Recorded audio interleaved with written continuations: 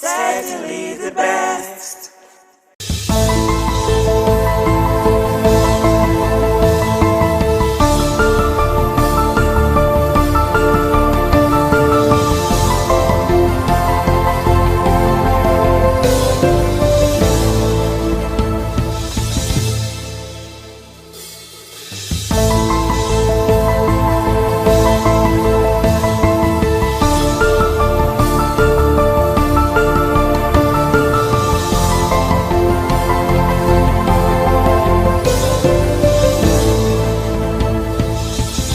Thanks for staying with us on the program Icons on Independent Television. My guest on the program today is an established health practitioner, Dr. Elizabeth Okorowa Okoje, popularly called Dr. O. Dr. O, it's good to have you on the program Icons on ITV. Thank you for having me. There's a part of your life that I'm also quite interested in about your impact in the medical field. Your dream was to go to the US and go to school. In a sense, that did not come on time. You went into business. And then, of course, somewhere along the line, babies started coming. And so share with us briefly your history, your journey in terms of your medical practice. Okay. So what happened was, after the clothing and the fashion and all of that, so I now saw that when they invited me to one big event, that devil always try to come into marriages. So my SA is not taking me. So the friend said, I will take you. The friend took me to this place to sell clothes, do all my thing. He was taking notes. Then he now went to Africa. I took their next flyer. They were advertising the next event. He took their flyer. Then the next event, nobody came to my shop. Then they said, we bought this $20 over there. And when there was him, I'm like, what? Your ex-husband? Like the friend that took me there. Okay, he said I was making money. When they had trying to undercut you. So when that came, I said, you know what can I do now? What can I do now? I said, okay, how about I go to travel and tourism school? Because they had it in the school I went to before to learn how to type. I asked them, they said, you can do it in 3 months. I did it in 3 months. Then I was looking for a job. Nigeria Airways was there. I went to sell myself in Nigeria Airways. Nigeria Airways said, yes, we can use you. So I started being like a leg worker for Nigeria Airways, bringing the tickets, selling tickets, going to events, telling people. Like an agent. Like an agent. Okay. I sell tickets now, Then from there, I saw this cruise line and travel. I went into there owned by an Italian man. So the man was so big, all had 2 daughters big. So I was the one now taking care of them. I'm an agent to work selling tickets but I will go out of my way. I'll hear the man coughing. I'll go there. Oh, Papa, you okay? I'll sit in. It's like a care job. Yes. Okay. No, I was an agent selling tickets. I mean, for the Italian man and his children, you said the man was on the big side. Yes, I wasn't there for that. Okay. That was just humanitarian part of me. Yes. Okay. So I will not prep him. I will not do this. I will not tell them, oh, don't eat too much. Don't eat small. So I would not see me talking to them like something that will happen tomorrow. So the man became so close to me. He said, you are my daughter now. You are my daughter that is slim. These ones are fat. Then before you know, one day I came to work.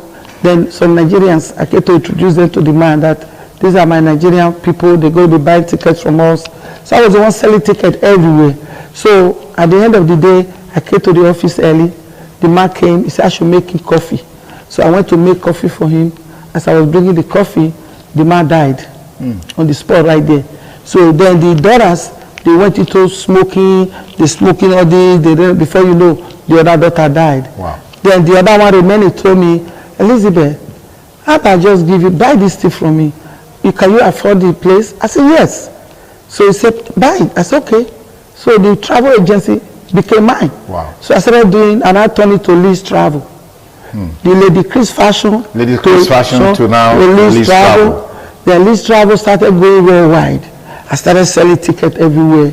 So from there, anybody that want to buy ticket, they must come to me. So I applied to be a consolidator. People look at my volumes, so they gave me the title to be a consolidator. They made my business to be a consolidator. Okay.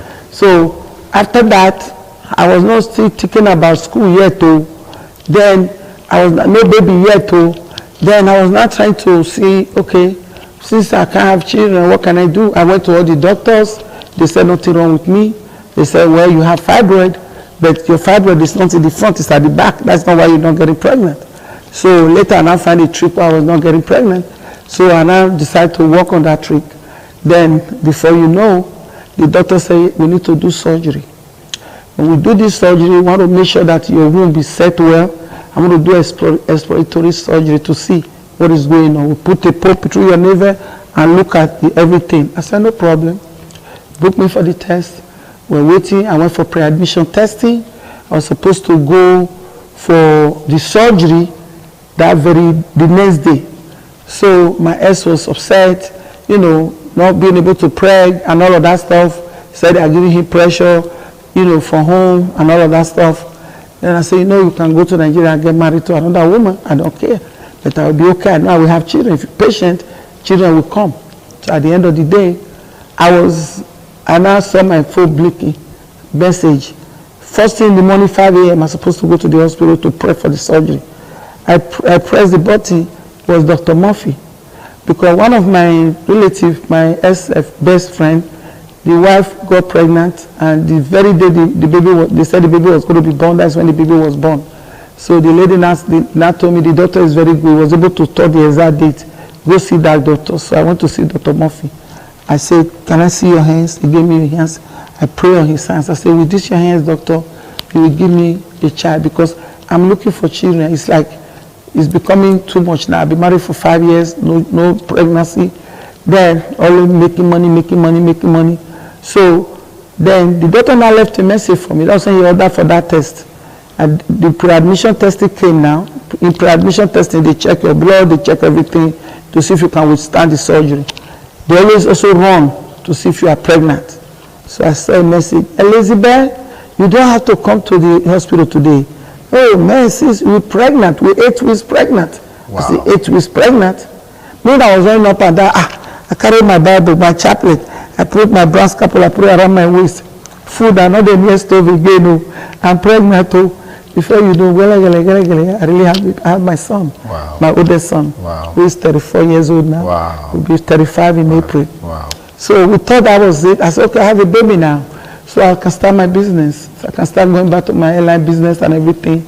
So before you know, I was just like doing business again, not even thinking about school again or even nothing. I started doing, the money was coming everywhere. Okay. So at the end of the day, I was so sick. And I was getting big in a very funny way. So then I called my doctor. I said, I don't feel good. He said, don't tell me you're pregnant again. So we went to do the test. They said, I'm pregnant. Then they now said, you are just 12 weeks pregnant. You just missed your period, right? I said, I didn't even remember whether, because I just had a baby. Yeah. So now, they now did the ultrasound. They came, they said, oh, the fibroids are getting big. You have a baby and so many fibroids, and the fibroid look like hot dog shape. I'm like, what? I go home, I started getting big. Look like a man, hair all over my body. And I was only like 2 months pregnant. So I called my doctor, I said, I can't move, I can't do nothing. We got to find out what is going on. This is not pregnancy. He said, okay, I'm in the office. Come to the office. I said, I can't. I have to call the ambulance to take me. They had to remove my door to take me to the doctor's office. When my doctor saw me, say, oh shit, what is going on with you? I said, I don't know. You say I'm pregnant. So they now run ultrasound. The doctor now just ran, the girl ran out. Went to call the doctor. The doctor said, oh my God, 1, 2, 3, triplets. Wow. Then my eyes say, wow, do they have triplets? I baby my hair. They born 3 babies. I never see this. So yeah, the doctor, they were planning, was telling the doctor, what can we do? The doctor said, well, there's something we can do. We can take 2 out and leave 1. I said, doctor, God forbid. He said, you know, we're thinking about you now, sister. That's my doctor. Because you have fibroids, you know, the babies will never survive. Yeah. I said, you are not my God. Give me your hands again. Should I pray for him? That's how they took me to the hospital. I was there for 5 months. Wow. I was in the hospital for 5 months. I didn't move. I was counting, and I was still doing my airline business. That was when I lost that business. The guy that was, when I had the baby, we were still in 1-bedroom apartment. And I said, we can't live like this. Babies crying everywhere, police coming every day. They think that my baby, I'm abusing my child. Yeah. When they call, they see that I have 4 kids. Yeah. So then I said, you know what? I told my ex, I said, you know, you remember I told you I was saving money. I said, I'll be saving money. Let's go buy a house. I found a house we can buy. He said, buy a house, okay? Where? For white neighborhood. No. I said, no, let's go there because we can't be in 1-bedroom apartment with these kids. So I went there. Before you know, everything just went through. Boom, boom, boom. Bought a beautiful house. The house, they say, it was $159,000. So I gave them $100,000. My husband was like, where did you see this money? I said, well, since money was all the time, I started to learn how to save because I know we have children. So before you know, I bought that house. We were in that house, triplex. My house was full. Everywhere, people coming and going. Wow. America, God bless America. Wow. Nurses, home-hearted, everybody. Me, I didn't really do nothing. What they were doing, they would just say, sit down. I would sit down, we just be pumping the milk in a gallon for kids. You know, at the end of the day, I went to, one of them called me. He said, for your mental health, what do you want to do? I said, I want to go to school. I always say I want to go to school. Then the pediatrician said, you should really go to school and become a pediatrician. Wow. Because I never took my kids to the doctor. Yeah. I checked them at home, do everything. So that's when you went into medical practice and studied? No, then when I wanted to go to school, yeah. I have a mentor, an uncle. Not really an uncle, it was a family friend. But he's a family friend. Okay. But he became my father now. Father, like a mentor. Yeah. Daddy Oshokbekai, Mike Oshokbekai. Okay. Very smart man. So, and he said, you know, I will take you to the university, King University. Because then I didn't have no papers yet. So I will guarantee you, because he went to that school with flying colors. I will guarantee you to go to the school.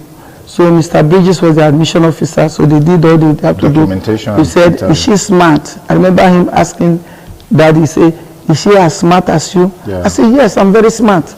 I said, anything I do now, if it's 4 years, I will do it 2 years. He said, no. And the maximum you can do, the minimum you can do is 3 years. Yeah. I said, okay, I'll do it 3 years. Then the uncle that said, you know what, don't go and be doing all those business administration, because I did home economics in college of education. Very good at it. Father Mesa used to use me to sing everywhere. So, and my uncle, Selo Jeme, may so rest in peace, and the wife is still alive. He was really there for me. He is the one that I say, you know what, I'm going to make him proud. You know what I mean? So he got me a job with NCE for level 8. What was my interview? And I got there, he just told them my niece know how to cook, my niece know how to dance. Father Mesa said, can you dance for us? I started dancing, flipping and all of that. They said, we got the job. So I was teaching in a dancing catering school in Benin City. Okay. So on that note, all that experiences that I went to America, I saw America, I thought America was good. Yeah. I gave my stuff out here. When I get to America, I'm going to buy another one. Get to America, press button, food will come. America is a struggle country. You have to be able to know what to do. You have to be able to make something out of nothing. As we conclude now, what's your advice to younger people who today believe that they want to enjoy the best of life, but that commensurate work, that hard work, that determination and commitment to make a difference is not there? People just still believe that you can go abroad and then pick the monies from the trees, pick the monies on the road, and then you are going to. In 1 minute, what's your advice? Okay. So what I would tell the yoga fools is that don't stay and let things come to you. You have to be the one to work and get it. Like I do motivational speaker actually. Okay. Go to universities, cities during the history month. Then I have my own talk show in America.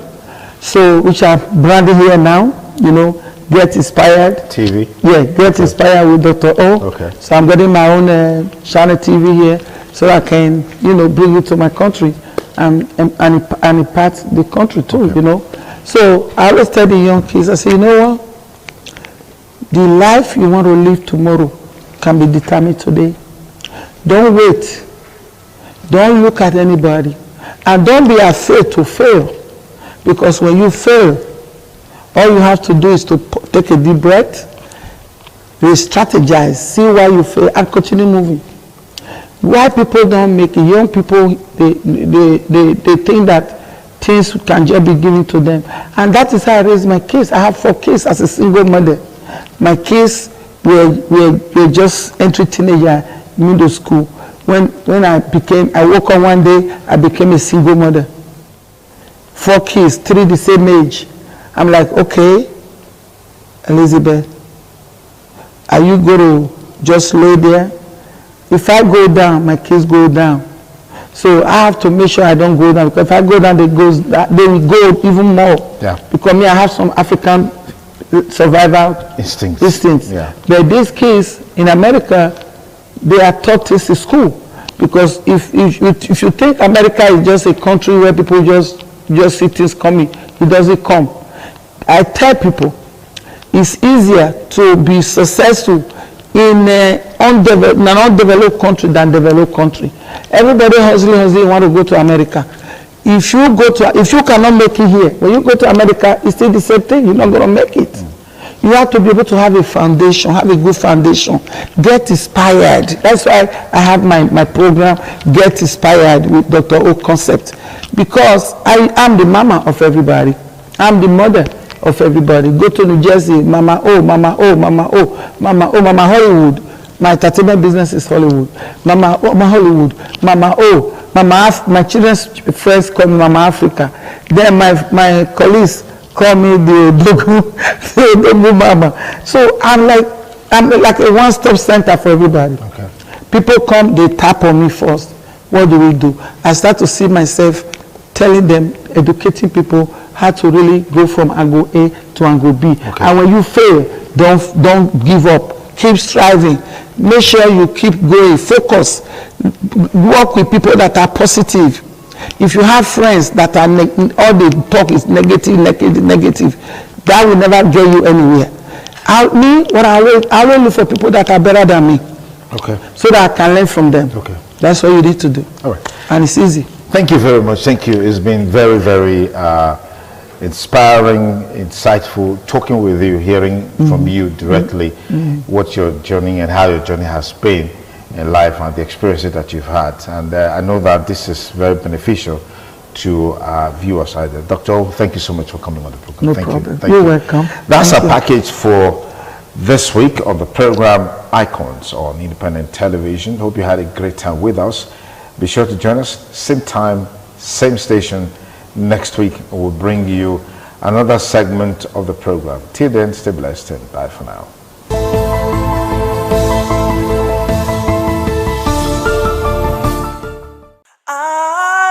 ITV, certainly the best.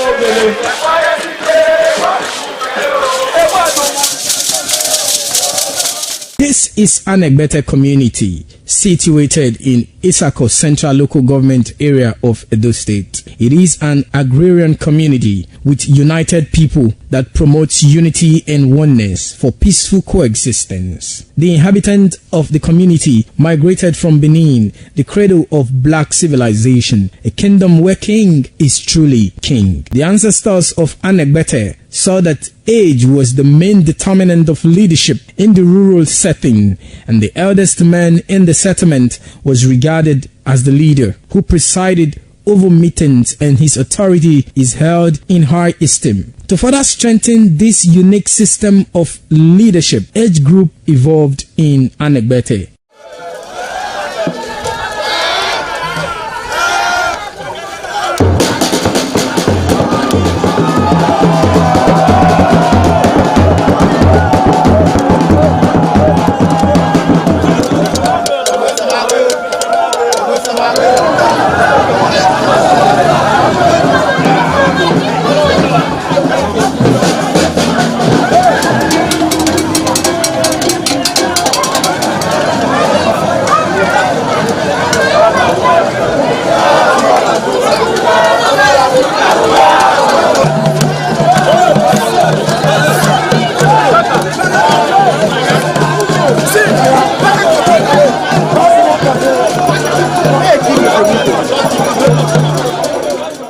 Anegbete, age group is categorized into two, that is, the common and the noble. Anegbete is rich in cultural heritage, as the community at noon saw the commitment of the festival with the first set roll out in beauty colors to showcase their might and strength, indicating their feet and ready for the responsibilities behold on them. The streets in the community with a feed up of young men and women adorned with the festival. Later, the royal family takes the stage as their children fight out royally and work in the community to showcase their might and fitness.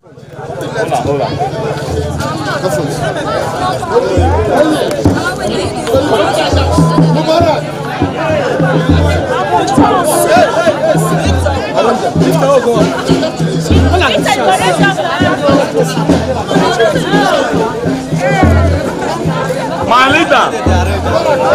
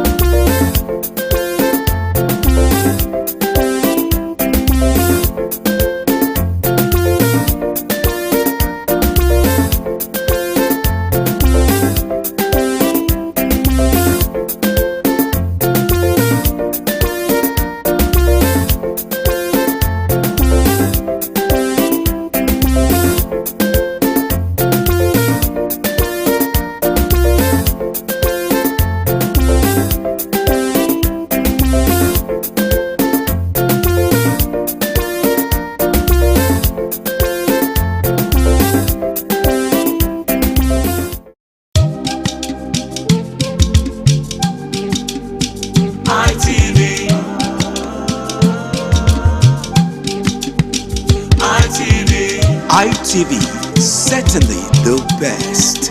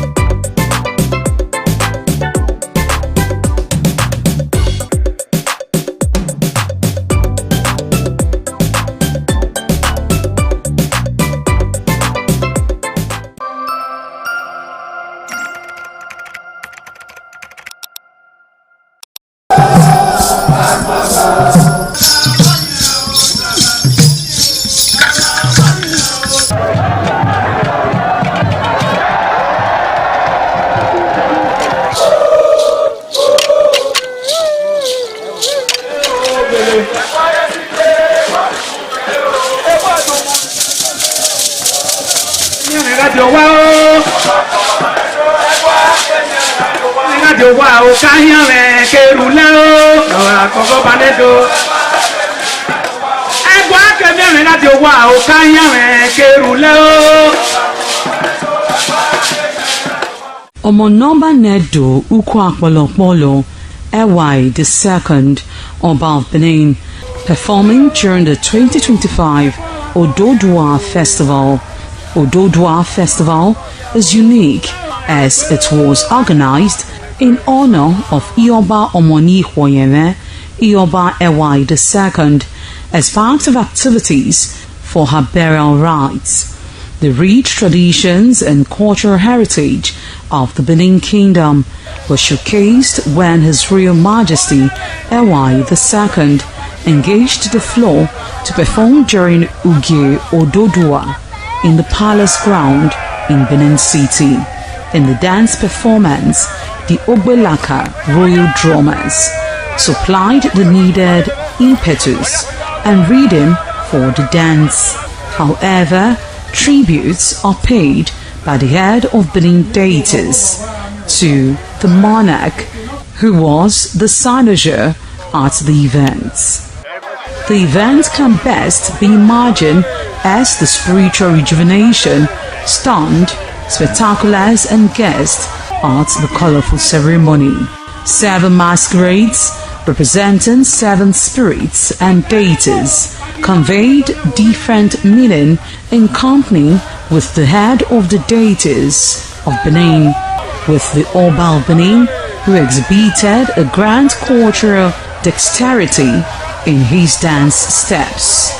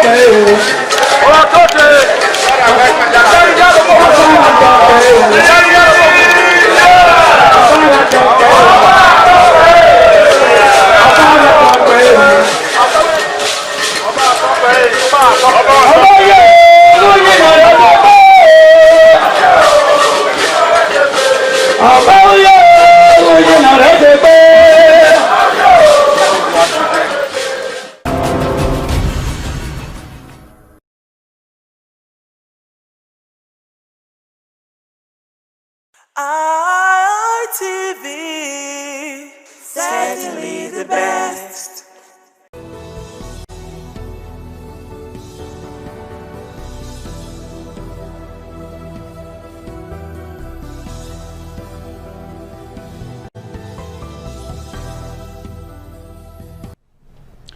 Much obliged to have you join us on the program Politics Today on independent television and radio. Apologies for bringing in the show behind time due to some unforeseen circumstances. We're here now. That's all that matters. Thank you for your understanding. Let's get the show started by looking at some of the stories we are following in the political landscape. Within the week, we saw veteran politician Rabiu Musa Kwankwaso officially defecting to the African Democratic Congress ADC from the New Nigeria People's Party NNPP, bringing with him significant political clout and stirring new momentum in the opposition coalition. The transition witnessed by party stalwarts and thousands of supporters in Kano State marks a high-profile shift in Nigeria's political pre-election arithmetic. On March 30, 2026, Kwankwaso completed his formal registration with the ADC at Gida Kwankwasia on Mela Road, Bompai in Kano, receiving his membership card in front of party leaders, supporters, members of the Kwankwasia movement, a grassroots network he cultivated over decades. All right. And then, as a follow-up to that story, the Independent National Electoral Commission, INEC, has removed the names of David Mark and Rauf Aregbesola from its official records as National Chairman and National Secretary of the African Democratic Congress. The electoral body also announced that it has suspended recognition of all factions within the party, including conventions and congresses, pending the resolution of ongoing legal disputes. INEC stated that the decision follows a deepening leadership crisis within the ADC, as well as a recent Court of Appeal judgment noting that it would remain neutral and be guided strictly by due process. The commission further disclosed that it will not recognize any individual claiming leadership of the party, including Nafiu Bala Gombe, until the matter is conclusively determined by the Federal High Court. According to INEC, it has received multiple legal communications from opposing factions, prompting the decision to halt engagement with all sides and avoid actions that could prejudice ongoing court proceedings. The development marks a significant escalation in the internal crisis within the ADC, raising concerns about the party's stability ahead of the 2027 general election. And on a final note, the African Democratic Congress ADC has called for the immediate recognition or sack of the chairman of the Independent National Electoral Commission, INEC, Professor Joash Amopiton, accusing the electoral body of partisanship and undermining Nigeria's democracy. Addressing a world press conference in Abuja on Friday, ADC National Chairman David Mark said the party had completely lost confidence in the electoral umpire, insisting that INEC's recent actions were unlawful and a direct assault on democratic principles and institutions. He alleged that the commission had taken sides in an internal party dispute and acted in contempt of a Court of Appeal ruling by withdrawing recognition of the party's leadership. Mark accused the administration of Bola Ahmed Tinubu of orchestrating a broader agenda to weaken opposition parties ahead of the 2027 elections. According to him, the move was aimed at creating a political environment where the ruling party emerges as the only viable option despite rising insecurity and economic crisis across the country. And of course, Femi Falana has projected, prophesied, postulated that it's very possible that in 2027 we may just have only one presidential candidate in view of what is happening in the country. Yesterday, the APC in Edo State held its primaries for the local government elections. While some have emerged as the flag bearers of their party, others are licking their wounds Others are concerned that the exercise did not follow due process in line with democratic institution. Perhaps we're going to see more of those reactions coming up in the days ahead of the local government election. Welcome on board the program Politics Today. I'm Sonny Duke Okosu. My guest live with me in the studio is Comrade Collins Amade Osaga, a chieftain of the APC, political analyst and a grassroots politician. Thank you for joining us. Thank you very much, Sonny Duke, listener and viewers at home. Good morning to all of you. We also have with us on the program Christopher Ojekere. He is the ADC Media Coordinator at the State Chapter. Christopher Ojekere, thank you for joining us on the program Politics Today. Good to see you. Yeah, thank you, Sonny. Good morning, and thank you for having me here. Fantastic. Okay, let's get started with some of the pressing issues. We'll start at the national level and then we'll cascade to the local level. And the drama that is ensuing around the ADC is something to talk about, with the INEC chairman refusing to continue to recognize the leadership of the ADC, and of course suspending all engagement with all the different factions.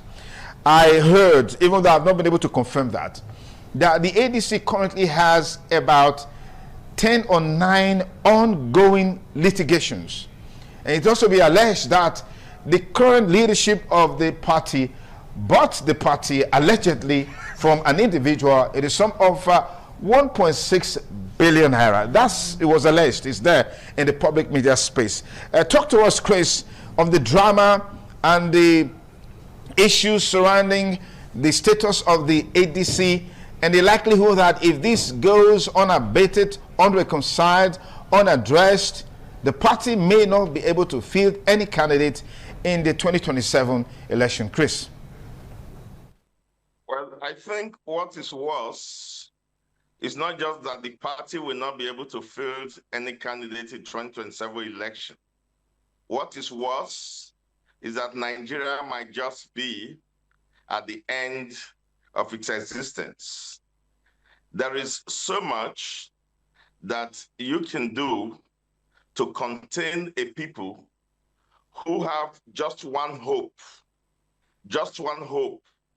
to escape from your tyranny and your fascism and all the deleterious policies as a government put upon the people.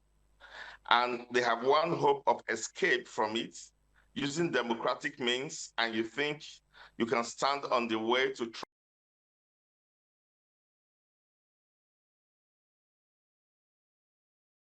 is going to participate in the 2027 elections. Nigeria of the mind, they are gravitating towards the ADC, and that nobody can stop. Nobody owns this country. We are watching a narrative that is such a sad narrative, that is so embarrassing, that a professor of law, so-called, or a professor of whatever discipline Amopitan might have or might be, cannot understand simple judgment of the courts. He cannot understand the simple meaning of the return to status quo ante the loan. It is embarrassing that he is pretending that he doesn't know what we all know, that is being twisted by the APC government to create confusion and introduce the kind of anarchy the nation is yet to see, similar to what we saw that led to the Nigerian Civil War. We are not going to paper over this, and we are not going to be criminality. We are going to meet criminality with the measured force and the measured resistance that criminality in governance and in high places, deserves in this country. We are not the political party that he thinks that he can bring in his goons and his lackeys to come and destroy, because, as we have said severally, it is APC against the Nigerian people.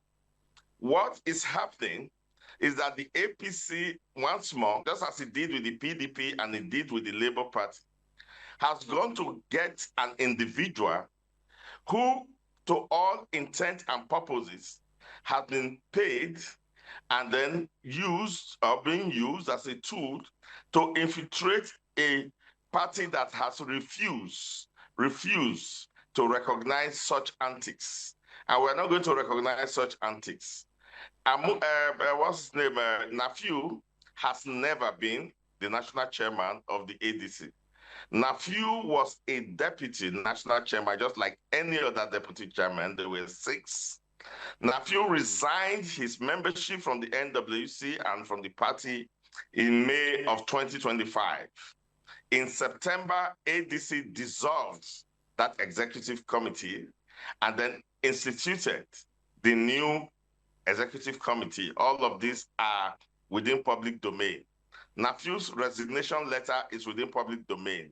Nafiu's own comment on his Facebook, praising that dissolution, praising the ADC the coalition from coming into the ADC under the leadership of David Mark and Rauf Aregbesola, I'm quoting his words, are all on the public space. So what the appeal court was simply saying in response to our letter was that because the substantive case has not been heard in the federal courts, we should go back to the federal court to go and hear the case. But in the meantime, let everything remain the way it is. And the way it was, or the way it is that David Mark was the chairman of the party and Rauf Aregbesola, the secretary of the party. Okay. That a so-called professor cannot understand such simple interpretation is another sad narrative in this circus that we call Nigeria. We are not going to be...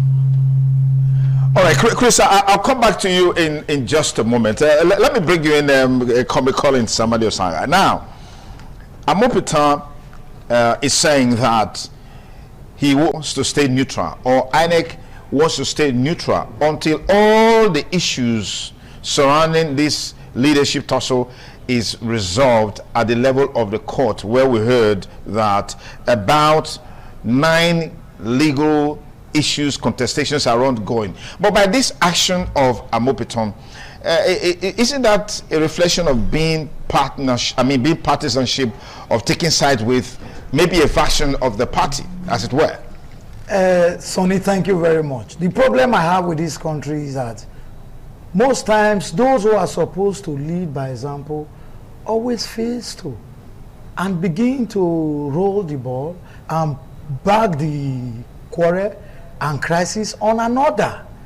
This same INEC chairman refuses to recognize the nephew-led team, even when they got an injunction for David Mark and his gang not to be recognized.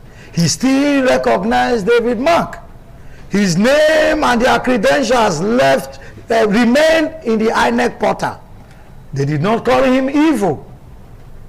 Now, when another judgment now came, at this point, I think his hands are tied. It's obvious, and he stated the obvious. Now, if you are decamping or moving to another party, must you people take charge of the whole leadership? Now, can the previous leadership not continue and you join your force with them and get what you want? Must you push everybody away? These are the problem. You come in, you want to take it all. The same character they exhibited with Labour Party, the same character they exhibited in the so-called NNPP, because NNPP, they even went to meet them, Kwakwaso and his team. You don't just continue to invade and want to take all. There should be a way you make balances. Even if your new team has some force, you can share and you get the result. Well, this leadership you're talking about resigned their leadership position in the party, paving a way for this new leadership. You said, I resign. What if I was coerced to resign? What if I resign at gunpoint? But nobody's saying that. Nobody has said that. I am coming. Yes. The same person you alleged that resigned have told you he did not resign. That is not his signature. So, would you cry more than the bereaved? The problem we have, no matter how you have even commit yourself to party, when your opinion begin to differ, they begin to see you as an enemy. They begin to see you as one who is faulty. Let's leave INEC out of this. He that must come to equity must come with clean hands. How clean are the hands of David Mark, El-Rufai, the Obis, and the Atikus? What is pursuing them from their party? Why will you always create crisis and run away? Can't they manage crisis? Can't they resolve issues? Were any of them suspended from the party? Were any of them pushed out from the party? And now that become a merit on which they move to another party. They've created a problem that they cannot solve and they run away. You run to a new home, you want to send everybody on exile in 1 week. No. No. It's not done anywhere. Must Aregbe Shola be secretary? Why not David Mark, chairman, then the nephew team being secretary? Assumingly, because those are the old pioneers. Because that was exactly what they did in the Labour Party. You want to have it all. That was exactly what Atiku do. You want primary. They told you, let us be magnanimous in this victory. Let us open arms. You said no. He will fight me later. Wike will fight me later. Then you brought someone else. And the people you bring are always of little minds. They cannot stay. They cannot weigh war.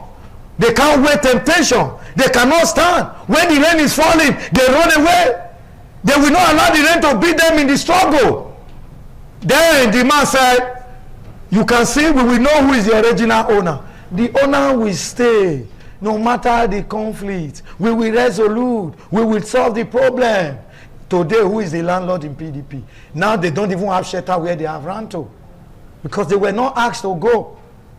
Why didn't you give Wike, for example, that slot to be deputy, and you made your force together, like what you saw in Edo when we had our primary? In short, we had 2 primary. His Excellency, the deputy governor, was pacified. I said, okay, what we need is to bring about good governance. Okay, you have already gone to the court. Please move out of the court and let us work together. That is the development you are seeing today in Edo. Dennis, a very loyal man to his master. They are working in collaboration, even though the third force within the system have tried over the time to create discord between them, to say stories where they are not. But I'm sure the governor, either he believes them or he doesn't believe them, but I believe he has not believed them. Okay. That is why they are still working together. Right. That is how a system should work. I'll come back to you. Chris, let me bring you back again. The INEC chairman, Professor Joash Amopitan, is a very seasoned legal icon who's been teaching law for a long time. And I think it was Solomon Lalong who attested to the fact that it was his law teacher back then in his university days. Will it not be better to play safe against the background of these parallel litigations and legal tussles that are going on, so we don't have a situation that emerged like the Zamfara case? And I think there was another state like that a similar thing happened. Plateau State, Zamfara State, and even River State. I mean, is it wrong to play safe? Because I heard you say this is the efforts or the strategy by the government of the day to weaken the opposition and destroy democratic institutions. Can you substantiate these claims that you're making? All right, Sonny, 2 points. Number one, we have pretended long enough in this country, and that is why you have found that evil have thriven, because good men do nothing. This time, good men are going to do things. Now, if Amopita, as a law professor, had always interpreted the law like this, then we should send all his students back to school, because he has misled law. Number two, it is not in the position of INEC chairman, who is just an administrative officer of an institution, to begin to interpret, adjudicate on cases and on laws. The law speaks for itself. The law was very clear. Return back to status quo. Was Nafiu in any way, in any position, had been in the position where status quo will involve him? Nafiu was never national chairman.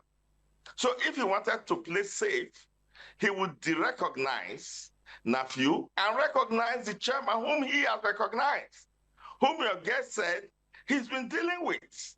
As the chairman, that's the status quo. Why would you now misinterpret the word status quo to mean that we should go back to a state of no governance? To a state of no state. Just a moment, Chris. We'll take a break for the news headlines and we'll be back with you so you can establish the points that you're making. Please stay with us. Thanks again for rejoining us. Program is still Politics Today on Independent Television and Radio. We've got Christopher Ojekere, the ADC Media Coordinator at the state, joining us virtually. Chris, you were saying, just quickly anchor the points you were making.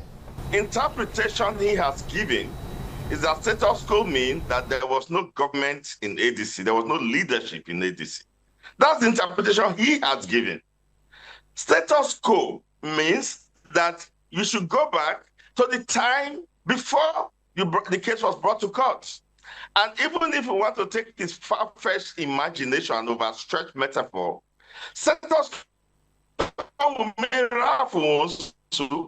who was there before David? So how does status quo translate to derecognition of a status quo that existed? If that is the law, he should stop parading himself as a professor of law. That's an insult to our legal institution and our law schools. As far as I'm concerned now, I'm a better, knowledgeable person in law than he, and I'm not a lawyer.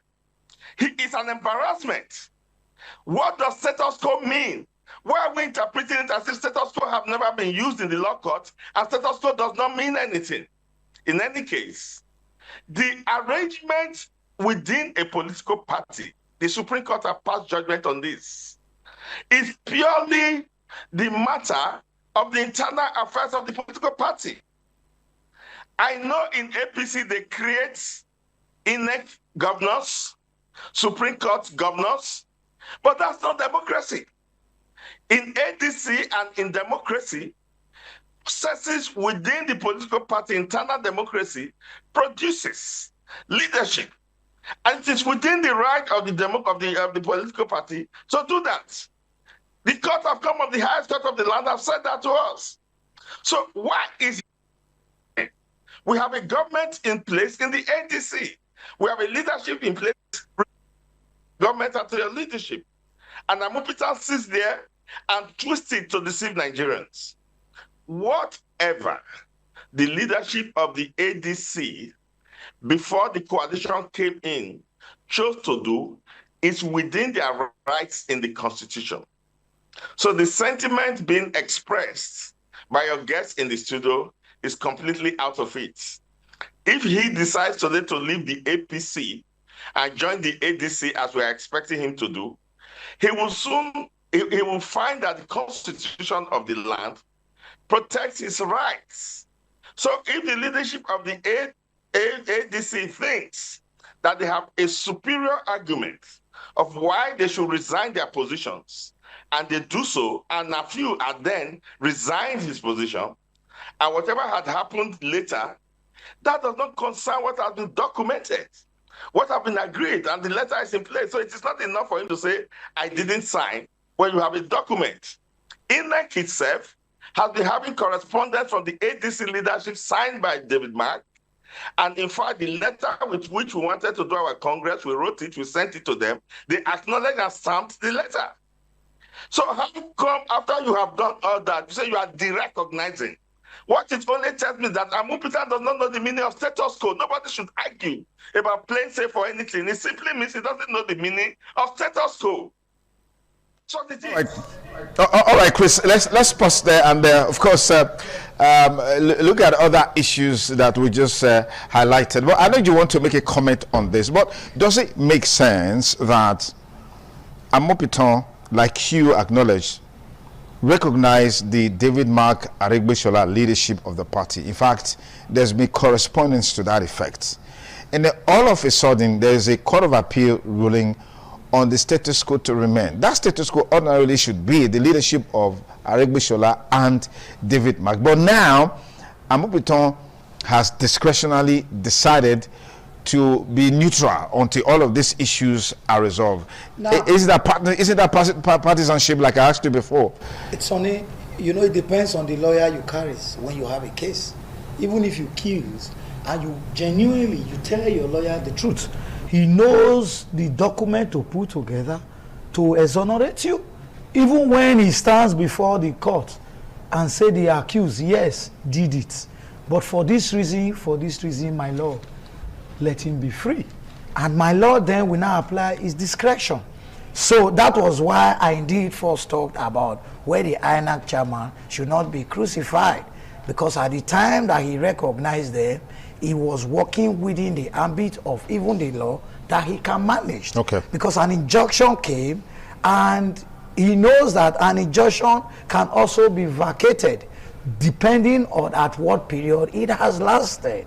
And he continually recognized David Mark and the other nephew session were protested to INEC that they had a judgment. How come you have refused? So why did he maintain that consistency? I am coming. Yeah. Why come he hasn't yielded? Then the INEC legal team, probably, because I wasn't there, had looked into the issue and advised. And at the time you had to visit the portal and change these people's name, you must have local standing for it. Okay. Now he did not. When another full judgment now came, this is no more interim interlocutory. This is now a pure statement that the status quo should remain. Remain means before it started.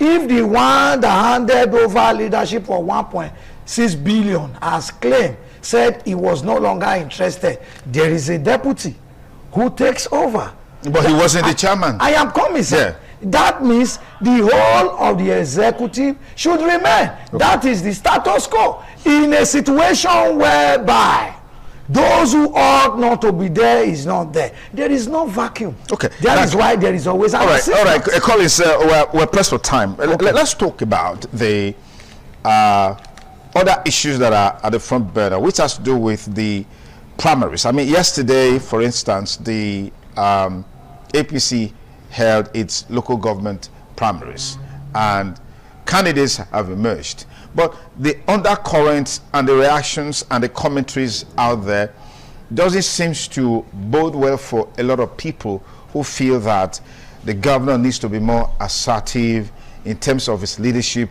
within the party, and then the party leadership needs to be more democratic, fair, equitable, transparency in the dealings within the party. I mean, I witnessed, I covered a story that was on Friday where some women groups mobilized, and their protest line was that women were being marginalized and that there was a promise for women to get at least 60% of elective positions, and that from even some of the women that came out to register their interest, they are not being given attention. There are clandestine moves to circumvent that process. Let me get your reactions on this.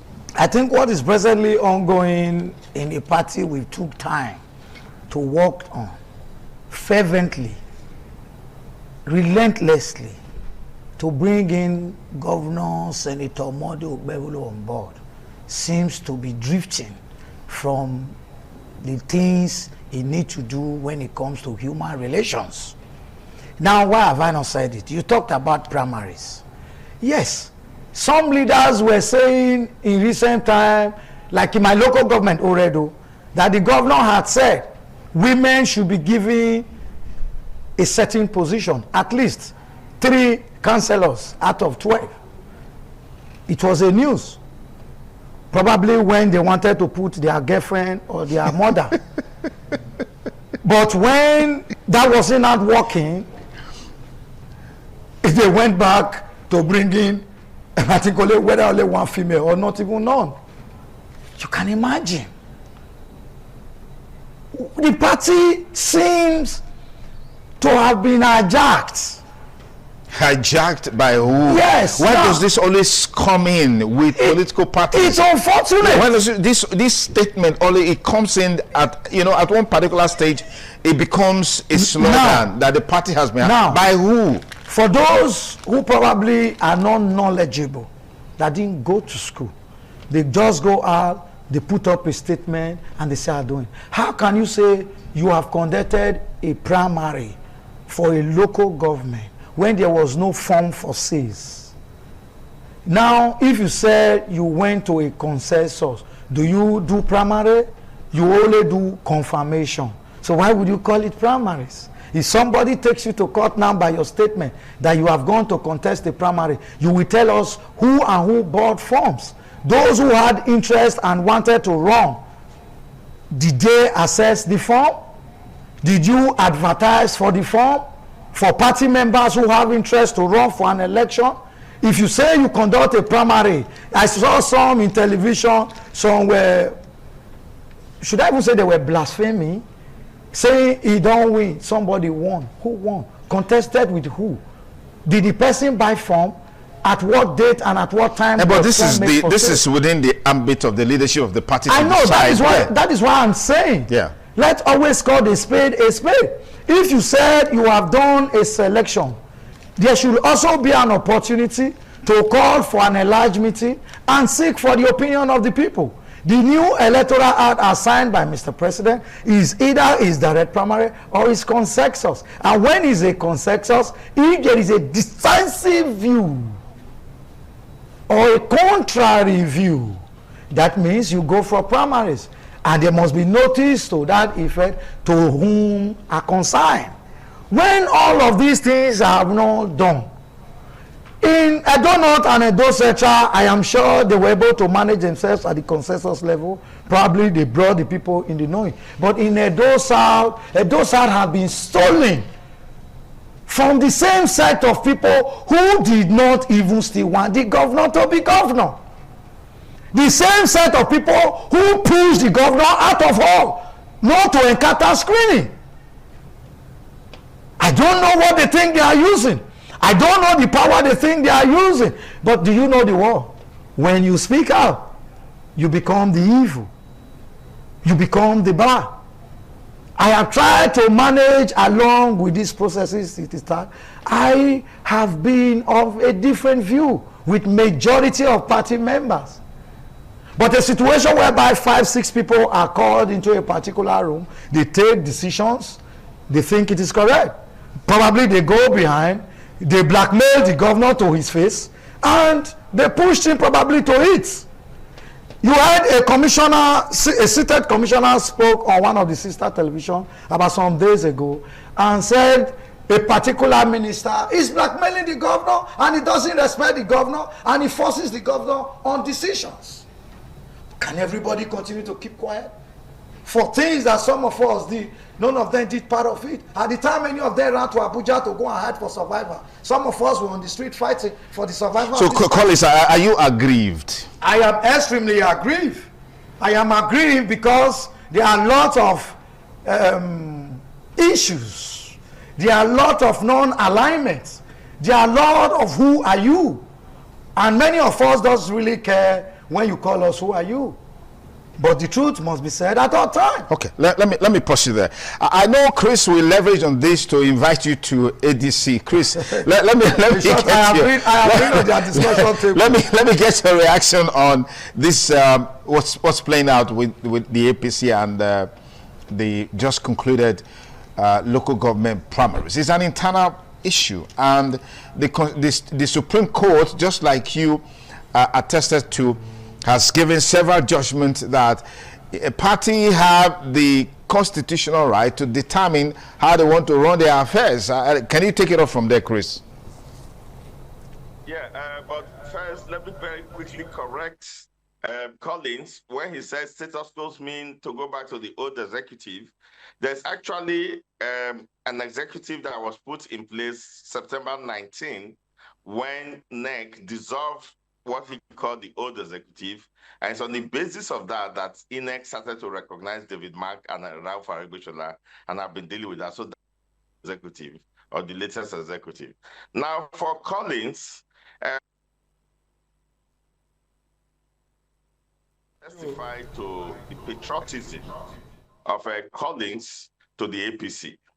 Collins has been there fighting, defending. Sometimes people who come on set with him have to create a distance because they feel threatened that he might punch them on the nose, defending the APC. So if Collins is here today and is telling us this, we should believe him. The APC, of course, absolutely has no power and have no decorum, have no competence to be able to conduct any primaries of any kind, because, you know, that's how the party just is. But at least there should be a certain degree of semblance. Not this kind of brazen thing that we find where a few people sit down and call themselves the owners of the party, and then they tell other members to go to hell. In that particular case, we share a common ideology. That's what ADC stands for. And that's why he's going to come to ADC, because he sincerely believes in the ideology of democracy, that things should be done. The APC continually disappoints its membership. Continually, you see, they have this attitude of talking down, acting down, smashing down their members. And that's why they don't want ADC to survive, because they find that in ADC there's egalitarianism. There is room for the grassroots to be heard, for the grassroots opinion to be taken into consideration as it's been taken. So they don't want another party, an opposition party, to survive so that they can destroy their own members and destroy all other people. And the few oligarchs, those few cabals, those fascists will be the only ones controlling the entire country. All men of democracy and of goodwill who believe in democracy and internal party democracy must rise up. Remove the terms now, and let us rise up against these people who are wired to think only of that kind of monarchical system as democracy. So what is happening right now in APC is highly condemnable. And it's even more so when it's coming under the regime of Lucky Monday Okpebholo, who is still struggling with legitimacy of whether he ever won an election or not. So he's not helping the APC. Chris, there's something I want to ask you. Why is it that at the onset, everything seems to be normal and proper?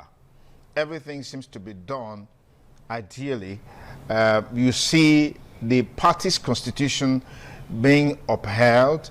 You have equity, you have fairness, you have justice, you have transparency. Every known indices of democratic development is upheld within the party, like you are saying now with the ADC.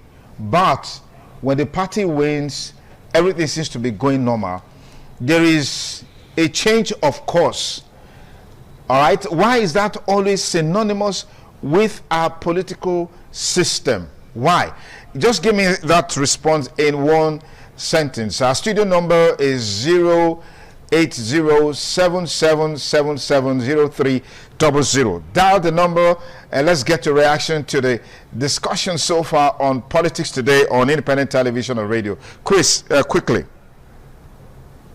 Because within political party are always men who become so greedy, who become so, who are so overreaching that they now think they cannot manage success. So when success comes, they now think that they are the ones that created the success. They forget the people who brought in the success. And that's why the people must become enlightened about this and must find ways, like Collins is doing so, to remind them that it was the people who brought in the success and not them. They were beneficiaries of the success, and now they want to play God. They want to think that they are the only ones who brought it. The people must resist them or bring them down so that they will know that they are mere mortals and no God at all. Thank you, Chris. Let's take this call. Hello, caller. Good morning. What's your name? Yes, good morning. What's your name and where are you calling us from? We can barely hear you. Listen like the... Ultimate great. Okay, go ahead. Let's hear you.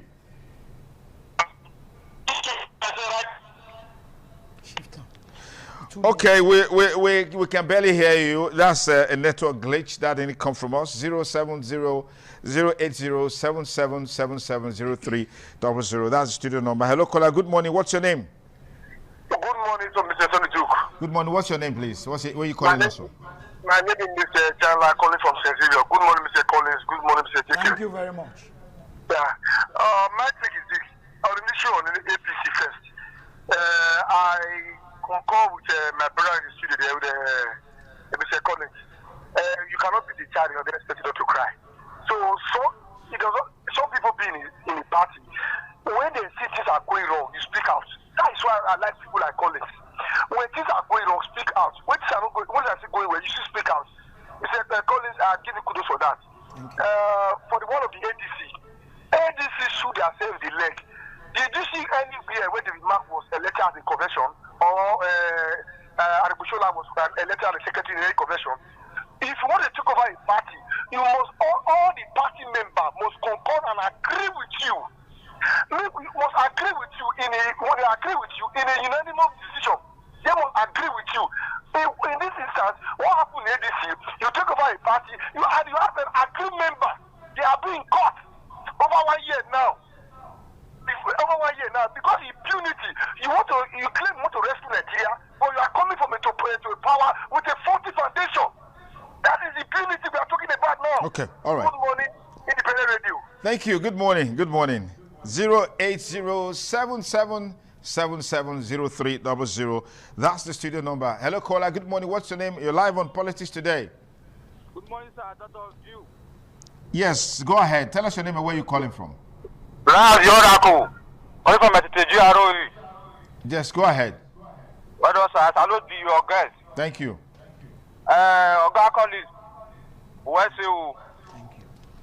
we must live a life of justice, life of wisdom, moderation, and courage to speak truth to power, no matter how you place.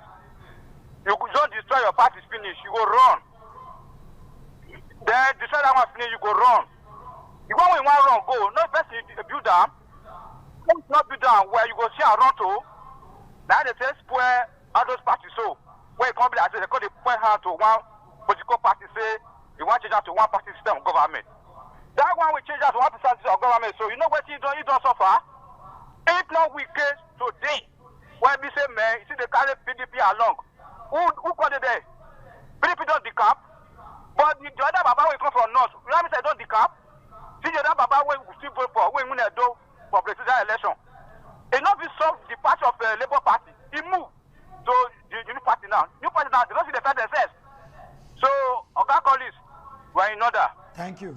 Okay, 080-7777-0300 is the line.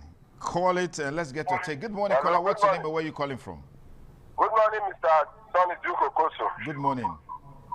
My name is Solomon Ataga. Solomon Ataga, please go ahead. What a funny situation Nigeria find themselves. This INEC was the one that accepted the list by David Mark without looking further the situation of the issue. The secret is very simple. The ruling party today, I have an advice for them. What they galvanize with is the president power they have. They are not even organized. They have a crisis which they cannot speak out. We are in a position where when you speak out, either they remove you overnight or they take you to Abuja by DSS. So you have no choice but to live by the idea of one man. The party of a country is living by the ideology of one man, and they are clapping for that. My take is very simple. INEC chairman should do the standing of cancelling opposition. Nigeria will not accept that. Look at what is going on in Edo State now. We have different leadership. Assuming you people does not have this federal power, I believe INEC will come in and say this is not the right way to do. So we are not baby. If we let romance be taken the way we want it, we that is seeking for justice, are we following by justice? What Wike is doing by now? By now, INEC supposed to expel Wike as from PDP member. But they are still the one, Wike is still the one recognizing. As the party, what does that mean to democracy? I want you people to answer me. Okay, thank you. Our time is up, but let me get to take now. These issues that we see has always been issues of poor leadership in the political party. How do you think we can eradicate this menace? First, I think the people must take destiny in their hands as usual, and that is why no matter the party that is in power, people like us have always been in opposition, fighting, not minding the gold that is in the other side. But unfortunately, even when there was not the gold for us to eat from, some people have bent that we will not be part of it. But that's the God owns life. Now, when, especially in Edo South where I come from, the unfortunate thing is that those who call themselves leaders, those who tell themselves that fly a private jet, no matter how small is the position that will even come out, for the ordinary people to participate, they will give it to their children. They themselves have a position. They are contractors. So the people who have been there had no role to play. Go to each ministries, go to places and go and see the way they are all diving into contracts. Yet position will come, they give it to their sons or daughters or girlfriend or wives. And you think this is how we want to build the Nigerian we are advocating for? We are saying people with capacity should be in the system. People who advocated the policies of the party should be in the system. So when the system wants to fail, they can indeed say, this AYZ we told to the masses. Okay. This AYZ we must do. Okay, thank you, Collins. I don't know if Chris is still there. Chris, you want to give us a parting shot before we close the show, Chris? Just to quickly correct the young man who said David Mark did not come in by convention. You cannot come in by convention until the tenure of the people is over. So when they will come in, they call them caretaker transition committee, which is what it is. It is that caretaker transition committee. When the end of that tenure comes, you will now do a convention. So when the people resigned, David Mark and Aregbesola in September 29 came in as a caretaker transition committee, and that's why INEC recognized them. Now to do a convention that will put them there, the ruling party is afraid that if as a transition committee, they can bring in people like Peter Obi, people like... The ruling party is saying that you guys should sort out your problems and start calling them into it. Anyway, thank you, Chris, for your time. Collins, thank you so much for your time. That's our program for today on the show, Politics Today on Independent Television and Radio. Be sure to join us next week, Saturday. Thank you for joining us, all our viewers and listeners across the world.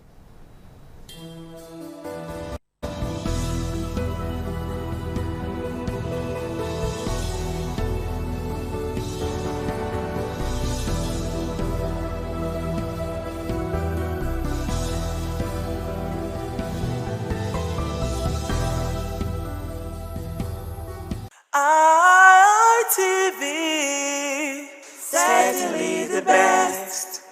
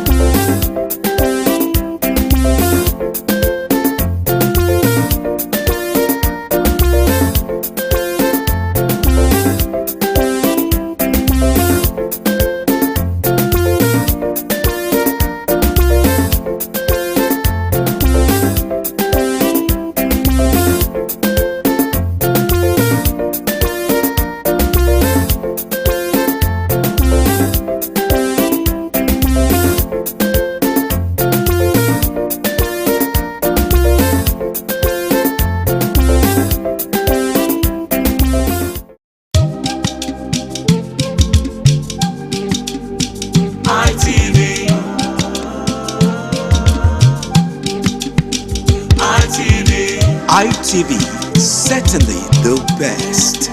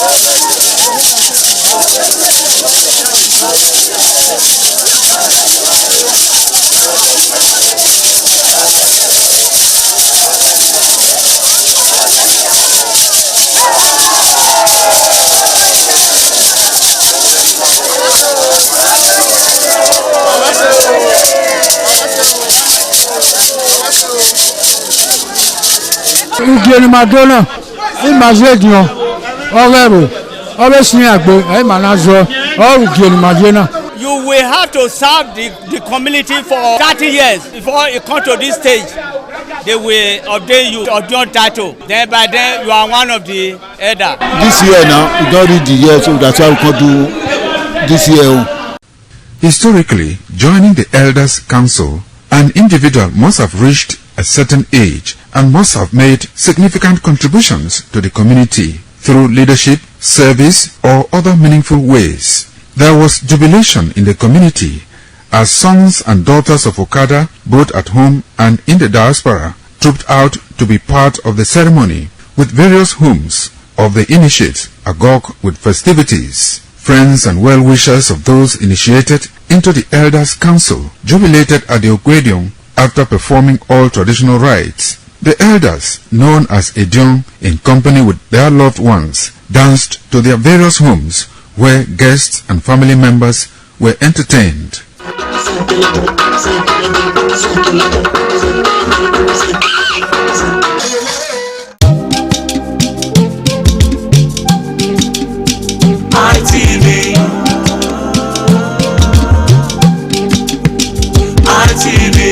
ITV, certainly the best.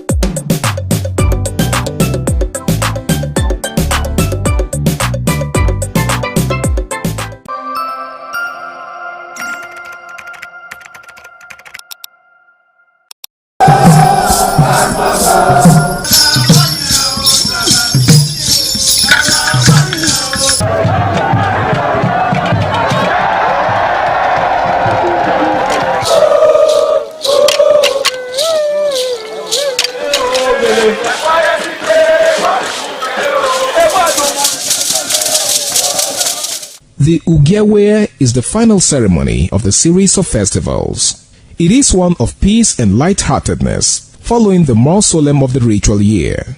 Ugiawe is the festival of the Ewe leaves, a symbol of good luck and joy. It is the most popular of all that heralds the dawn of a Benin New Year, new vow, newness of life and freshness of life, and a new hope for the future. In the evening, the Ewe leaves are presented to the Oba of Benin in grand style in a colorful ceremony. The Ihogbe society, amidst singing and dancing, bring the sacred leaves that symbolize good luck, blessings, peace, and prosperity. Each of the senior members of the Ihogbe proceeds to give the sacred leaves directly to the Oba of Benin, and others put theirs at his feet.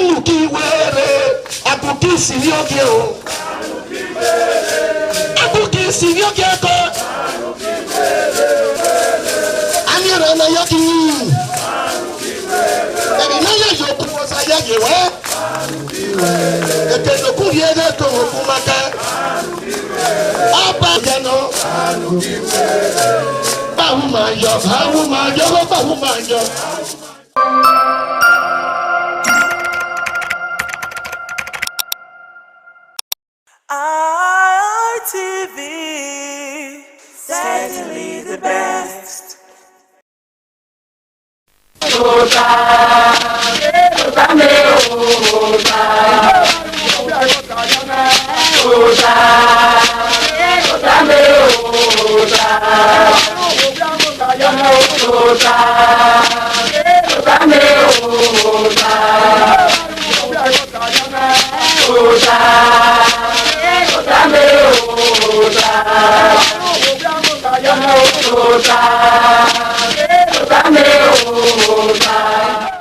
Waya bota now. Give bota let's why anyone. Give bota the na. Oye gbon. E ma ro na wa te oye gbon ogun ere. Oye gbon ma jabu. O me no sie na he yi. Uwe udini won e ma yin kan. Oye gbon. De no so lowo wa. Odo olowo ni ma yo bi ma si. No ma gi ma dolo yi. No masi yi ma gbe no si kema oti oma orí yoma owó fọma oye gbo ma ya awo tu bo oye bo we sa bo la wo imayo bi ma si no ma ge gbe ma ise ke no pe ni are wa na ogun egbon ye oye gbo ma na o te me pastor Calvary na mo ibi edun no go me wa ya bi me kai wa bi down yo wa bi total ofun igbo sa obago yaro obaga tokpe ise ore wa teme Victor Bizigbe do na uzomo tai we do na akuko ami no rere okienu mi na ri do aziye na gbon na we na pe fi aye na do pe soru abo awon pataki mo ho na gbon kan de ni no kan oyin gbo won wa ya ka bo ra hoyo to nda wa he menwa e bo wa yo pin yo ngwa ho wa ya nwa bene eruhi gbo ma na bene ya zore imuna no ati be imuna ni ma oba tokpe ise me so bo se je no bi e o no rie do ba yo kai o we do ya fe e go tu wa ya o ba to pe ise ni wa oye bon e ma gwa ka wo oye bon wa ya ka wọ́n sọ wẹ̀ bọ́ yà wẹ̀ gbọ́n ká òye gbọ́n òye gbọ́n ọ̀sẹ̀ bẹ̀ lọ́wọ́ ní wẹ̀gẹ́ wẹ̀sẹ̀ ọ̀sẹ̀ bẹ̀ nù wẹ̀ náà hẹ́ nìní ní màá rí ẹ̀bá wẹ̀ òye gbọ́n gèmí náà fi. lọ́wọ́ wa sẹ́ kàkà ní gbẹ́ ọ̀tẹ̀ mẹ́. ẹ̀dọ́ yà ìpìtàn wẹ̀ ọ̀wọ́n ẹgẹ́ fi ẹ̀wù bì ọgbẹ́ fi ẹ̀wù bì bẹ̀tẹ̀ ọ̀rọ̀ àwọn ọ̀gá ẹ̀rọ bì.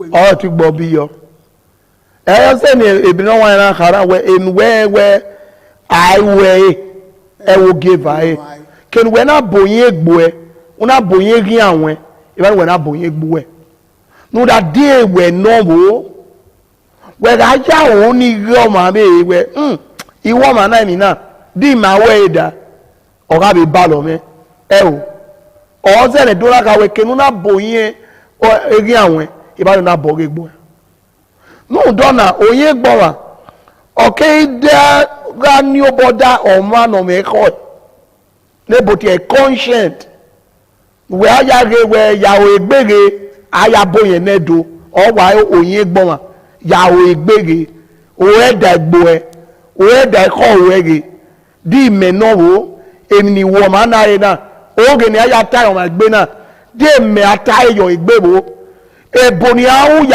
ya siomana koto di me omake asi koto rabo amere ni memuna di me ogo me amu yaga be ni arabo o yin gboma we ka boyin no ka egbu ene o ke aboyin we ma be then we are na ka we e na ma wa gbewa do na we bo ya to ka pa bebi no wan e do pagire ijesu ga re fon pa na total o ke wa ge a Pharisees iya wa ko pa de tete iya bi gbe mo bo iya ri se ba ya ko se ba ya nyaga pon yo eru ne bo kina iya gbe ti amu e bo ge ina wa ka we Jesu we magana okuo na ima wa mu e be okpi ai ma mu okpi amu e iya ga we mi odo wa me iya we iya adultery o ko no wu Jesu mazeyo ona agbe mi voto egbe maga ona wonu da uyi oge Moses ka iwo gbon aberi ona mu egbo ge beri o da ba firu gbegbe na gbe wa Jesu na agbe mi yoto de ni aze nwa ne mana unda ye mi no ri e ko we iya mo ho ni iya mo ho ni ope ni ake mo we Jesu mi one we be ni ayare e ogesi na gbe wa ya to bi aboyo ho na ne gbogbo ekeyan ege Jesu ya tun mu ona wa o akoma no re ma no ewi ye ma ye ka wo hode ye ma ye we no so na we no fi gbe no ka ona yi go na ona na go na dado na so afilu gbe oge akwa nda oye bu egbe ene iya to bi ana kwo yi ade we na ta we na do ta we oji keke wi eri eke wa ya moje ere utapa moji keke o moje we no bo no we bo ekwa be gboma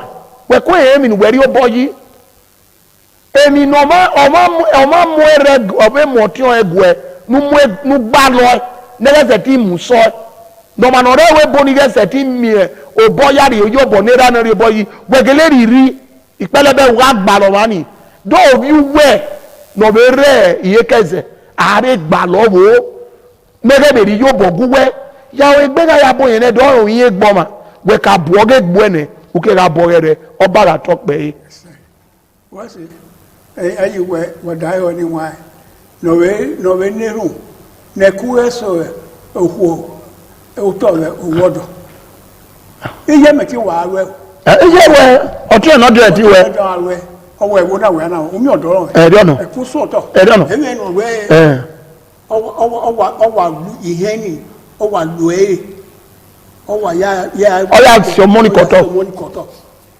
oye gbo wa no no we ne buwe uwe no we tie na we mo ara we o ko ni e be ga wi yen ga ka we e bo wi yen na Oh, yeah, also, I'll tell you. I will photo. Man, oh, here go on my ego cannon. The boy can as the book empathy. Empathy. Where your way day way. I will not die. Ewani buma na te oyin gboma yan ma yan ka bo re gbe yan ake boro ma be bewa ya yo bo ni wa me bo ni de bo ma no o ayo o ye ke ru da ita paro na na ta we o wa na mu diana me no ku odu e ni re o bo no mu dia o han no wa we me we no ku gbe o do re o bu we be ye bo Ebona were blessed are those who view objects from different angles. Okore.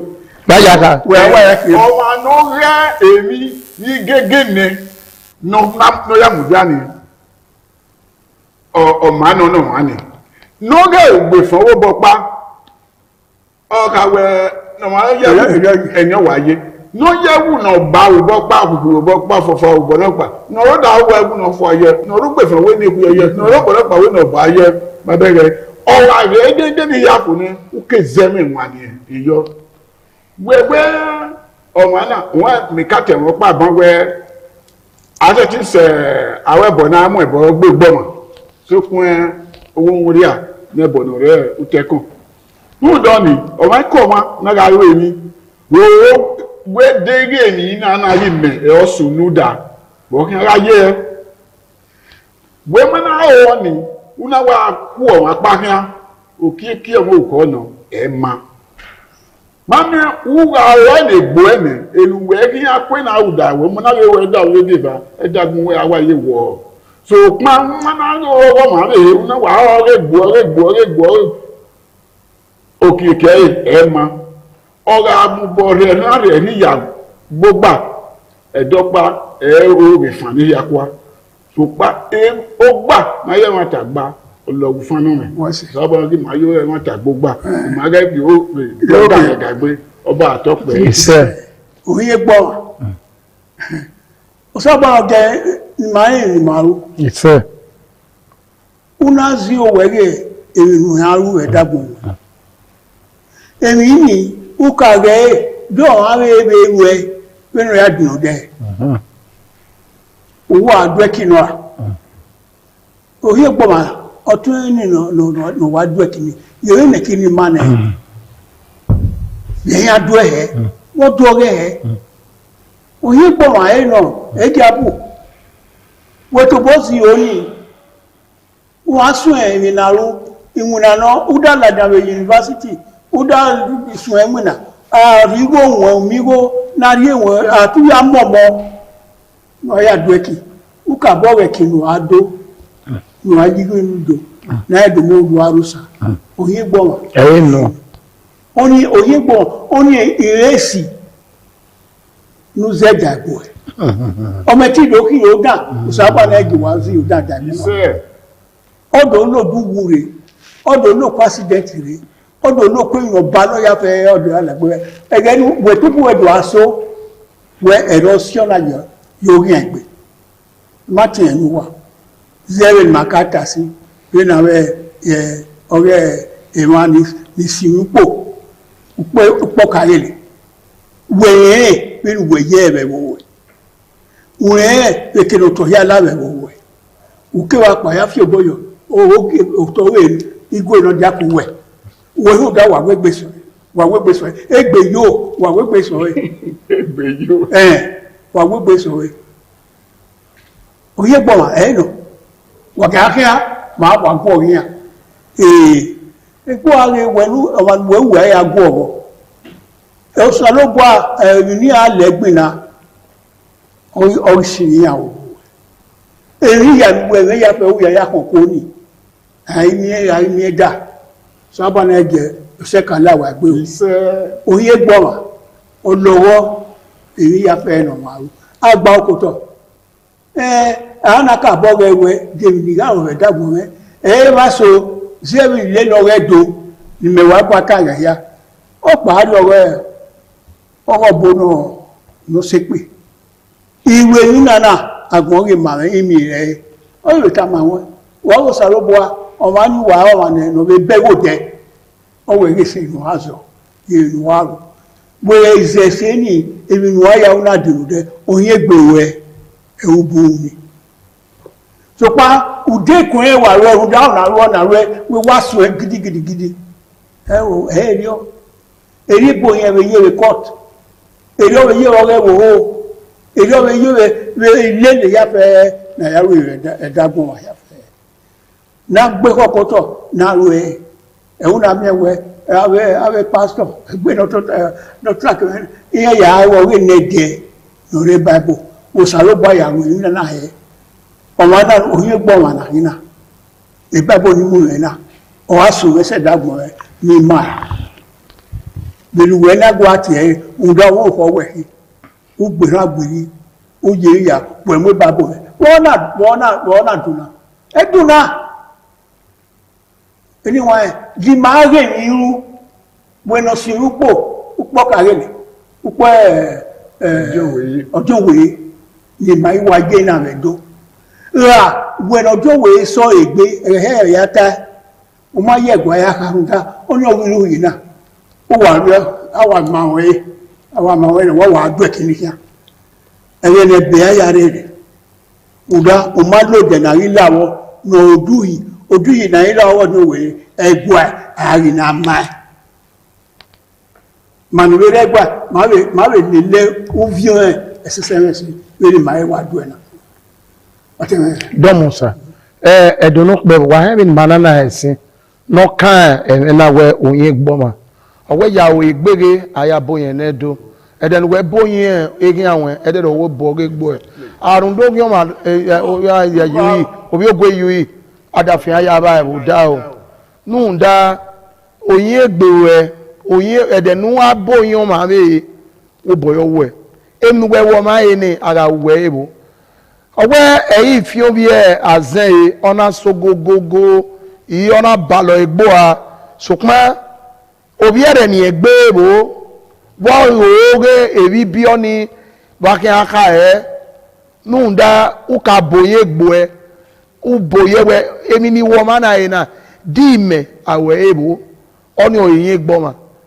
we pa bo wi e o pa ba son uri nwina emi nu mari e u yari e du we no wo we awe ebo o mo ma mu yo bobo we ga so wa we to ta wa si won agbo wa lo wa ni ku awe we na wo gba lo ri efi eze o money no te wa utititi uya ekene fun e we gogo we ekene mirie we wo boro obo uboye gbo eni we uyo mo kyan meme oga o we no wo utoge no ho ye owo dore oga we no wo we boye gbo eni we ge nu da owe ebode na duza ere doka edenu salobara kekete sumozo ona bio enyawe edo oke ya be no baloje we ka boye gbo ene di me no wo waze emu eda na iboti e poison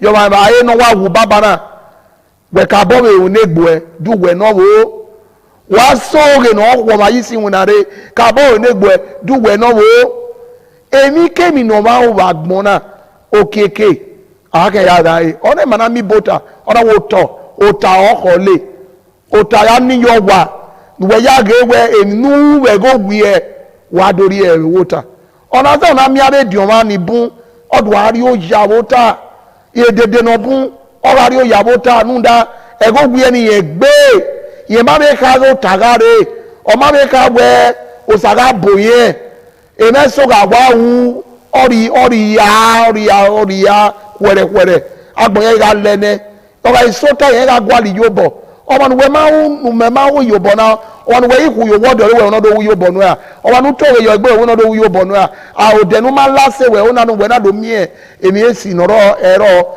boye gbo we ka o da we ute we ni kemi ka o ni ya una ma o ni eti owo sa o kwiki ane mila ne meruru we ti ga wo unya we emi ni oba o ma police o ma oba o ma ebo ọma baba ya wa nwe inwe ebuede imi wa wo we yere we osa ọhwe no hodin ọba ga to pe anyway wa da mata na oye gbo ma gwakana oye gbo ke din yen se osa hwe no hodin oye gbo ke din me se we emi we awo ri ohun we gbe we oye gbo wa yin o emi nu ko nuwere waya fi gbo e we ma ri we oye gbo wa no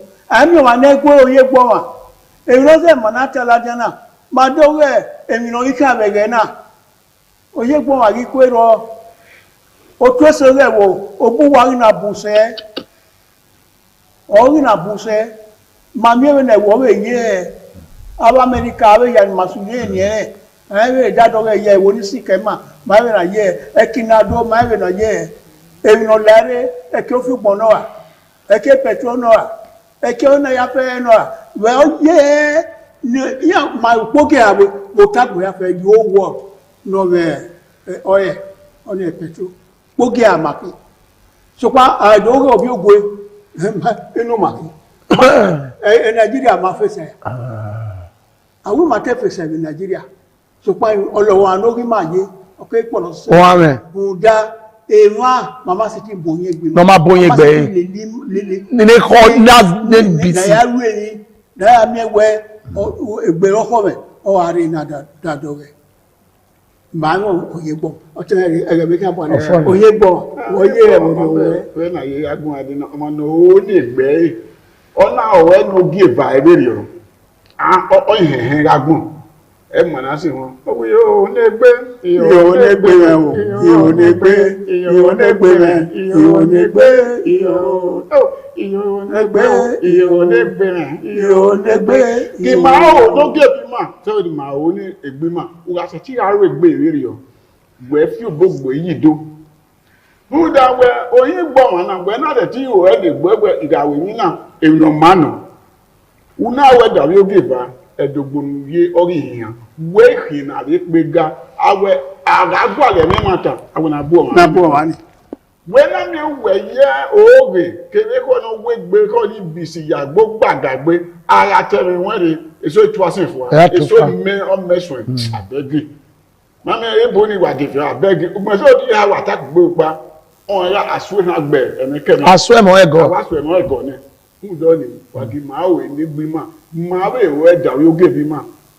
re ka we apere ro ape wa ro o ba ko ka wa ape ro ona wa ru be na o tere ta ba okiki odo ri o ya yo okiki o mo go e ma jara mi mata o ba to pe ise anyway e ge be kan bo ne o ye gbo ma a ebe ni we na o ye gbo ma we matana we ya ge bo se ni la yo na o ye gbo ma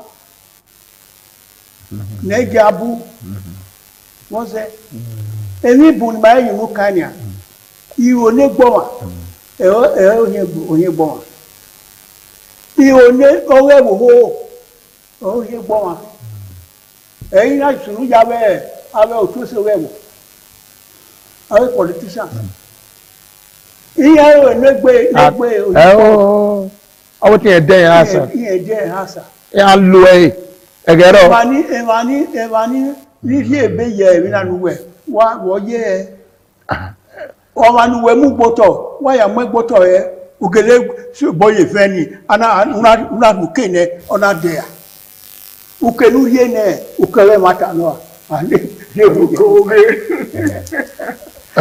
wa be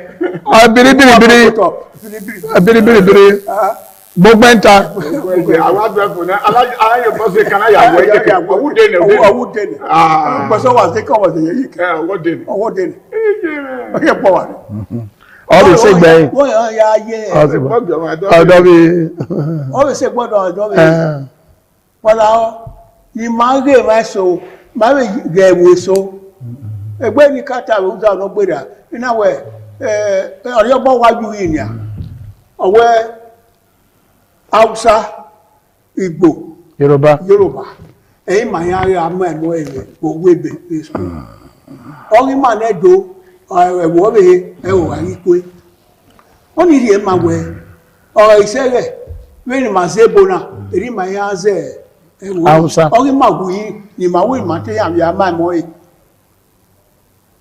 ni ma te rupu ora usa ma ya te ori gbo ma ya te ore Yoruba ma ya te e na te ore àwòpọ̀n èrè ọ̀rẹ́ iná níwọ̀n ìmá ìdàdọ́gbá ọ̀rẹ́ dò eríma ọmọ náà bá nẹ́dò kó àpọ̀tọ̀ ọ̀tọ̀ ọmọ ìpẹ̀wọ́gbá náà sí yóò yọ pé ní máa rẹ̀ yá máa ìbí mà ẹ̀dò náà sí ẹ̀ níwọ̀n ẹ̀yà ìwẹ̀ eríma yà mọ́ ìbótà ọ̀rẹ́ dẹ̀ náà yóò tọ̀ ọba àtọ́pẹ́ iṣẹ́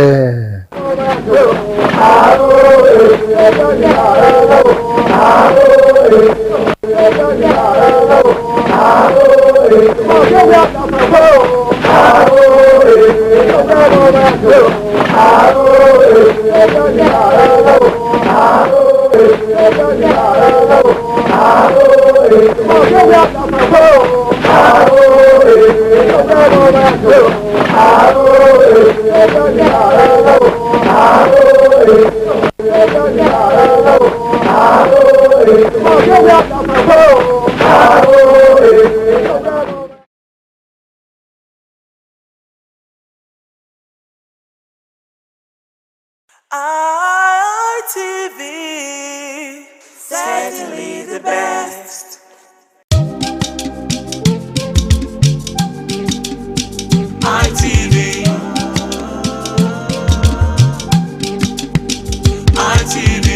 ITV, certainly the best.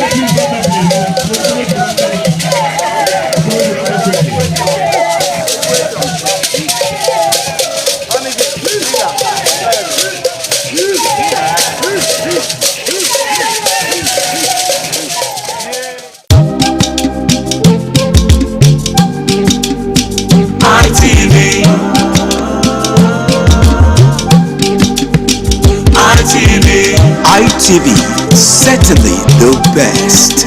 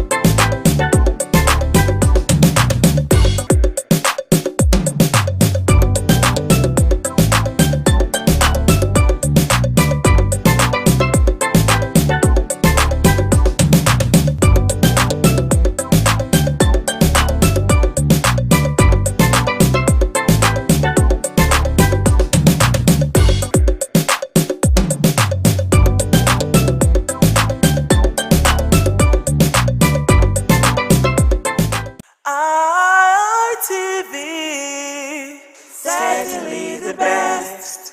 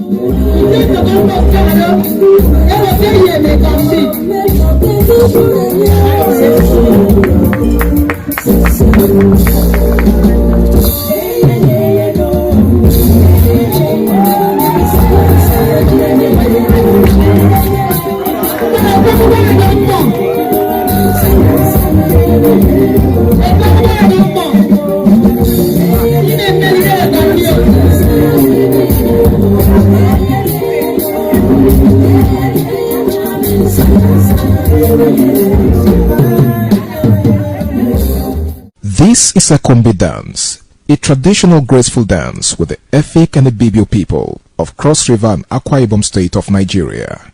It originated from coastal fishing communities. This dance is unique and colorful to the eyes as it mimics ocean waves and tides, featuring fluid hand movements and waist sways. The performer wears colorful attires, symbolizing femininity, beauty, and colorful heritage.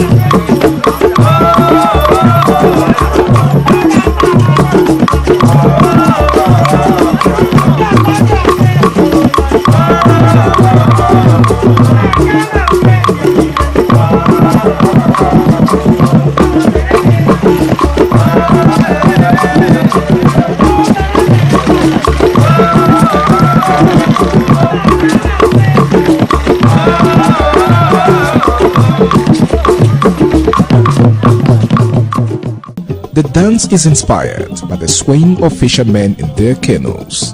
Historically, the dance is rooted in Ndem water spirit or deity. A kombi is a dance performed to honor spirits and associated with the sea.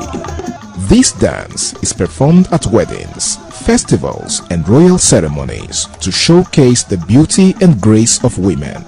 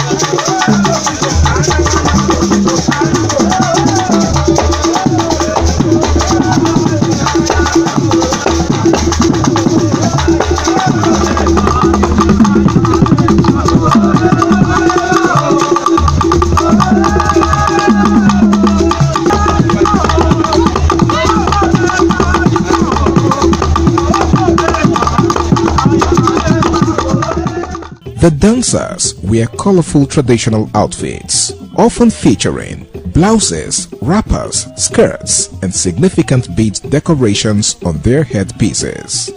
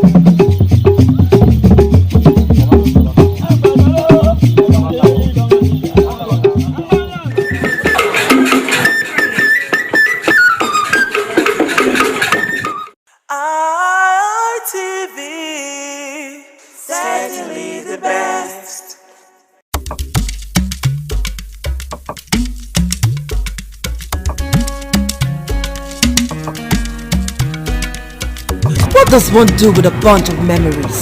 Laugh about them, cry over them, or capture them? I know what I'll do with such memories. I'll showcase those memories. Yes, I will show them to the world. I will flaunt those memories. Showcase that marriage ceremony of yours. Burial ceremony? Yes, let the people know that you buried your person in a grand style. Thanksgiving, ordination, baby dedication, housewarming party, and lots more on your entertainment program. Memories on independent television every Sunday. Remember, for your events to be considered thick and classic, then it has to be on Memories. Memories.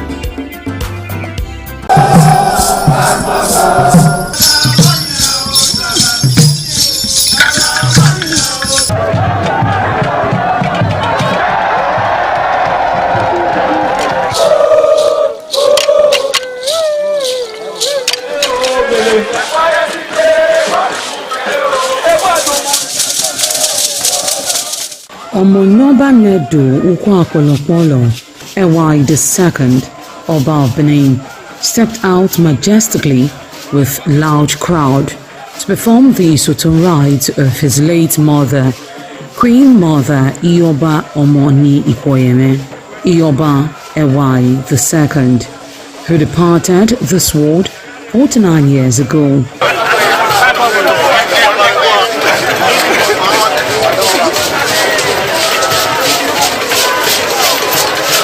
Isoton is a traditional rite of the procession in memory of the departed person's spirit in Benin Kingdom. It is usually heralded by public display of the departed person's influence during their sojourn on earth. The display of a human effigy symbolizing the departed royal matriarch was preceded by the Oba of Benin, who led the procession from his palace to the Emotan Shrine at King Square in Benin City, where he offered prayers for the repose of the soul of the Queen Mother, Ioba Ewai II.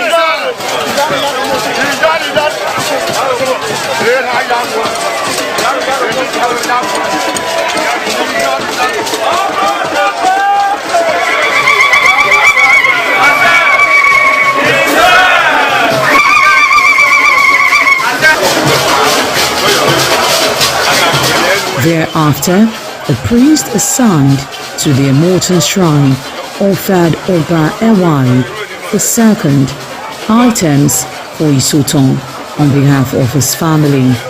However, Chok, known as Uri, represented a mixture from royal fans after ancestral spirits were invoked to bear witness and announce his arrival. On his way home, Oba Ewai paid tributes at various pilgrimage sites, including Queen Idia Tomb, the side Oba Market, where a cheerful crowd of traders abandoned their wares to catch a glimpse of the royal personage and join in the celebration.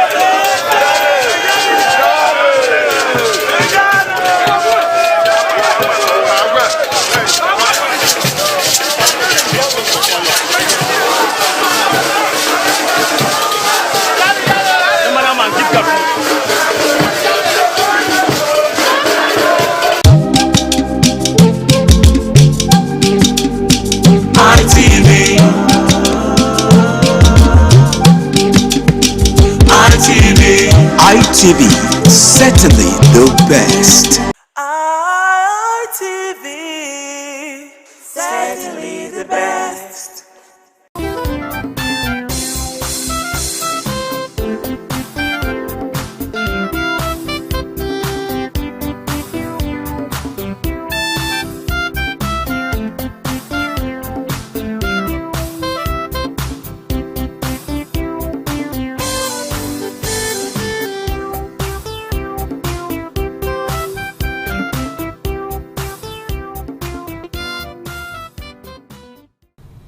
You're on to Independent Television, broadcasting live from Benin City. The program is Hitches and Voices, and Hitches and Voices comes to you courtesy of Network for the Advancement of People with Visible Disability, NAPVID. NAPVID is an established organization here in Nigeria that is advancing the rights of persons with disability. Don't forget, Hitches and Voices comes to you live on Independent Television and radio. So we have our audience both on TV and on radio simultaneously. I'd like to welcome you once more to Hitches and Voices. My name is Kingsley Okoje, and my sign language interpreter for today is Yinka Davis Constance. I hope I got that correctly. And we have a wonderful guest in the studio. But we'll go on a quick break now. We'll come back, we'll continue on the program.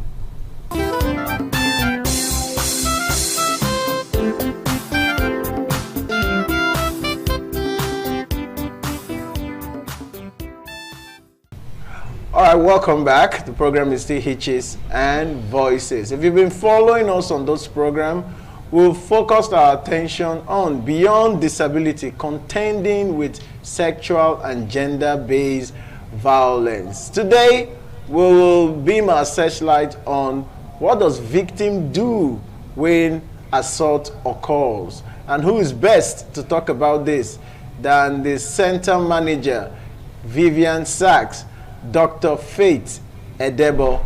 She's with us on the program today. Dr. Faith, welcome to Hitches and Voices. Thank you.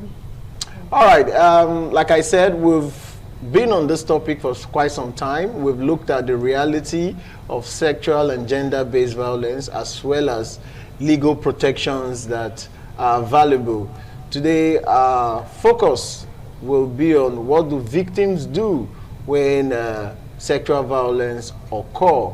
But there's a basic concept around sexual violence. That's referral pathways. It's a major concept when we talk about sexual and gender-based violence. So I would like you to establish for us what is a referral pathway and how important are these referral pathways mechanism? Well, a referral pathway is just like the distance between the survivors who have experienced sexual or gender-based violence and the services that they receive. You know very well that when these things occur, the services are far away. So how do they get there? That is the referral pathway. And them getting there is very, very important, because it's from there they are going to get medical support, psychosocial support, legal services, interventions from the security agencies, and even justice. So getting the right way to the services is very, very important. So these services are central to how victims get their recovery. Exactly. All right. So let's go straight to the heart of the matter. So when sexual violence occurs, what is the first step a victim should take? And take us through that the entire process. Well, when a sexual violence occurs, it depends on the timing and exactly what has happened. Sometimes we have some sexual violence occurring at night, and sometimes it occurs during the day. But it is advisable that when it occurs, the survivor should find its way to either the police station or the hospital. If it's something that has occurred at night, they should ensure they incident the case at the station, and then from the station they can be referred to the hospital where they get the medical services. And good and very well, the Edo State government have established the Sexual Assault Referral Center, where all cases of sexual violence and domestic violence and other forms of gender violences are attended to. So occasionally we have referrals from the hospitals and from the stations, from organizations and other agencies that are aware that such an establishment exists in the state. So the advice that we usually give is that when a sexual violence occurs, the survivor should not take his or her bath. I said his or her bath because we know gender-based violence is not just tagged to one sex. Yeah. It can happen to either a male or a female. So wherever way that it happens, the person should not take his or her bath, because when this rule is adhered to and they make their way to the hospital or to the station, evidences are preserved. And then whatever sample that needs to be taken for DNA analysis, those things are actually preserved for justice's sake. So that is one very important aspect of it. Fantastic. But I would like to know, why are victims reluctant to speak up? Why? What's from your experience, why do people experience this assault and decide to just keep it to themselves? Well, there are a lot of reasons. First of all is the awareness of where to go to. It would interest you that the Vivian Sachs have been existing since 2020, and a lot of persons are still not aware that there is such a center. That is one very important reason why they are not able to speak of the awareness. And again, they also think of financial constraints. They think of the distance, how they will transport themselves to where they need to get those services, and then that deterrence is there. Other things that would make them not speak out are stigmatization. You know, there is this fear that if I speak out, if I say this is what has happened, people will start pointing fingers at me. And that is something that is very common, and that is what we are actually speaking against. Victimization, stigmatization. It is not the survivor that should be stigmatized. Instead, it's the perpetrator that should be stigmatized. It's not the survivor that should be stigmatized, but rather the perpetrators of this dastardly act that should be stigmatized. Fantastic. Exactly. But let's look at institutional collaboration. I mean, when these occur, victims definitely run to various support centers. That could be hospitals, police stations, SAC centers themselves. How important is collaboration? And when there are gaps, how does this affect the entire process? Well, collaboration is very, very important. You know, one establishment cannot handle it all. You know, when there are some services that are available in an organization or in an agency, and it's not available in others. So wherever the victims or the survivors come to first, they should ensure that they do what they can do at that particular establishment or agency and refer to where they can get other support. For example, if the survivor gets to a police station, definitely the police are going to do their investigations, but the medical support services cannot be given there. Even the legal support services can also not be given. So it is very important that they refer to where they can get medical checks. And then when they get to the hospital, of course at the hospital... So the police station makes the referral? It can go either way, yes. But at the SAC, we have all these things in one establishment. Okay. So we have the doctors and the nurses that attend to the medical aspect of it. We have the counselors and social workers that handle the psychosocial aspect of it. We have the investigation unit, which houses officers from the Nigerian Police Force and the Nigerian Civil Defense. So they are all there. And we also have a very good collaboration with the Ministry of Justice. Because I'm looking at access to justice now. I mean, assault occurs, victim goes to the hospital, hospital tries to do some medical analysis, and where does it go from there? Who makes the referral? Is it the victim that decides that, okay, after hospital, I'll have to go to the police station? Or how does this entire process work? Where does SAC come in this? You know, the survivors most times don't know what to do. And that is why all these agencies have officers that have been trained to handle these cases. So when the survivors come to that agency, they should deem it fit and should take it upon themselves to refer to the right places when the survivors do not know. And yes, the SAC comes in at every point in time. It could be from the beginning and it could be at the middle. There are some survivors that know about the center or happen to meet one or two persons that know about the SAC, and they are referred straight to the SAC. And there we handle it from the beginning until it gets to the legal aspect. And then once the thing when it has been pushed to the Ministry of Justice, we do follow-ups. Because at some point in time, we are going to be called for evidence, to come and tender our evidences in court. So we follow it up from there.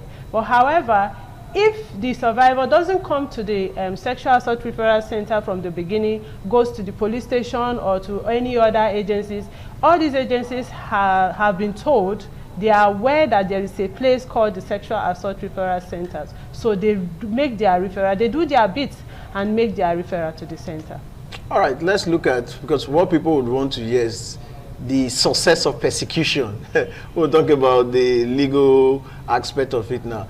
Has the sex center recorded situation where offenders were justly persecuted? Very well.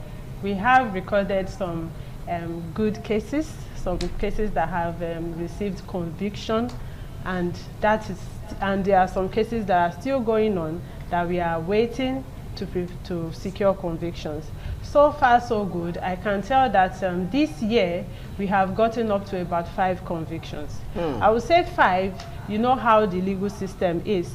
You know, the cases have to be investigated, and then the lawyers, the judges, they also have to do their bit. So it may take a while, but at the end of the day, justice will still be served. And that is the essence why we say that the survivors should ensure that evidences are not tampered with.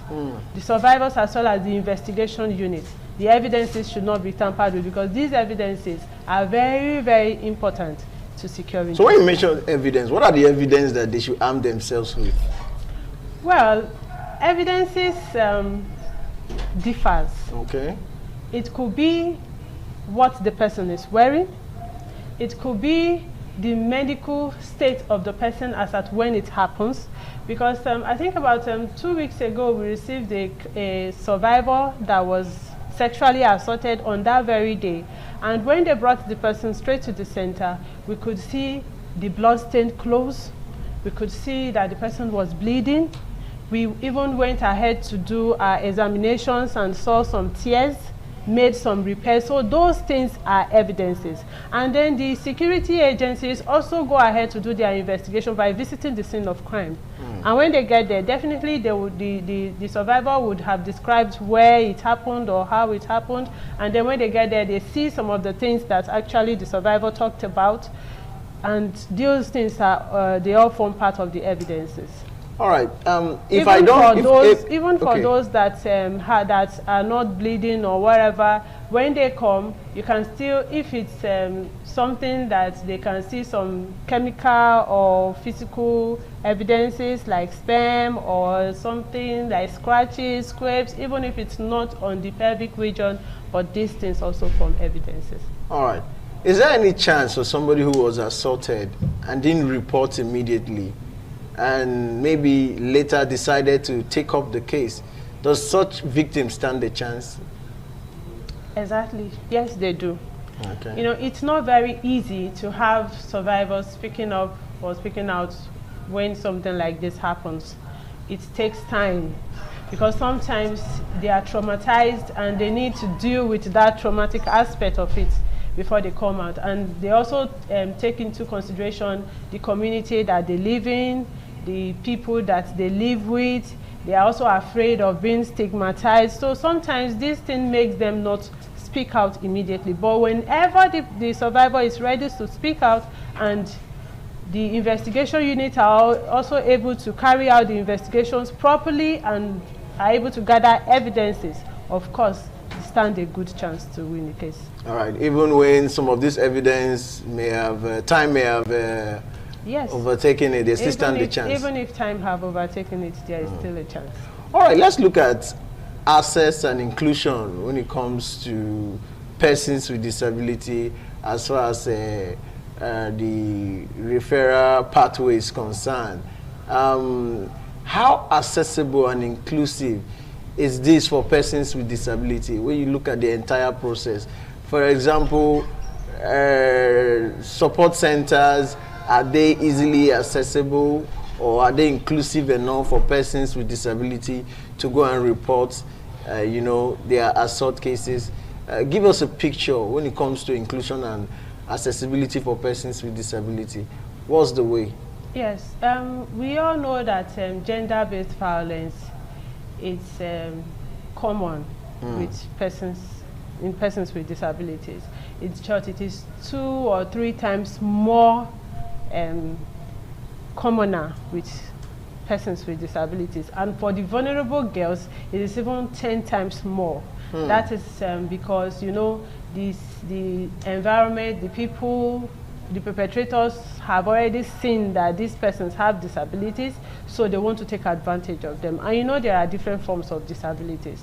You can have the physical, the visual, the intellectual, and all of that. So many a times, them not coming up, we have cases of persons with disabilities, but you know, they always have caregivers. Speaking up amongst persons with disabilities has a lot to do with the caregivers, because many a times they are not able to come on their own, so they need somebody to bring them in. And for persons with disabilities, the abusers are not very far. It could either be in the neighborhood or even the caregivers themselves. So if you have a case of a caregiver being the one abusing the person, you know it will be very difficult for the person to come and access such support. And then if it's from the environment, there's still a little bit of reason why they would not want to come. First of all, they are not very sure if the services they are going to get is all inclusive. But I want to make it very direct and plain here that the Edo State government is aware that gender-based violence is commoner among persons with disability, and the center is all inclusive and accessible. Very, very accessible. Because there are still police stations that are not accessible for persons, for example, on wheelchair. Somebody who is hearing impaired goes to the police station to report a sexual assault. There are no sign language interpreters. That may be a bit difficult. You talked about caregivers, and that would include, for example, sign language interpreter. So if somebody who is hearing impaired goes to the police station, how do you document his testimony? Do you rely on the person that comes with him, or the victim, regardless of his disability, have to speak for himself, or the center get an independent person to interpret for those with a hearing impairment? Well, first of all, for all cases, especially even for minors, whoever brings this minor, it's not in the room when we are talking to this person. Okay. We give them that equal opportunity to speak out in the absence of their caregivers or whoever have come to them with them, and that is also inclusive of persons with disabilities. So whoever the caregiver is, by the time we are talking to this person with disability, that person is definitely not in the room. And for those that have hearing impairment or need a sign language interpreter, you know the center is supervised by the Ministry of Women Affairs, and they have sign language interpreters whom we call. The sign language interpreters are not resident in the center, but when we need the services, we make a call, and the offices are very close by, so it's not something that we'll have to wait for hours before they come. And that's to say that the sign language interpreter is not dependent on the caregiver of this person with disability. You talked about training, because training is very important. Yes. We've had situations where persons with disability report assault cases, like I said last week, particularly in police station, police makes joke out of it and even tell the victims, oh, you're supposed to be happy now. It's easy to see a man that will give you attention. Why make so much noise about this? These are examples of cases we've heard from persons with disability when it comes to how this support center reacts to their assault. So you talked about training. How important is this training to make them understand that it's a serious issue, particularly for the disability community? Training is very, very important, and I want to believe that those persons that have told the survivor that they should be happy and all that, they are not trained. Exactly. So at the center we have medicals and we have social workers and counselors that have been trained on trauma-informed counseling. So we are all aware of what it is that when these persons experience such things, and we also know the consequences, the implications of you bringing out, voicing out such words, and how it could affect them mentally or psychologically. So these officers have been trained. They know what to say and what not to say. They know what to do and what not to do. Okay, lastly, let's look at, because abuse happens everywhere, both in rural and urban area. Yes. But I think it's easier for people in the urban area to access these report centers, yes, unlike people in the rural area. So how can people in the rural area access this support? And what's your advice to a victim that is watching this program right now? What step do you think such a victim should take to access justice? Well, the Vivian Center, the Vivian Sexual Assault Referral Center, is actually in the urban area. And we all know that gender-based violence or assault occurs all over, everywhere. So the Edo State government have established another sexual assault referral center at Uromi. That was done late last year, 2025. Right. So we have a sexual assault referral center located at Uromi, where people of that environment could actually access support. And I can tell you that they've already started receiving clients, they've started receiving survivors, and work is going on perfectly there. And there is also plans to establish such center in the Edo North. So that is also piping. And then for those that are watching me right now, for survivors or whoever that is watching me right now, I want to encourage you that gone are the days when assault happens and they are blaming the survivor for doing one thing or the other to cause that kind of a thing to happen to them. It no longer happens. It's not feasible anymore. So I want to encourage them to speak out. And then when you see something... It's not just speaking out, that they will speak out, and at the end of the day, justice will be served. Exactly. Justice will be served. Okay, it's a wrap on the program today. I want to thank you for following us on television and radio as well. Itches and Voices comes your way every Friday, same time. We'll do this again next week. My name is Kingsley Okoje. Thank you for following on the program today. Till then, spot the hitch and be a voice. Goodbye.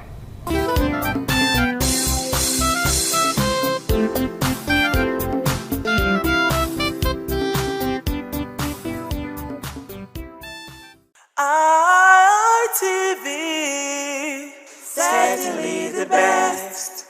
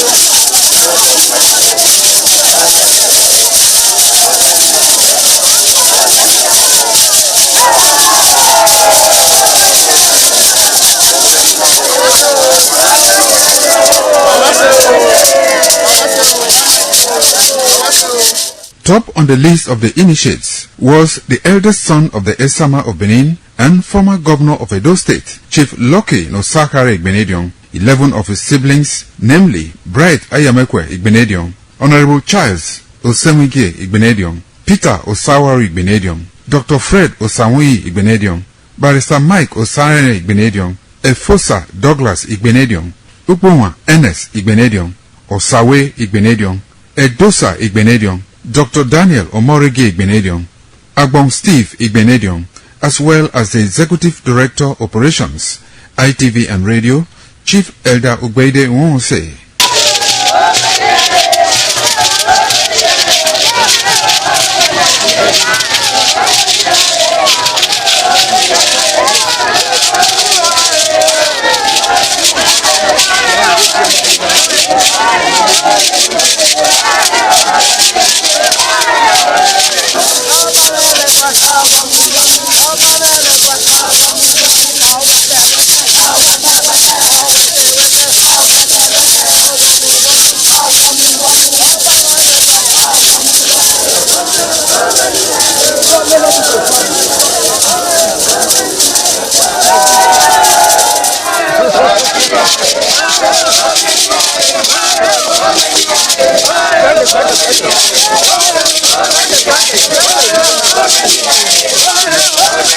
Hey!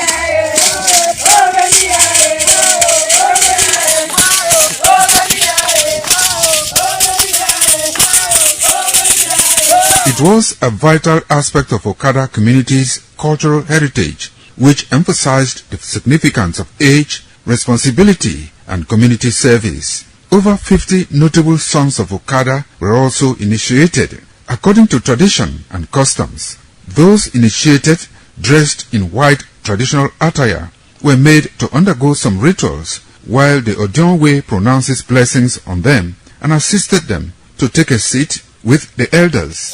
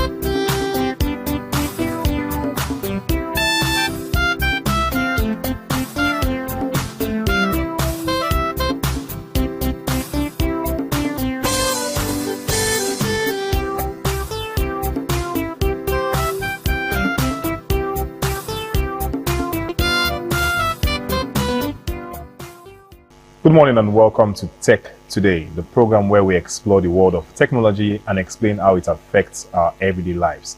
All right, technology today is no longer something happening only in laboratories or big technology companies. It is deeply woven into how we communicate, how we work, how we travel, and even how we entertain ourselves.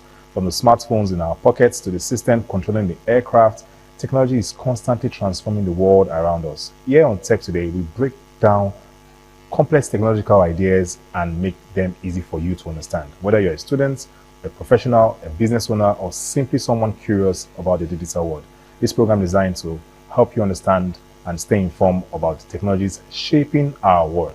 I am Momo Lawal, your host today, and today we'll be discussing something that millions of people interact with every day.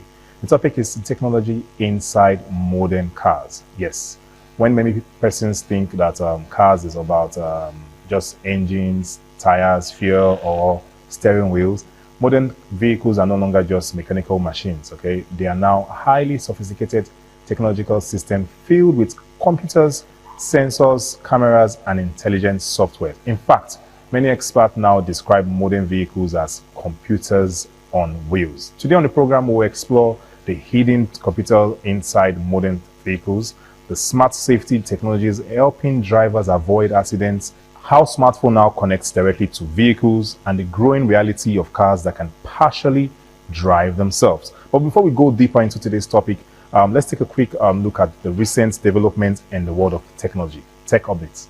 Stay tuned.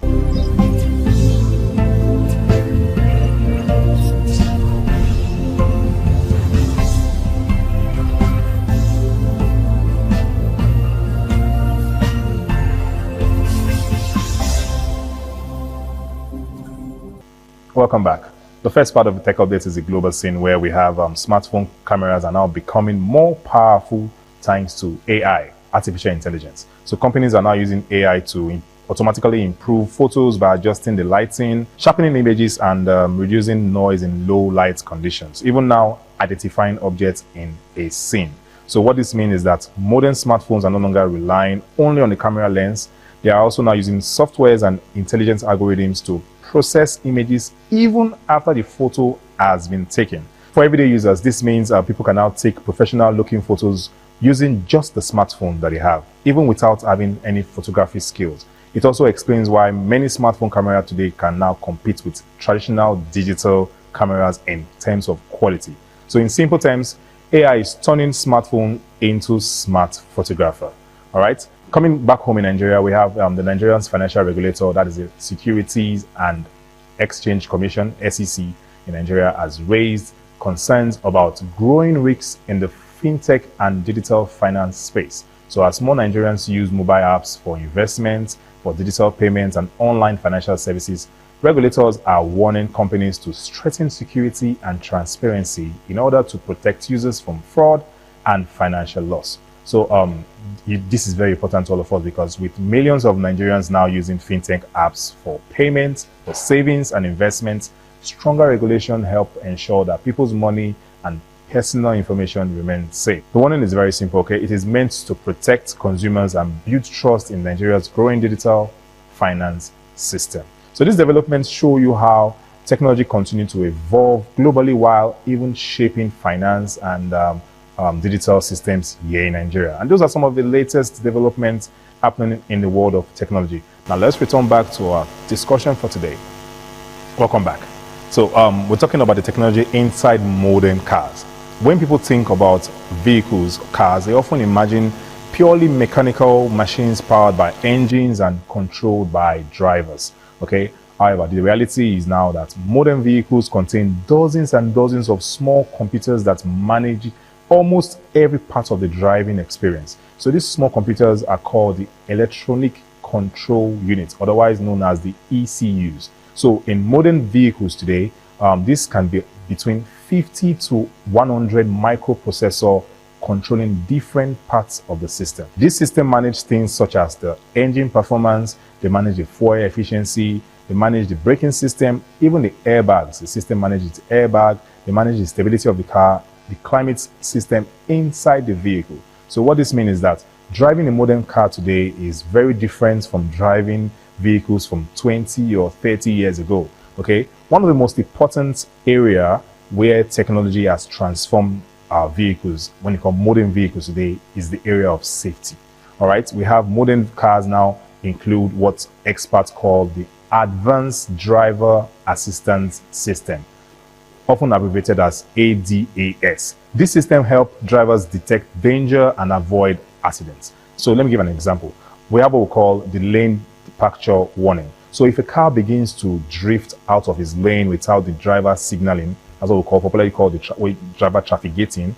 If the driver is not indicating that it's going left or right and the car just suddenly decides to drift away, the system alerts the driver. You just hear some beeping sound, ping, ping, ping, ping, and then the driver knows that, okay, I'm moving away from where my lane ought to be. Okay, we have another part of the technology called the automatic braking system, or sometimes automatic emergency braking. Okay, if sensor detects a collision is about to occur and the driver does not react quickly enough, the vehicle can automatically apply the brakes. Yes, so this technology has already preventing thousands and thousands of accidents worldwide. Another feature that comes with the modern vehicles nowadays is the blind spot monitoring. So this system alerts the driver when another vehicle is in the area that you may not be able to see using their mirrors, the rear view mirror or the side mirrors. Okay, so it just tells you that there's a vehicle in that area. It just start giving you another beeping sound from your car, inside your car. It's fascinating, isn't it?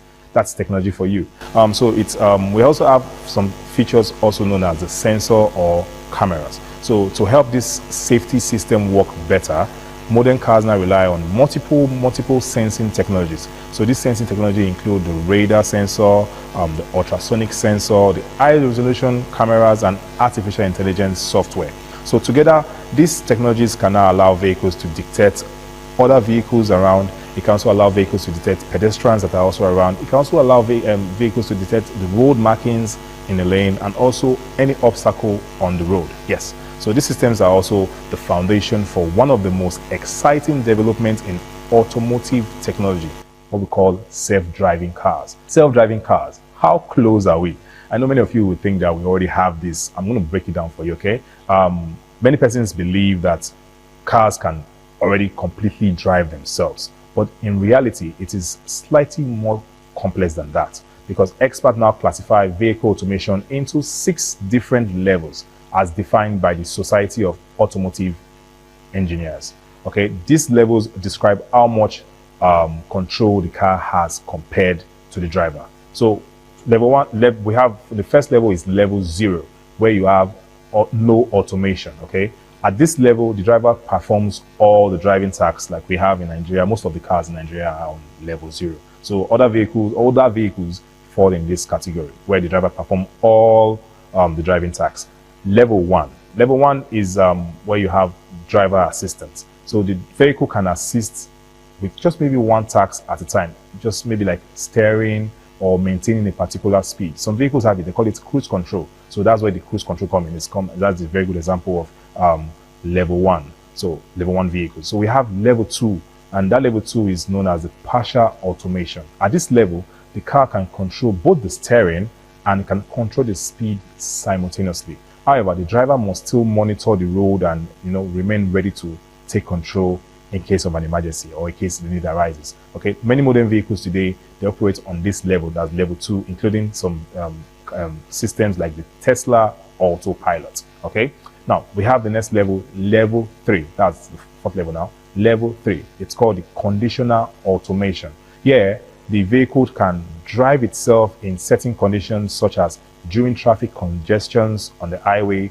However, still, the driver must be ready to intervene if the need also arises. This is an example of this is the Mercedes-Benz Drive Pilot. Okay, so you will still be in the vehicle, but then the car can just move away through highways. You would be in the driver's seat, but then just in case any need, you need to just take control. You have to be there, so it's not fully automated now. Then level 4 is what you call the eye automation.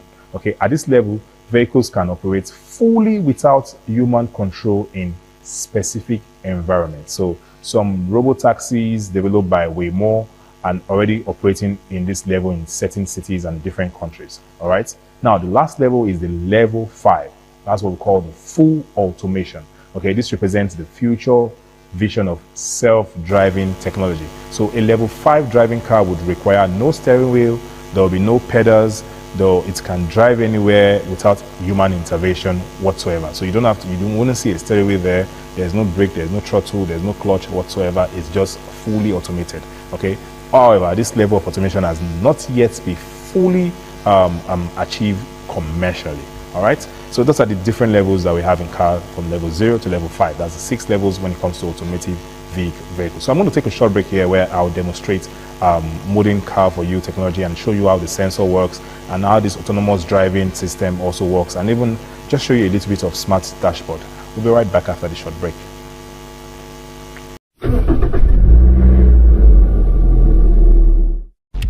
The top 10 best new technologies in cars. From advanced safety features to cutting-edge connectivity, these advancements are shaping the future of driving. So buckle up and join us on this thrilling journey through the latest breakthroughs in automotive technology. Kicking off our list at number 10 is Adaptive Cruise Control. This revolutionary technology uses sensors and radar to maintain a safe distance from the vehicle ahead. It automatically adjusts the speed and applies the brakes when necessary, providing a smoother and more relaxed driving experience. Adaptive Cruise Control is a game changer, particularly during long highway drives and congested traffic. Sliding into the number 9 spot are lane departure warning and lane keep assist systems. These technologies use cameras or sensors to detect lane markings and provide alerts or buttons. Gesture control adds a touch of magic and enhances the overall driving experience. Climbing up the ranks to number 6 is blind spot monitoring, a technology designed to improve driver awareness and safety. Using sensors or cameras, this system detects vehicles in your blind spots and alerts you through visual or audible warnings. Blind spot monitoring is a valuable feature that reduces the risk of collisions when changing lanes and enhances overall situational awareness. Revving up the excitement at number 5 is the 360-degree camera system. This technology provides a comprehensive view of your surroundings by using multiple cameras positioned around the vehicle. It eliminates blind spots, aids in parking, and enhances safety by giving you a bird's-eye view of your car. The 360-degree camera system is a game-changer when it comes to maneuvering and navigating tight spaces. Claiming the number 4 spot is the Augmented Reality Head-Up Display, HUD, a technology that takes driver information to a whole new level. Instead of a traditional HUD, which displays basic information like speed and navigation directions, the Augmented Reality HUD projects dynamic and interactive graphics onto the windshield. It overlays real-time information such as lane guidance, speed limits, and even augmented reality navigation cues. This innovation enhances safety, reduces distraction, and provides an immersive driving experience. As we approach the top 3, we can't overlook the significance of autonomous emergency braking, AEB. This advanced safety feature utilizes sensors and cameras to detect potential collisions and automatically applies the brakes to prevent or mitigate the impact. AEB is a giant leap towards reducing accidents and saving lives. It's a technology that continues to evolve and improve with each passing year. Taking the number 2 spot is the rapid advancement of new technologies in cars, from adaptive cruise control to vehicle-to-everything communication. These innovations are reshaping the way we drive, making our journeys safer, more efficient, and more enjoyable. Welcome back. So I believe you enjoyed the video, and just to go further and telling you all about how the technology works in the modern vehicle right now, we have what we call the smartphone connectivity. So it's another major innovation in modern vehicles today, that is smartphone integration, where vehicles now allow drivers to connect their phone directly to their car dashboard system. So you have platforms like the Android Auto or the Apple CarPlay. So most cars I've seen nowadays use that Android Auto. So that Android Auto can allow the driver to access their messages, the music, navigation system, that's map and all of that. You can even allow the drivers to take calls directly from their dashboard. Yes, that's also a smart invention also there, using smartphones. Okay, so this improves the convenience and also safety by reducing how drivers now need to handle their phones on their phones in their ear, or just type their phones whilst they are driving. And that's a good feature out there. Next, we have what we call another interesting development in modern vehicles is that some cars can now receive software updates through the internet, just like our smartphone does it. We call it the over-the-air software update. In our phone, we call OTA, that's over-the-air, OTA, yeah? Software update just comes and just tell you need to upgrade your system. It happens with some modern cars nowadays. So a well-known example is the Tesla, whose vehicles can now receive updates that improves the performance, or can even reduce some they even introduce some new features out there. So instead of visiting a mechanic or going to the showroom or going to where you bought the vehicle can just simply download the updates automatically, and you just have to just click upgrade to upgrade. Electric vehicles are now also transforming the automotive industry. So companies like BYD and Tesla, they are developing advanced battery systems that can monitor the battery temperature, it can monitor the charging efficiency of the vehicle, it can monitor the energy consumption, how much you use the battery. It can also monitor the battery lifespan of the vehicle. So these intelligent systems ensure that these electric vehicles, EVs, operate safely and efficiently. So guys, as you've seen today, modern cars are no longer mechanical machines powered by engines. They are complex technological systems powered by computers, sensor, and artificial intelligence software. So from the safety system that help you to prevent accidents, to vehicles that can partially drive themselves, to technology that is transforming how we move from one place to another.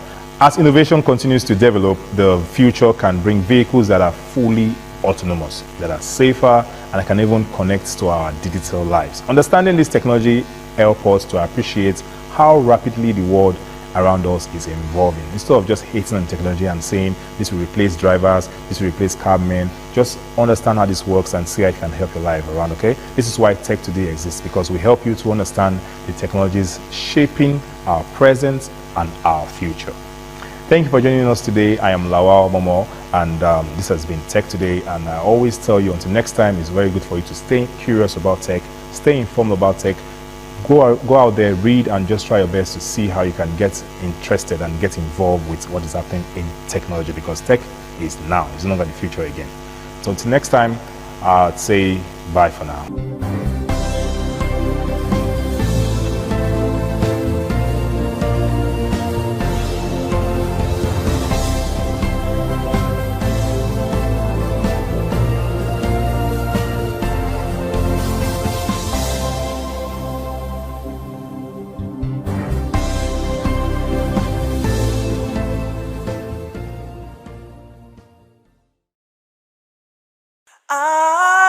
ITV, certainly the best.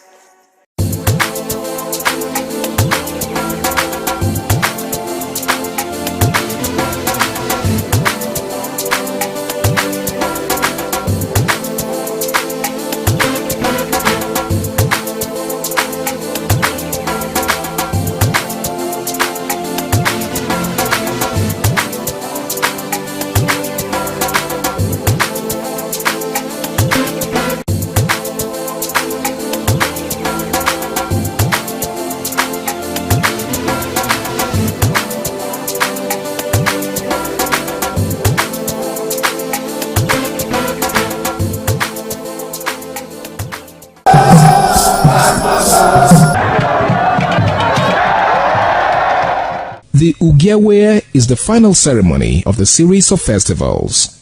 It is one of peace and lightheartedness, following the more solemn of the ritual year. Ugewe is the festival of the Ewe leaves, a symbol of good luck and joy. It is the most popular of all that heralds the dawn of a Benin New Year, new vow, newness of life and freshness of life, and a new hope for the future. In the evening, the Ewe leaves are presented to the Oba of Benin in grand style in a colorful ceremony. The Ihogbe society, amidst singing and dancing, bring the sacred leaves that symbolize good luck, blessings, peace and prosperity. Each of the senior members of the Ihogbe proceeds to give the sacred leaves directly to the Oba of Benin, and others put theirs at his feet.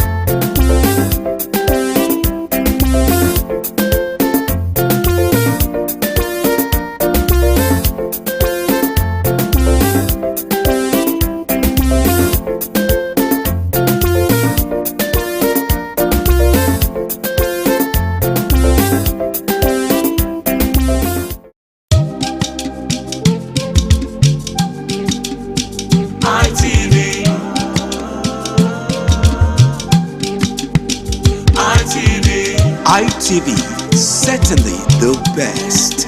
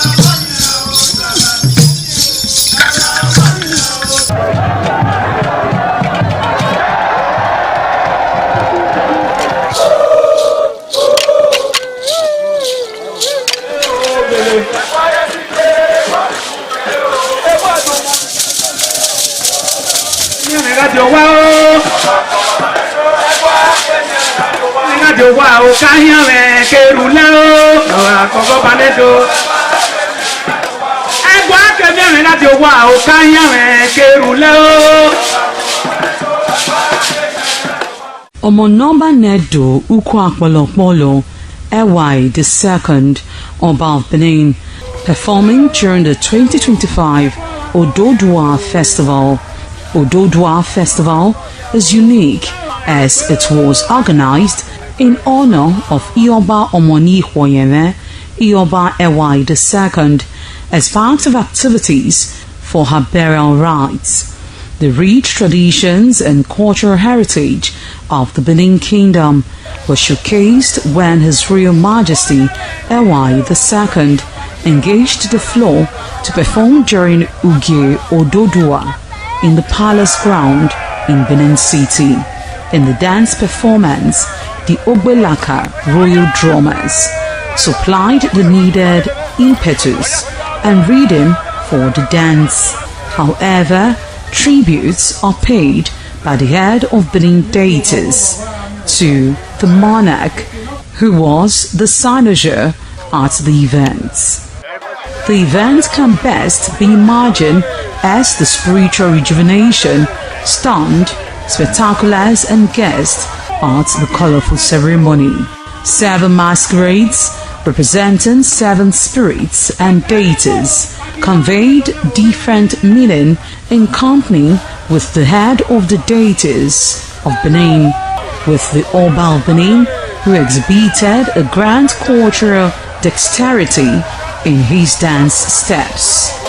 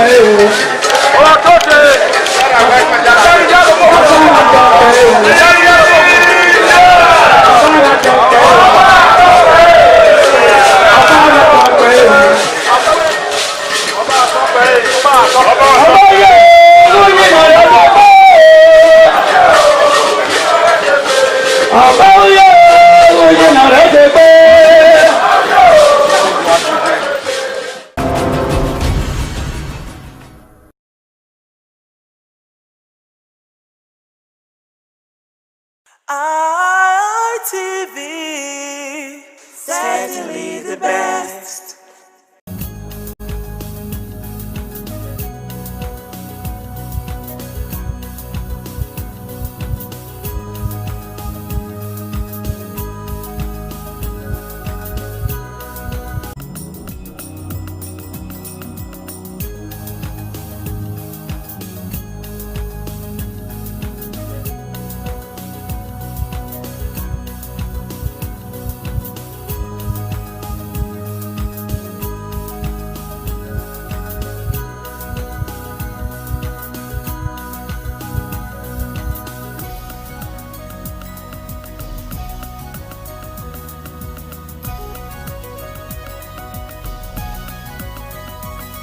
A pleasure to have you join us today on the program Healthy Living. I'm Adesuwa Usa Owagie. Last week we talked about menopause, and a lot of people sent me messages, particularly when the doctor mentioned andropause, that men suffer their own too. That they suffer andropause, and some were saying, wait till this andropause. What are the signs and symptoms?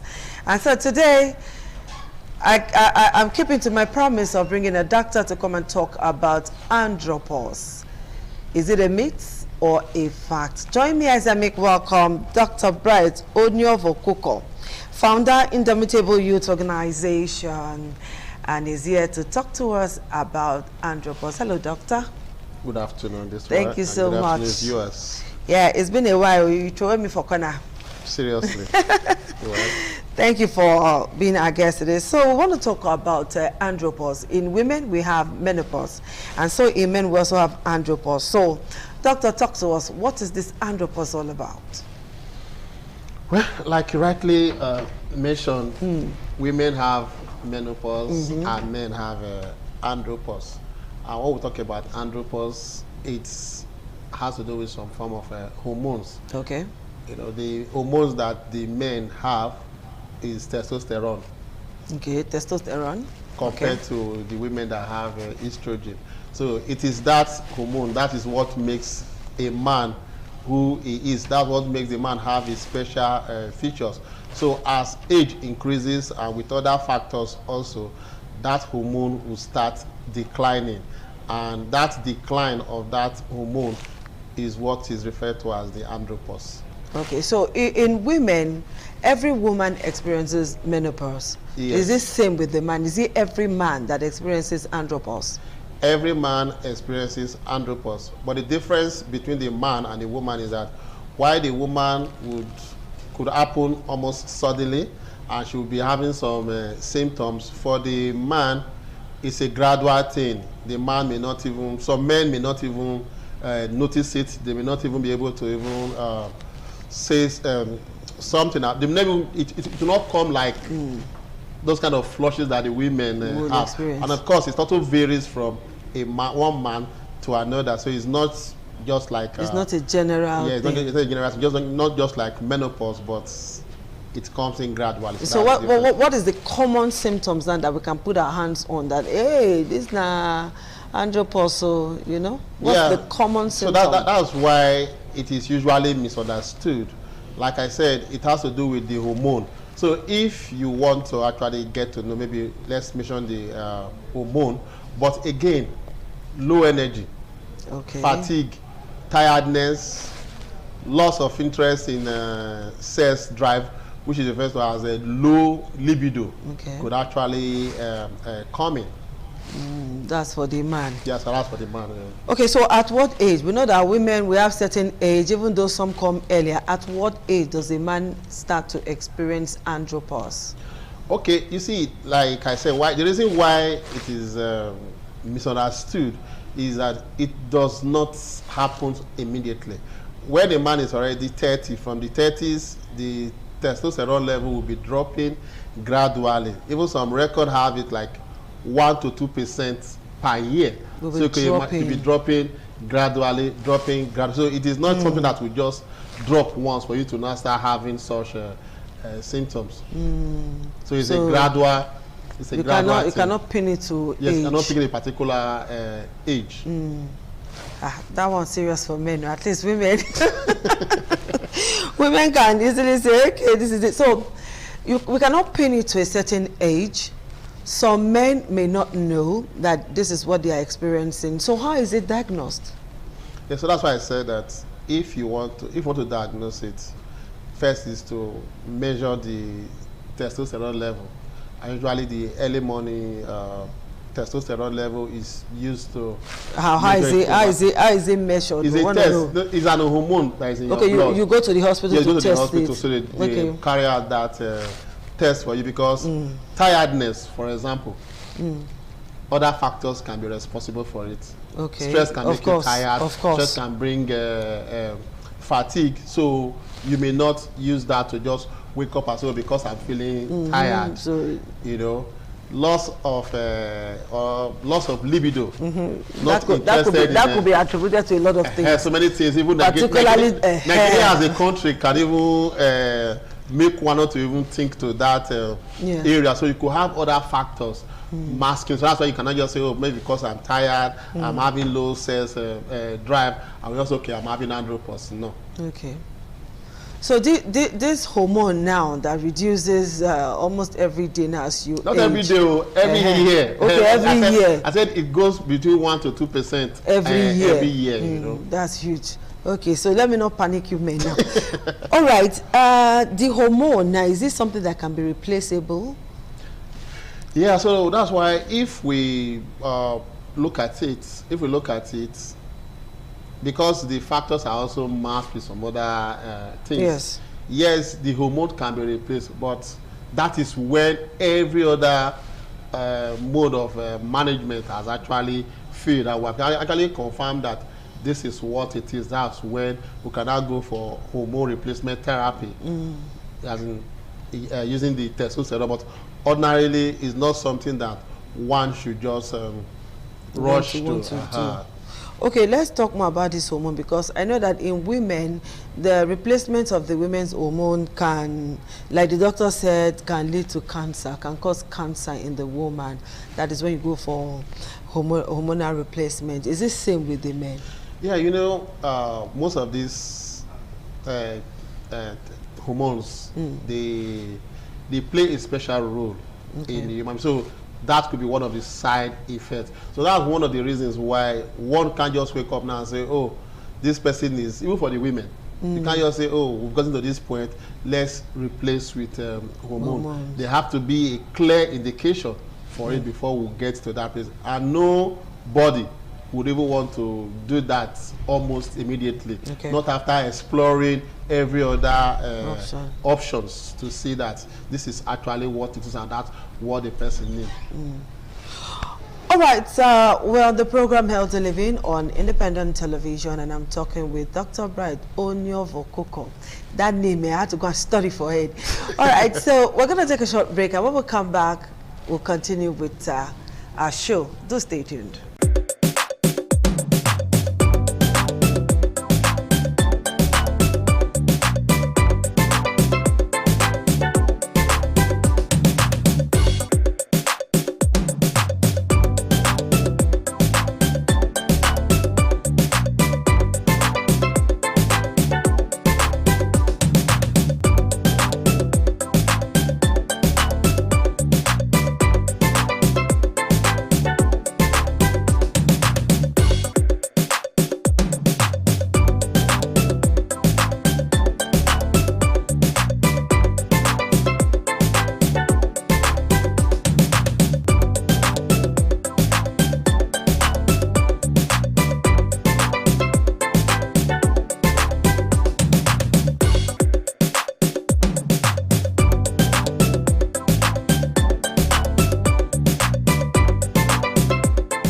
Andropause or cause andropause or disturbs andropause or contribute to a man running into andropause faster than even his legs?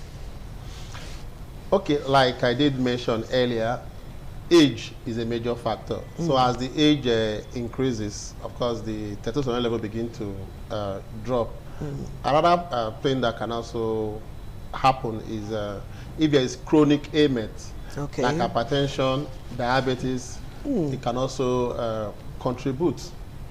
Alcohol and smoking, you know, we keep talking about all those lifestyle. There are also things that contribute. Then diet, because some persons who are obese on the fat side, they've also seen to also be a contributing factor, and of course that one is also linked to diet. So we can't rule diet out of it. So I think those are basically what can contribute to it. So what about exercise? No, of course, can exercise help? Well, like exercise. If you a healthy lifestyle now, exercise can help. Like those things that I mentioned, for example, if you have to burn away some calories, you have to get into shape, into exercising. It would help. You watch your diet, what you eat. Like I always say, expensive food does not necessarily translate to a balanced diet, but you just watch your meal and ensure that it has the right components and in the right quantity. You know, if you undereat, it has its issue. If you overeat, it has its issue. But exercise will play a very, very big role in helping it. You know, like I said, the symptoms that goes with it, other factors can also be responsible for it. Stress, negative factor can do that. Can happen to the person. Can happen to the person. But basically, improving one's lifestyle will go a long way in helping, because that one also will help you to even remove if maybe there are other underlying factors. You are eating healthy, you are getting involved in exercise, and you know, yet you're still having some of those symptoms. It now be a pointing sign to say, oh, let's go further. Go this way. Okay. All right. I read from somewhere while I was doing my little research that andropause can actually affect a man's mental health. How true? And if yes, how does it affect the man mentally? Well, studies have also shown that if a man is undergoing that andropause period, it could be irritable. You know, so mood swing can also come just the same way as we have with the women, you know. But because, like I said, other factors could have been contributing to it, so you may not necessarily trace it to that. And of course, let's say, for example, a man now has low libido. He has no money. He's being faced with different kind of challenges daily. He's now having low libido. He cannot meet the wife the way it would be, and of course it will affect the relationship. So by the time you put all those things together, it's enough to create different kind of mental health crisis in the man. So it can actually affect the mental health of the man. So how can the man deal with that mental health? Because I'm just trying to imagine how a man would just go to hospital and say, I want to check if I have andropause or if I'm No, you know what you were talking about? I was just trying to imagine how can a man just go to the hospital and say, doctor, please check for me. I think this thing that is worrying me is andropause. When ordinarily an average Nigerian does not want to go to the hospital. Yes, that's why. Instead, they will just go and look for one babalagbo somewhere. Well, that's why the term andropause is usually misunderstood. Now, I talked about exercise as something that will help. We talked about having a balanced diet. Another thing, having adequate sleep. Okay. Having adequate sleep. Like I also mentioned, underlying ailments can also contribute. So by the time you look at the man, for example, how many men are actually free from stress? I don't know the statistics, so tell us. No, so that's why it will help us to kind of understand why it is actually misunderstood and why people don't actually pay so much attention to it. The man is stressed. He could attribute his tiredness to stress. He could attribute his lack of sleep to probably something else that he has not done. Oh, he's on the fat side. He may not necessarily trace it to say, okay, oh, maybe because of the diet I'm taking or whatever. Somebody, like some will just say, oh, it's late night food, so what will I do? Can I not stop eating? You know, so by the time you put all those factors together, you first of all have to rule out, oh, this thing I'm feeling, am I undergoing stress? Am I having adequate sleep? Am I having adequate exercise? Is my diet balanced? If you've been able to clear off all those things and say, oh, I'm free in this area, then what could be responsible? Then you can say, okay, well, let's have this test done. Is it expensive? Well, I may not be able to speak about the price, but again, because it is something that has to do with level, today you may take, the figure could be recorded in another next 2 years. It could change. Could also, then you could also check to know if it is declining. But one thing I also want to say is that it can also be linked to infertility. Ah, okay. Because the testosterone also play role in the production of the semen, so it could also contribute to infertility. So that could be an angle where somebody could come from to say, oh, probably he is married, he's unable to impregnate the wife. Then you can say, okay, let's go check the testosterone level to see what level it is. And of course, when you look at them one way or the other, they are linked in a sense that they are linked to the point that it could create that mental health challenge. Okay. The man is tired, he has no libido, and probably the wife is on the demand side, and the man cannot meet up his expectation. And for men, you know how it is when there is a call and you cannot answer. You cannot play ball when you get to the field. There's a call you cannot answer, or you answer, you're supposed to stay at a particular time for the assignment, you can't stay. You know, those things could I'm particularly interested in this area now. So for sisterhood to move forward, all right, so how do you advise a woman to cope with a man who is suffering from andropause, with all of these signs and symptoms that you have mentioned, especially when it comes to the field of play?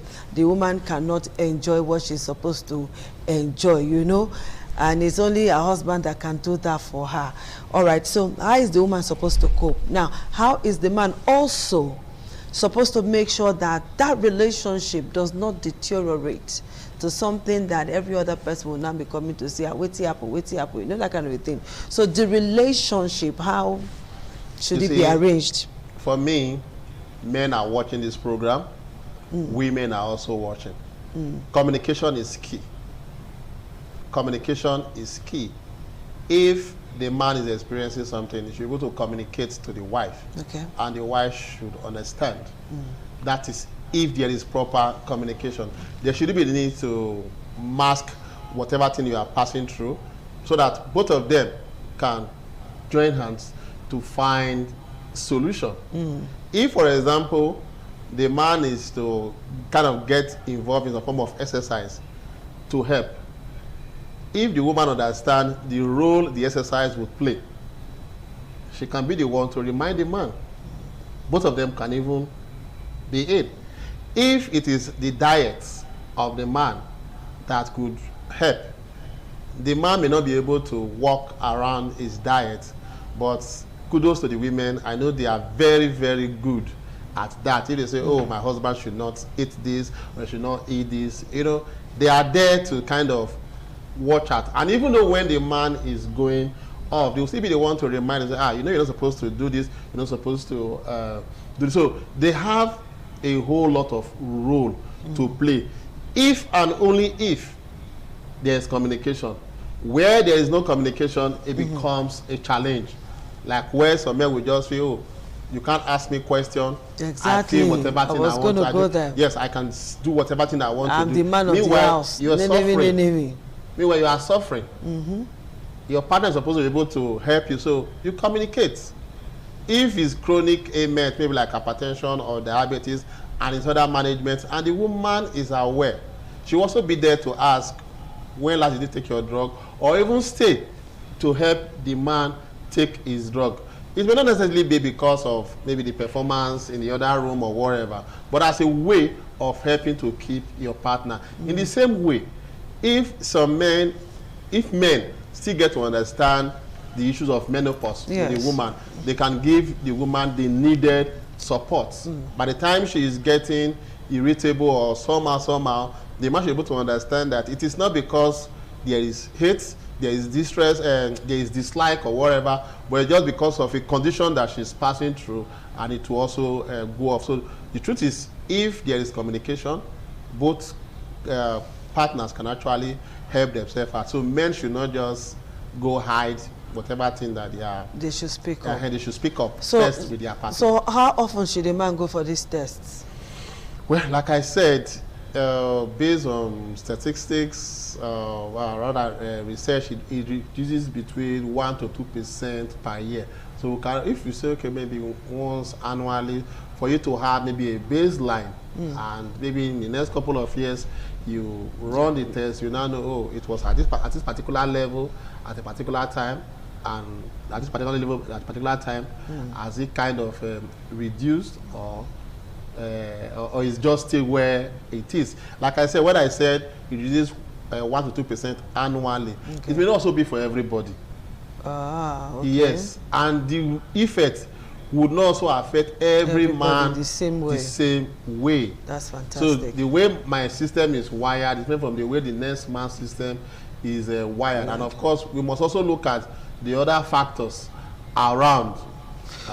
Okay, so doctor, in answering my last question, andropause, myth or fact? Andropause is a fact. Thank you. It exists. All right, thank you so much, Dr. Bright, for finding time to be with us on the show. So men, Inukwa, andropause is real. We'll see you again next week. Bye-bye. Power.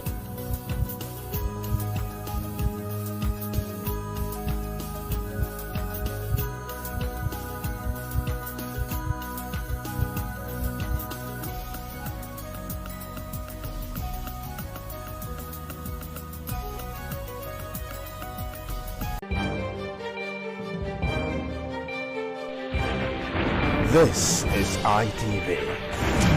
Certainly the best. ITV. Certainly the best.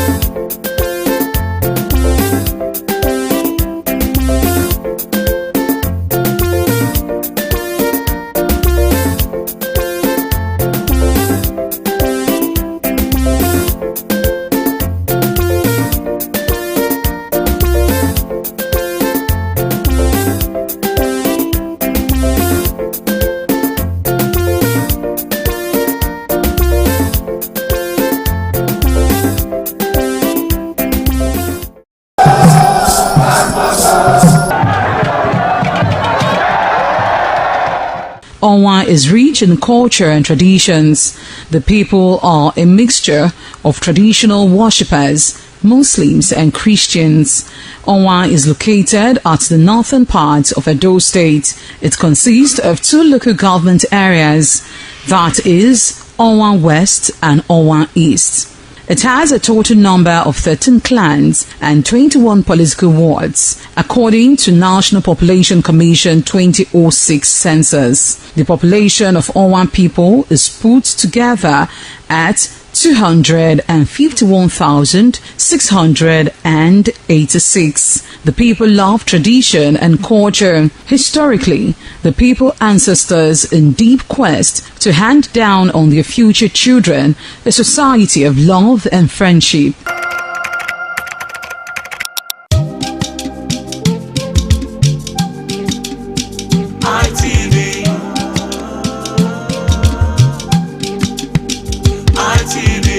ITV, certainly the best.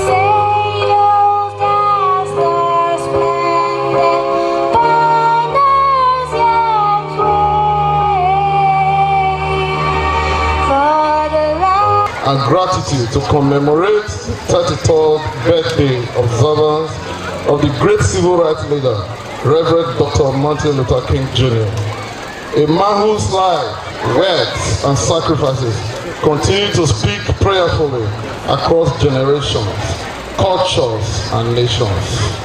The theme for today's observance is, the time is right to do what is right. The time is right to do what is right. These very words spoken by Dr. King himself remind us that righteousness should never be delayed. Justice should not wait for convenience, comfort, or popular opinion. When something is right, the time to act is now. Reverend Dr. Martin Luther King Jr. stood firm for justice, equality, peace, and love in a time when doing so was dangerous and very unpopular. Yet, he chose courage over fear and truth over silence. He believed that every human being, regardless of race, color, or background, deserves dignity and respect. As a school, this message is deeply relevant to us. Doing what is right begins in our daily actions, in honesty, kindness, discipline, and respect for authority, and love for one another. It means standing against bullying, discrimination, and injustice. It means choosing integrity even when no one is watching. To our very dear students, you may think you are too young to make a difference, but Dr. King reminds us that greatness is not determined by age, but by character. Each time you choose peace over violence, truth over lies, and love over hatred, you are living out the legacy of Dr. King. To our teachers and staff, you shape minds and mold futures. Let us continue to be role models who not teach only with words, but with our actions, showing our students that doing what is right is always worth it. As we reflect on the life of Reverend Dr. Martin Luther King, let us ask ourselves, what is the right thing to do in my school, my home, my community, and my nation? And having identified it, let us not delay. In the words of Dr. King, life's most persistent and urgent question is, what are you doing for others? May this commemoration inspire us to be people of courage, compassion, and conscience. Let us rise today with renewed commitment, knowing that the time is right always to do what is right. Thank you, and may God bless you all.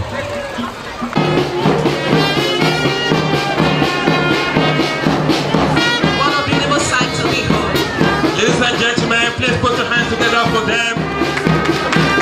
Like I said, this is a symbol of freedom, a proclamation of the fact that justice must always reign. Another salute to the chairman, to our deputy chairman, and to all the distinguished guests on the high table, and to all our esteemed parents.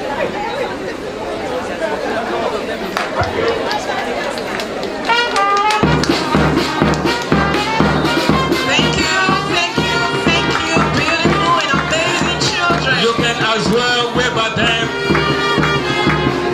Thank you.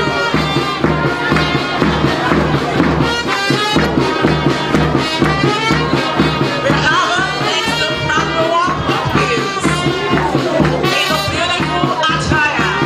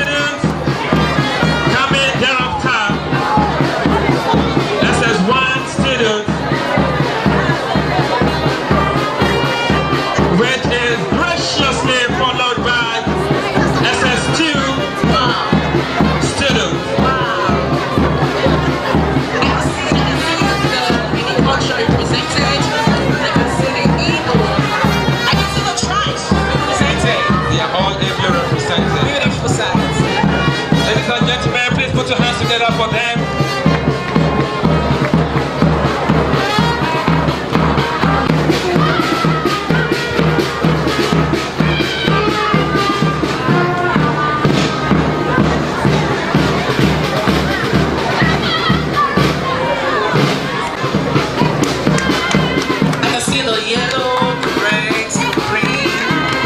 Houses are ably represented.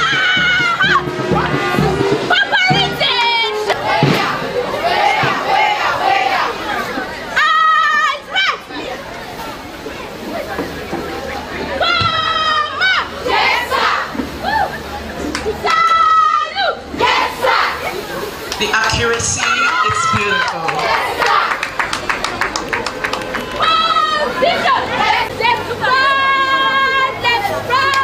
This is beautiful. Well, ladies and gentlemen, please put your hands together for them.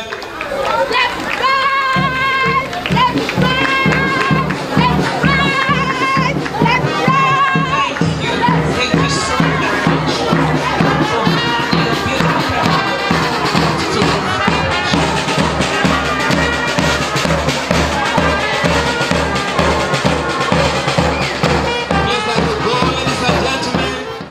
When I was invited to deliver this lecture, I asked the organizers if I could be given freedom to speak my mind on the issue.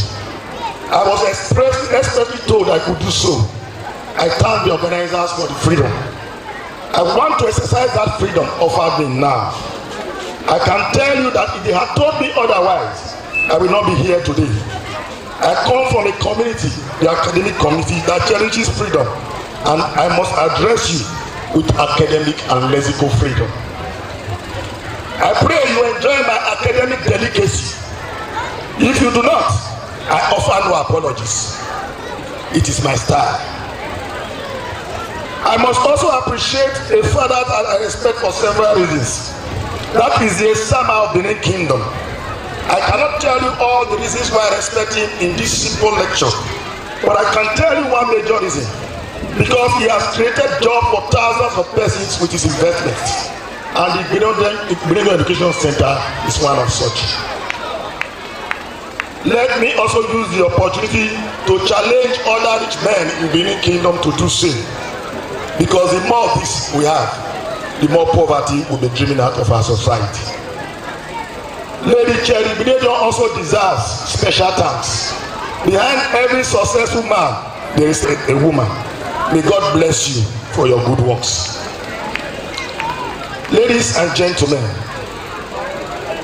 let us remember today Dr. Martin Luther King Jr., the apostle of conflict resolution through non-violence. May his soul continue to rest in peace. Let me go straight to the lecture.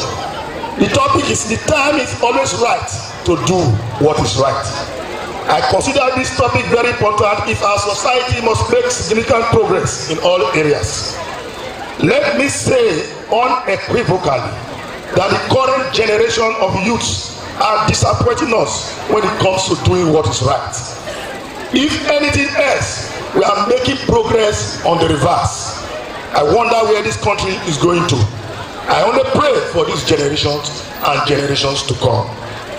Our approach to this lecture will be very simple. First, we shall define what is right and also give examples of what we must do. Then, we should also offer practical suggestions on the way to the promised land. According to Frank Awano Practical Dictionary, right is something done in accordance with or conformable to moral law. Rightness, equitable, just, correct, true, accurate, and not mistaken. Ladies and gentlemen, and by extension our children here, the lecture affords me the opportunity to discuss with the leaders of tomorrow. The lecture is about you, how you can build your today to be great tomorrow. Your tomorrow starts today. Nations are not built overnight. You cannot succeed overnight. You must plan to succeed. If you fail to plan, then you have planned to fail. Success is about attitude, dedication, and focus. The Bible did not even say you can succeed only by miracle. It says God will bless the works of your hand. I am a practical scholar and a philosopher of reality. Even if you believe in miracles, you must work on your attitude. You cannot reap where you did not sow. I do not know your ambition as children today. However, I do know that you must work towards the realization of that ambition, and that must start today. You cannot intend to be a medical doctor and you are not working hard on science subjects. You cannot intend to be a lawyer without working hard on the relevant subjects. It is quicker, I must repeat, our children, you must listen to this. It is quicker to jump from a story building than using the staircase. But we must know that jumping has hazards. You either die or at best break some parts of your body. I must say that from the information I have gathered about Igbenedion Education Center, the school is known for training children to abide by the high moral values that society requires of them. And I only advise that the institution should continue in this direction. I must also advise our children to take their studies serious. Let me make it clear that if you are serious with your studies, it is in your own interest. I repeat, if you are serious with your studies, it is in your own interest. My father told me this many years ago. I did not know until he died in 1997. Today I'm a professor and the benefit is for me and my family. My mother also died in 2003. My parents are not here to benefit from my intellectual successes. Your parents will not be there forever. Therefore, your success is majorly for your benefit. If you do not succeed, you will also be the one to suffer. Time is limited. The best time to start doing what is right is now. Procrastination is the father of failure. A journey of 1,000 miles starts with a step. Think out something today. Work hard towards it, and the future will be bright for you. You do not wait for the future. You work the future out today by planning. You do not have to start big. Go and ask every big man today how they started. I'm sure most of them have small beginnings. I'm sure the Esama of Benin is a living example. You can rule your world if you are focused. Know what you want, go for it, and I'm sure you will achieve it. Do not be carried away by the successes of your peers when you do not know their source. Your peers might be involved in negative lifestyle. Do not wait for the right time. You create the time, and the time to start is now. Ladies and gentlemen, let me quickly define what is right. It is important before I go back to Reverend Dr. Martin Luther King's conception of a right society. What is right? I have a simple explanation, and I've told people severally. You do not need the Bible, you do not need the Quran, you do not even need the constitutions of the land to tell you what is right. What is right, your mind will tell you. I will simply say that what is right are all acceptable norms and values of our society.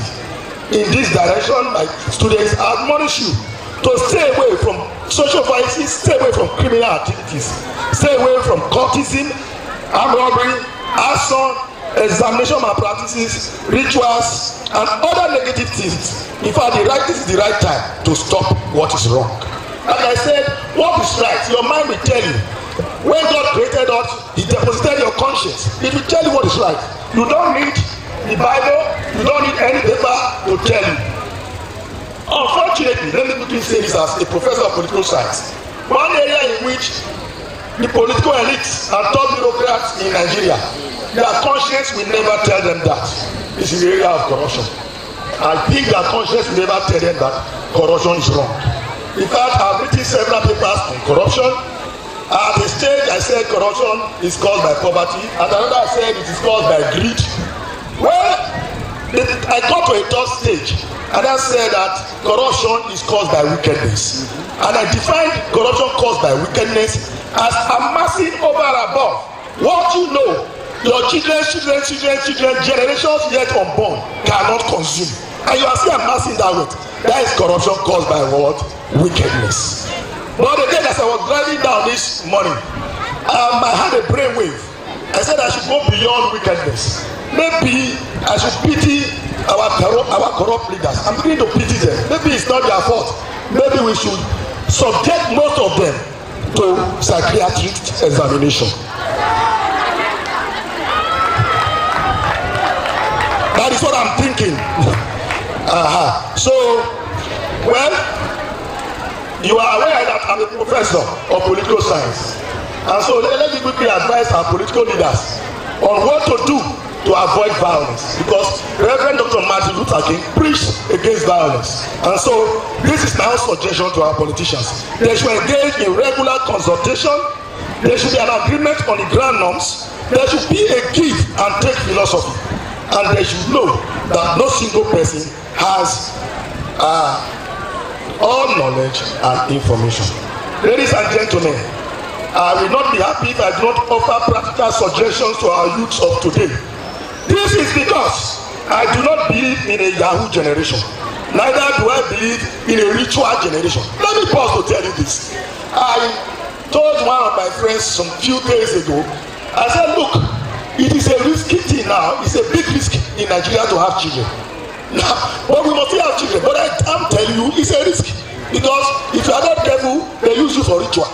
And so, each time I have opportunity to interact with men of God, I tell them, this one you are saying, bind and loose, the enemy must die. Start from the house, put it as a prayer point, may my children not kill me. So I challenge you today, as you go home, in your early morning devotion, say it, let their ears hear it, may this children not kill me, in Jesus' name. First and foremost, we can be self-reliant. The youth needs to tell you can be self-reliant. How do you go about this? Discover your talent.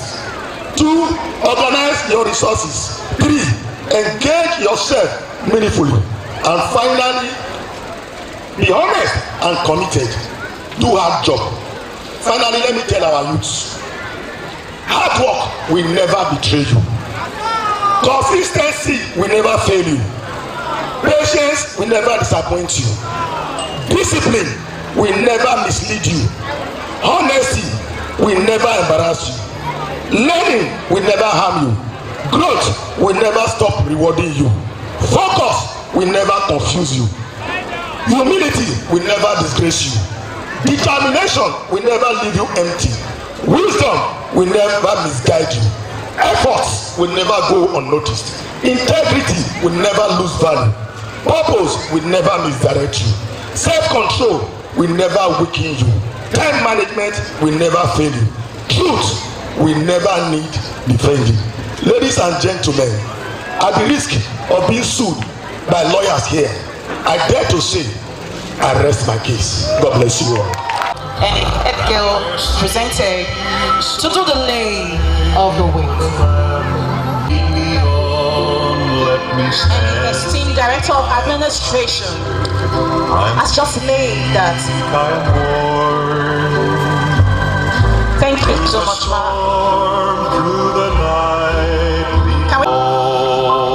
I'd like us to keep clapping for them. Please put your hands together for them. We have been celebrating Martin Luther King in this very square. Can we just stand up and acknowledge vision and put our hands together and appreciate consistency to vision? Can we stand up and acknowledge this woman, this vision owner? Can we stand up and acknowledge persistence and commitment to vision?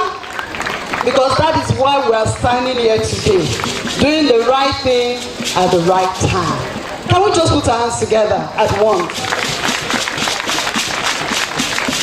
Our dear Lady Cherry, my mom, we appreciate you. Celebrated for the past 33 years, and it's good that when we engage in any action or any assignment, we have understanding. We stand here today to lay this wreath in observance of Dr. Martin Luther King, being a symbol of the struggle against segregation in the United States of America through the non-violence movement. I want to also use this opportunity to remind us and to make us understand, like all the MC have been doing, that because of this great man, Martin Luther King, because of what he stood for, justice and righteousness, that is why students of Igbenedion Education Center, parents and Nigerian citizens can go boldly to the embassy of the United States of America and we are granted visa. Can we put our hands together to acknowledge that?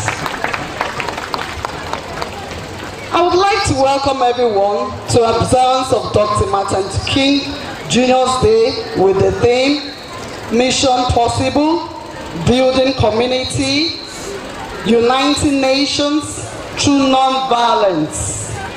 Dr. Martin Luther King Jr. was assassinated on the 4th of April 1968 at Memphis, United States of America. Why? Because of his civil rights activity. At the time, there was segregation against people of color in America. The purpose of observing of Martin Luther King Jr.'s Day is to celebrate the life and the legacy of a man who brought hope and healing to America, particularly the African American. I trust God today that on account of some of our students here too, we will be celebrating something good. As our speaker has said, that your family will celebrate you as you stand true for what is right. Igbenedion Education Center joined the rest of the world today to commemorate the timeless values he taught us through his example of non-violence, courage, truth, justice, compassion, dignity, humility, and service that is so radiantly defined in Dr. King's character and empowers his leadership. I believe that this same trait today we can see in the life of our Deputy Chairman, Lady Cherry Igbenedion, and that is why we are here still celebrating Martin Luther King after 33 years. Can we put our hands together? This observance commemorates the universal unconditional love, forgiveness, and non-violence that drove his revelation spirit.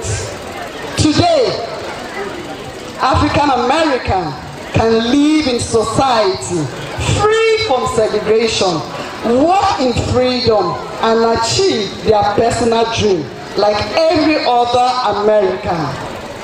This is because one man chose. This is because one man chose. This is because one man chose to be different by leading a non-violent campaign. At the time, it was thought impossible. So if you know that as a person, you yourself one fine day will continue to stand regardless of different opinion around you, you will stand to do the right thing at the right time. Can you put your hands together for yourselves? Thank you.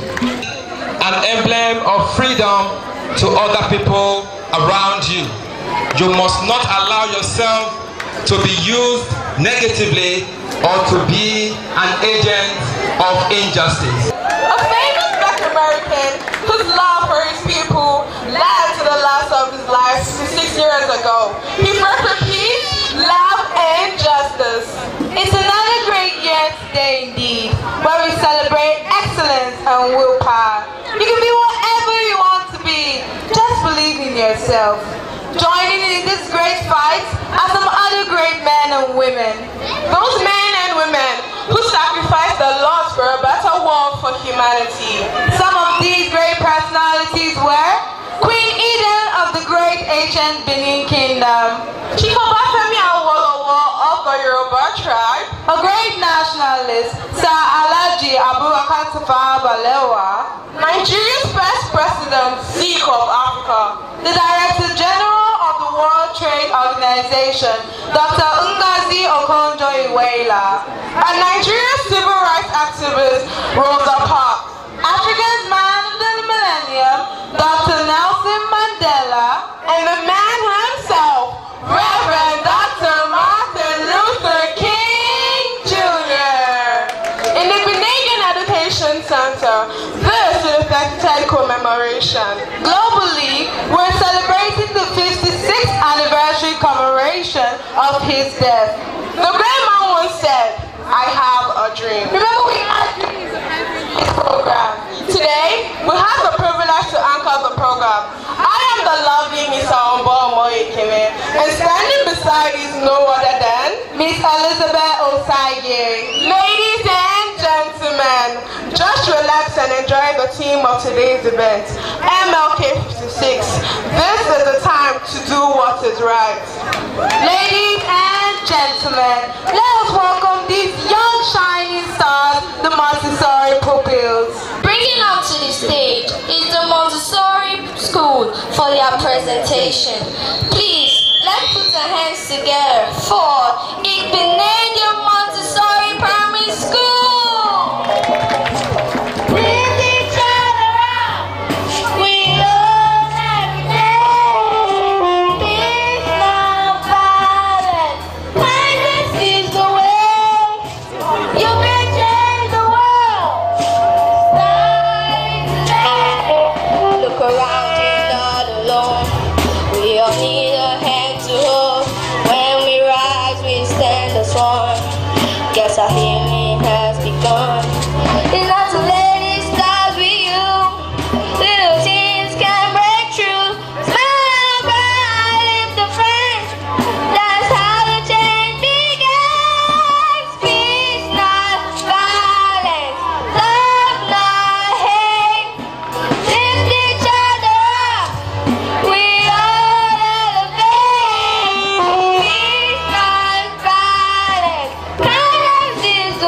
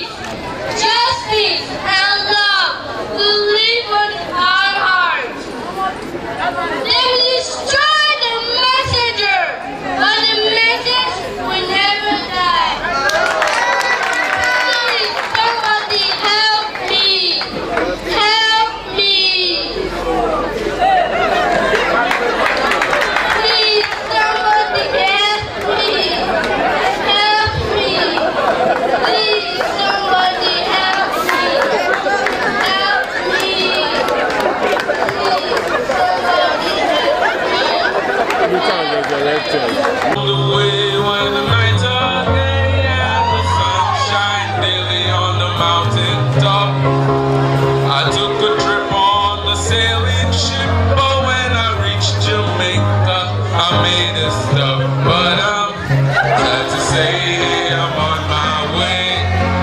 I won't be back for many other days. My heart is down, my head is spinning around. I had to leave a little girl in the Kingston town. Sounds of laughter everywhere, and the dancing girls singing to and fro.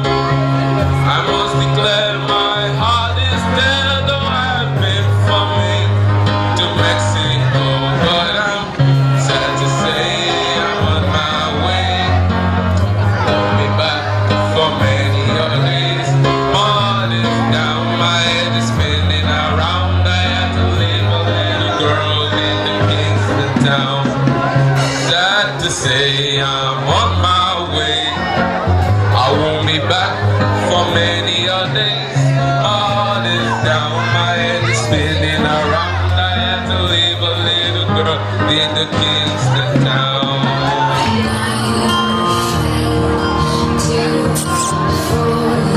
Watching you stand all of my doubt suddenly goes away somehow.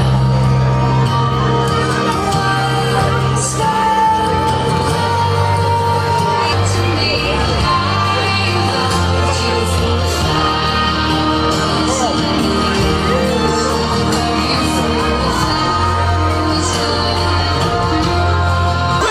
of flame. I'm going to be reciting a poetry titled Our Greatest Fall by Marianne Williamson. It is our light and not our darkness that most frightens us. Our deepest fear is not that we're inadequate. Our deepest fear is not our power beyond measure. It is our light and not our darkness. We ask ourselves, who am I to be powerful, gorgeous, talented, and fabulous? The Spirit of God that is in every single one of us liberates around us. The time to do the right thing in Venezuela, land of beauty and grace, lies a city, a sacred and holy place, a sight to behold, with streets of gold and skies so blue. It's a paradise where dreams come true. From the mountains to the sea, it is a land of hope for all to be free. In Venezuela, all are welcome with open arms, a place of peace away from all harm. The people here are so full with love and light, shining bright like stars in the night. A city that is based on truth and trust, with kindness and compassion. So let us come together and raise our voices, for this city is truly our greatest choice. Venezuela, a haven of love where hope remains. And Duro of Venezuela has been arrested by the U.S. government. The drama you are about to watch was how the Venezuelan president Nicolas Maduro was arrested. Before the United States arrested him, they've always been on the watch for that country since there were initially sanctions by them. This then led to serious suffering in the country, making millions of Venezuelans to flee from the country. Nicolas Maduro never lost the election. I was the winner. Need me? I know they need me. Don't you need me? Yes. God bless you all. I said, war is looming. So God, yes, so go and protect my territory. Go. I said, go, because I won't allow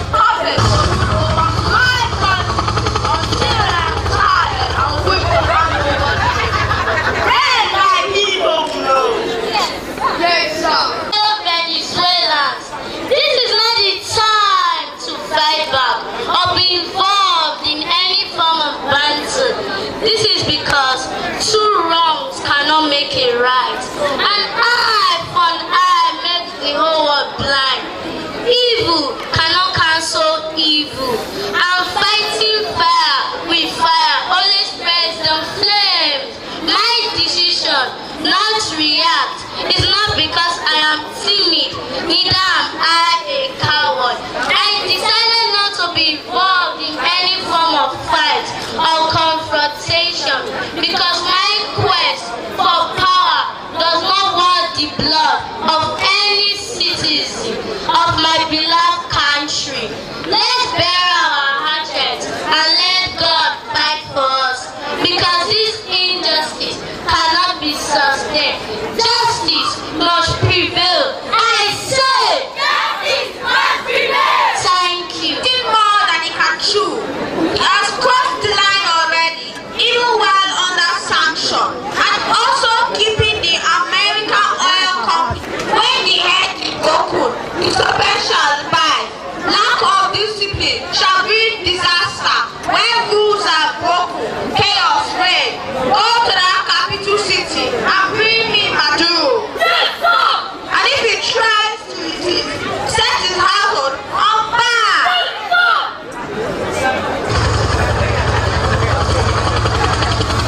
Trafficking. You are coming to the United States of America with us right now.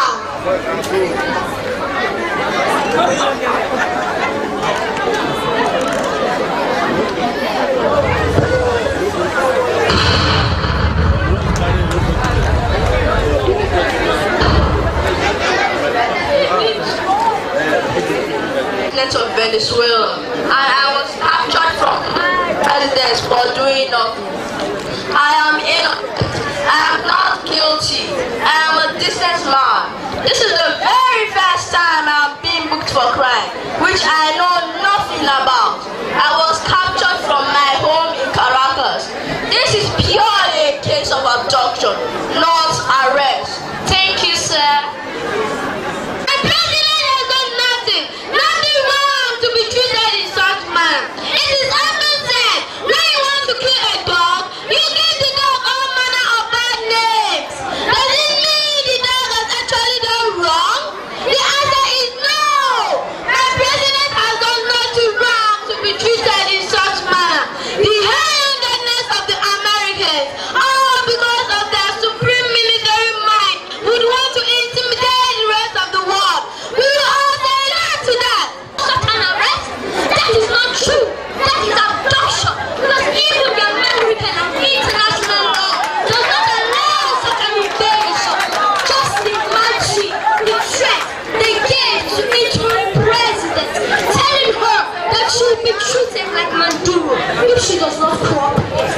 That is to say, my president was never guilty of any crime, all because he was not ready to succumb to that wicked demon. He is now being considered as a narco-terrorist, drug trafficking, and even in possession of machine guns and explosives. What an aberration! I say, what an aberration! And even French president has gone against the international law by invading another country and catching their president in his own federal court for narco-terrorism, drug trafficking, and in the possession of explosives and machine guns. This whole issue will be arraigned in court on the 17th of March, when we shall be hearing the final verdict. Stay tuned.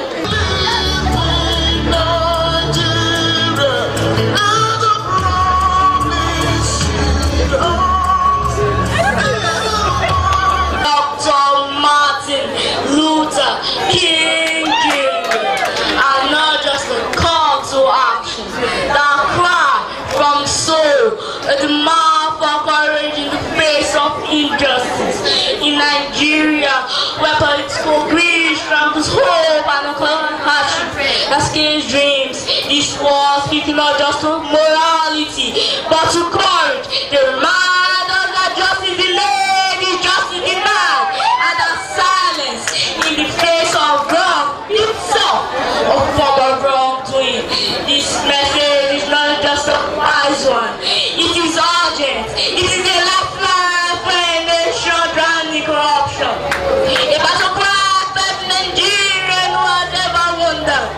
when things change. Now, oh, now, you seen it, the man who died because the hospital had no power. The woman who sells her car in the rain just to feed their children. The young man shot aside just for simply looking like a young boy. Keep asking when Nigeria change. Now, because something has no expiring date. Hunger doesn't wait for the right time. We are the giants of Africa, the land of Chinajibe's wisdom. Baba boys fight, and a jealous them that makes the whole world fight. But yet our leaders treat us like beggars in our homes. $20 billion stolen from our money. Schools without schools, hospitals without drugs. One day things will get better, that's us holding our slogan. The time to remember for a better life is now. We deserve more than empty promises. Remember the hashtag enters protesters. They didn't wait for permission. They stood before God. That blood stained the Lekki told them. They chose the time to protest because freedom is never given. It's taking. What will you do? Your friends pray for better leaders. You can pray for a brighter future. But yet there is the arch in Gary and dirty water. Tomorrow better day, but tomorrow never comes. Even the Bible says everything has a season, but corruption has no season. Poverty has no calendar. The season for courage is now. The Benin say, which means tomorrow is the end meant for tomorrow. Stop waiting, act. I say, act. When the right actions are delayed out of fear or selfish interest, hardship multiplies and trust dies. Every moment we postpone justice, corruption grows bolder. Every moment we delay reform, poverty taxes is green. Every moment we excuse wrongdoing, we teach the next generation that integrity does not matter. Doing the right thing in politics requires bravery. Now that the wrongdoing has become normalized, now is the time, not tomorrow, not after the next election, not when the conditions are convenient. Now, because the time is always right to do what is right.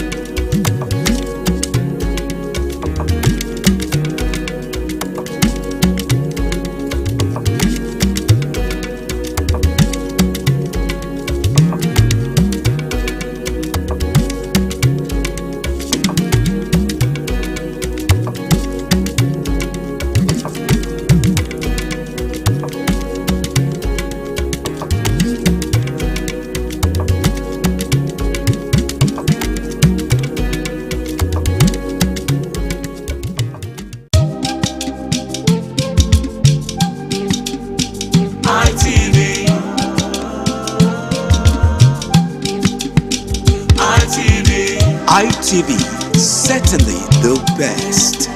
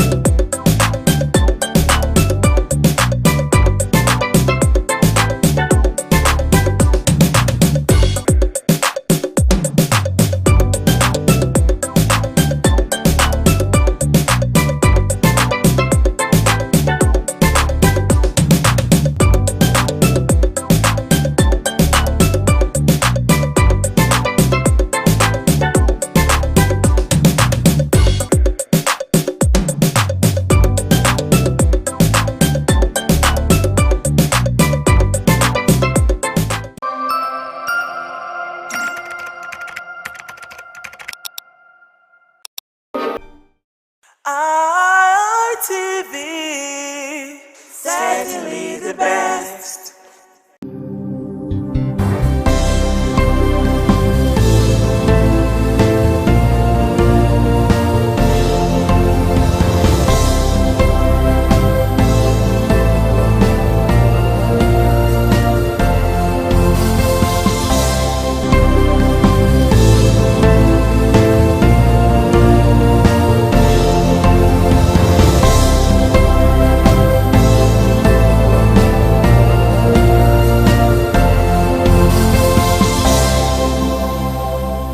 Another week I've just rode by to sharing the program news review for this week. I am Deborah Ibugbefon.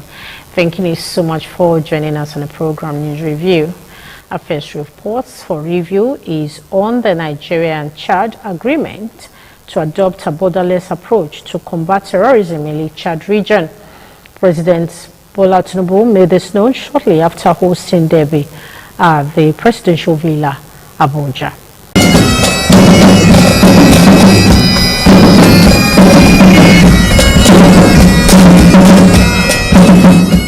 That was how the president of Chad, Mahatma Idris Deby, was ushered into the forecourt of the Aso Rock presidential villa. He was welcomed by President Bola Tinubu, who led him into a closed-door meeting. After the meeting, both leaders came out to address State House correspondents. Speaking, President Bola Tinubu emphasized the need for a coordinated and borderless approach to eliminate terrorism, noting that both countries share a common responsibility to secure their territories and protect their citizens.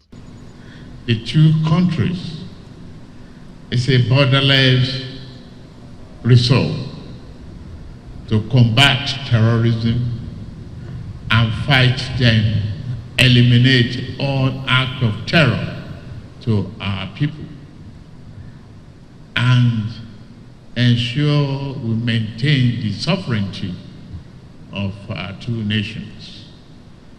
We have agreed on joint responsibility. We've come a long way. What we have inherited from our forebearers is to ensure peace and stability for development of our region. President Tinubu also highlighted that Nigeria and Chad had agreed to adopt a unified strategy in confronting insurgency and violent extremism, stressing that such collaboration was critical to preserving the sovereignty of both nations. The Nigerian leader further highlighted the importance of building on the legacy of past leaders in ensuring lasting peace and stability across the region, which he described as essential for development. From the Aso Rock Presidential Villa, Abuja, Amikaro Atta, ITV News. The African Democratic Congress, Jeremy Kondari, called for the resignation of the chairman of the Independent National Electoral Commission, Professor Amopitan SAN, over the listing of the party's national chairman and secretary from its official portal, insisting it remains a viable opposition party. At a press conference on Thursday in Abuja, the national chairman of the ADC, Senator David Mark, made the call criticizing INEC's decision. The briefing was held in an open field due to the massive crowd in attendance. As a follow-up to that report, we told you during the week on that review that the chairman of the Independent National Electoral Commission, Professor Amopitan, defended the Commission's decision to reject the faction of the African Democratic Congress, aligned with Senator David Mark, insisting that the move was strictly guarded by the law and not political bias. Across Nigeria, Christians during the week on that review marked Good Friday, a solemn day in the Christian calendar. Messages of sacrifice, humility, and sincere repentance dominated sermons in churches nationwide. A team of correspondents reported that worshippers attended solemn services, prayers, and mass, while some participated in dramatic presentations depicting the trial, death, and crucifixion of Jesus Christ. The Passion Play, also known as Passion of Christ, is a reenactment of Jesus Christ's final journey on earth, leading to his crucifixion, death, and resurrection. The solemn event marked on Good Friday is observed by Christians worldwide, often with processions, prayers, and reflection on Christ's sacrifice for the redemption of mankind. Speaking on the significance of the play, the Archbishop of Abuja Archdiocese, Most Reverend Dr. Ignatius Kaigama, called on mankind to shun wickedness and embrace love and compassion. Came to teach us how to love God and how to love one another. He did so many good things. The scripture tells us that he went about doing good. But despite all this, human beings judged him wrongly and condemned him to death. And today, this drama we have witnessed is a demonstration of the wickedness of humanity. How the human mind can be so wicked, how the human mind does not want to allow love to settle in the heart. They want rather evil to settle in the heart. Some parishioners describe the day as a moment of deep reflection on Christ's suffering and sacrifice to redeem humanity from sin. I hand you over to Aigboje Ikoria in Lagos for more on the Passion Play reports.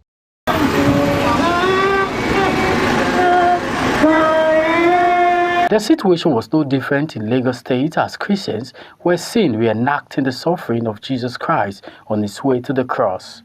Commenting on the significance of the day, some clergymen called on Nigerians, especially leaders, to learn from the exemplary life of Jesus Christ, who sacrificed himself for the good of humanity.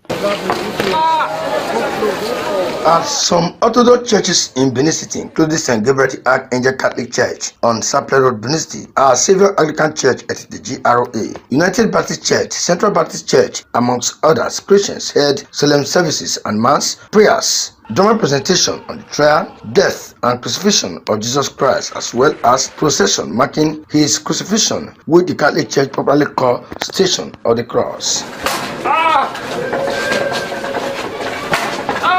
Clergymen who spoke on the significance of the day urged Christians to embrace sacrifice, humility, and sincere repentance, stressing that the day calls for deeper spiritual commitment. The general message was the need to translate the practices during this season into daily acts of love, peace, and unity, as highlighted to the Stations of the Cross.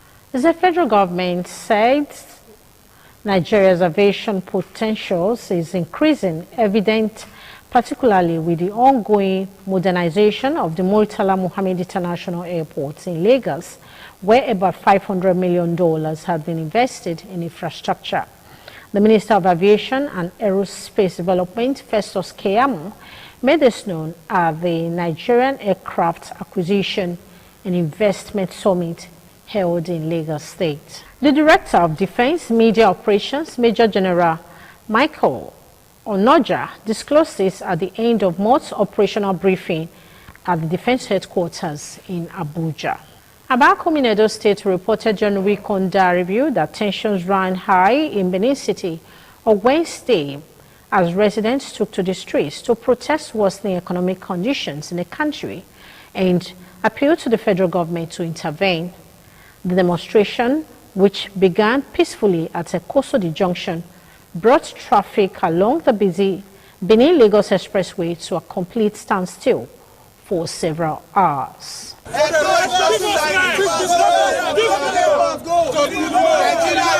Chanting slogans and holding placards, reading, "We are hungry and no light, no peace." Protesters decried the lack of electricity, rising food prices, and other socio-economic hardships that have left many struggling to survive.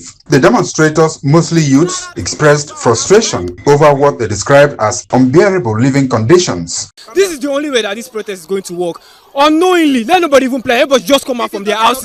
There's no headway protesting because of bad leadership. Some of the protesters insisted that blocking the road was the only way to get attention, saying they cannot continue living under such hardship. The protest caused major gridlock, leaving commuters stranded and forcing some to abandon their journey. From Benin, Pius Nsogo, ITV News.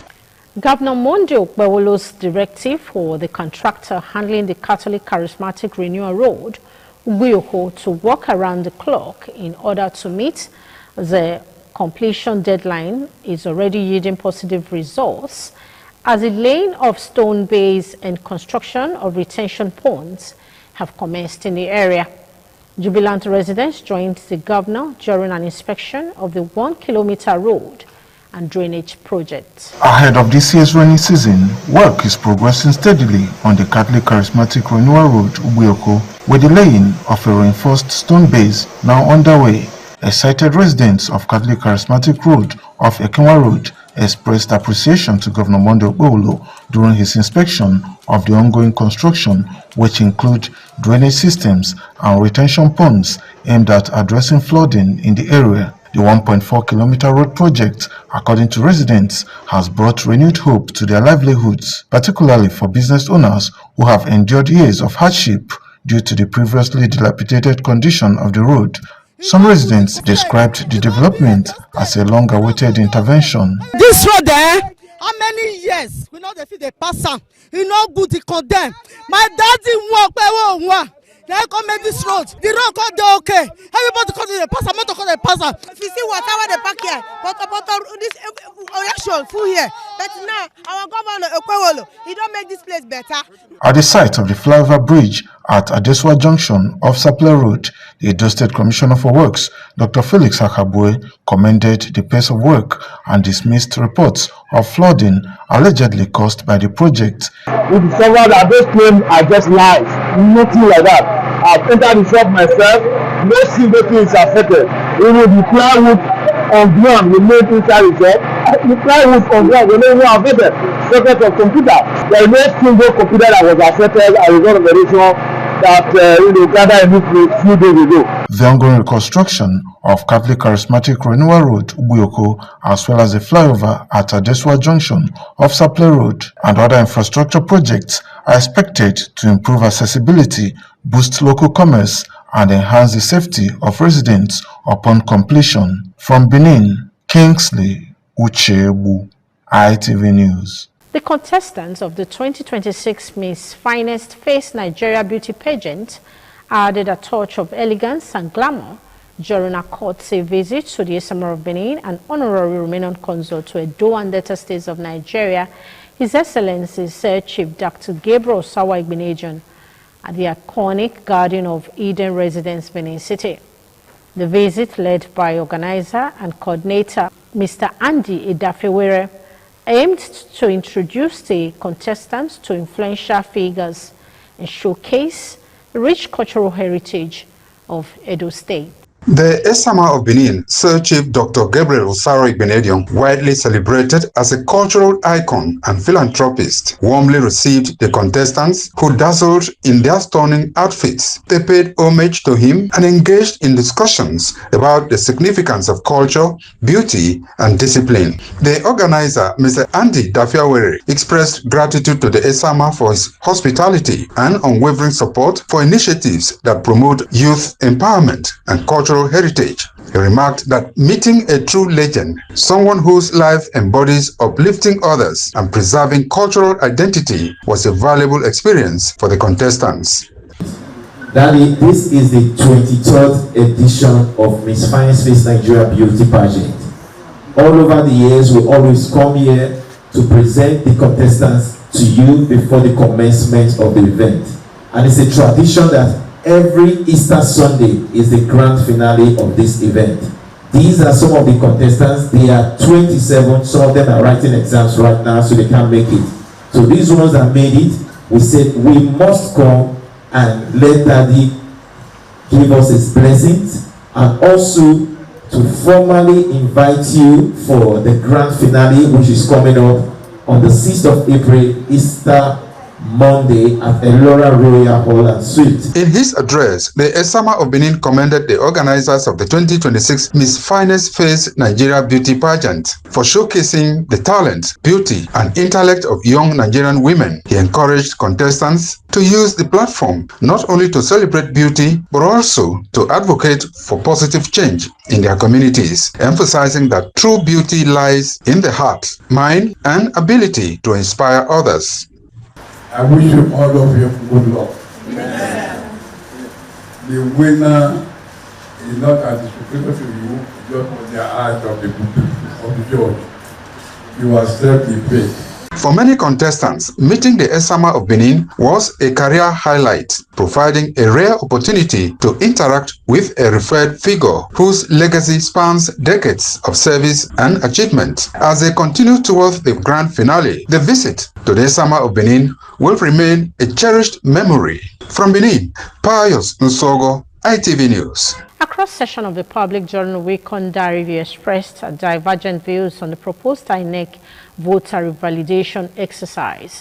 While some applauded it as a welcome development, others said it is a calculated plan to disenfranchise many eligible Nigerians. Recently, the Independent National Electoral Commission, INEC, announced a nationwide voter revalidation. The INEC chairman, Professor Joash Amopitan, at a consultative meeting in Abuja with civil society organizations and media executives, explained that the exercise is aimed at cleaning up and strengthening the integrity of Nigeria's voters register ahead of the 2027 general election. Some stakeholders in Nigeria, including the Edo State All Progressive Congress Publicity Secretary, Barrister Peter Wadiai, and a Warri-based political analyst, Comrade James Atiang, say the exercise will to a great extent ensure the credibility of the exercise. They added that the voter revalidation exercise has become necessary to address persistent challenges associated with the National Voters Register, including duplicate registrations, underage registrations, inclusion of deceased persons, and inaccurate voter records,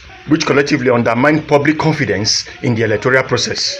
The cleaning exercise is to ensure that the portal is in specific numerical strength, reflecting the actual Nigerians who are qualified to participate in the election. To ensure credible election, because it is when we have enough voters that will not determine who leads us in this country. To help people that have lost their card, to recover them.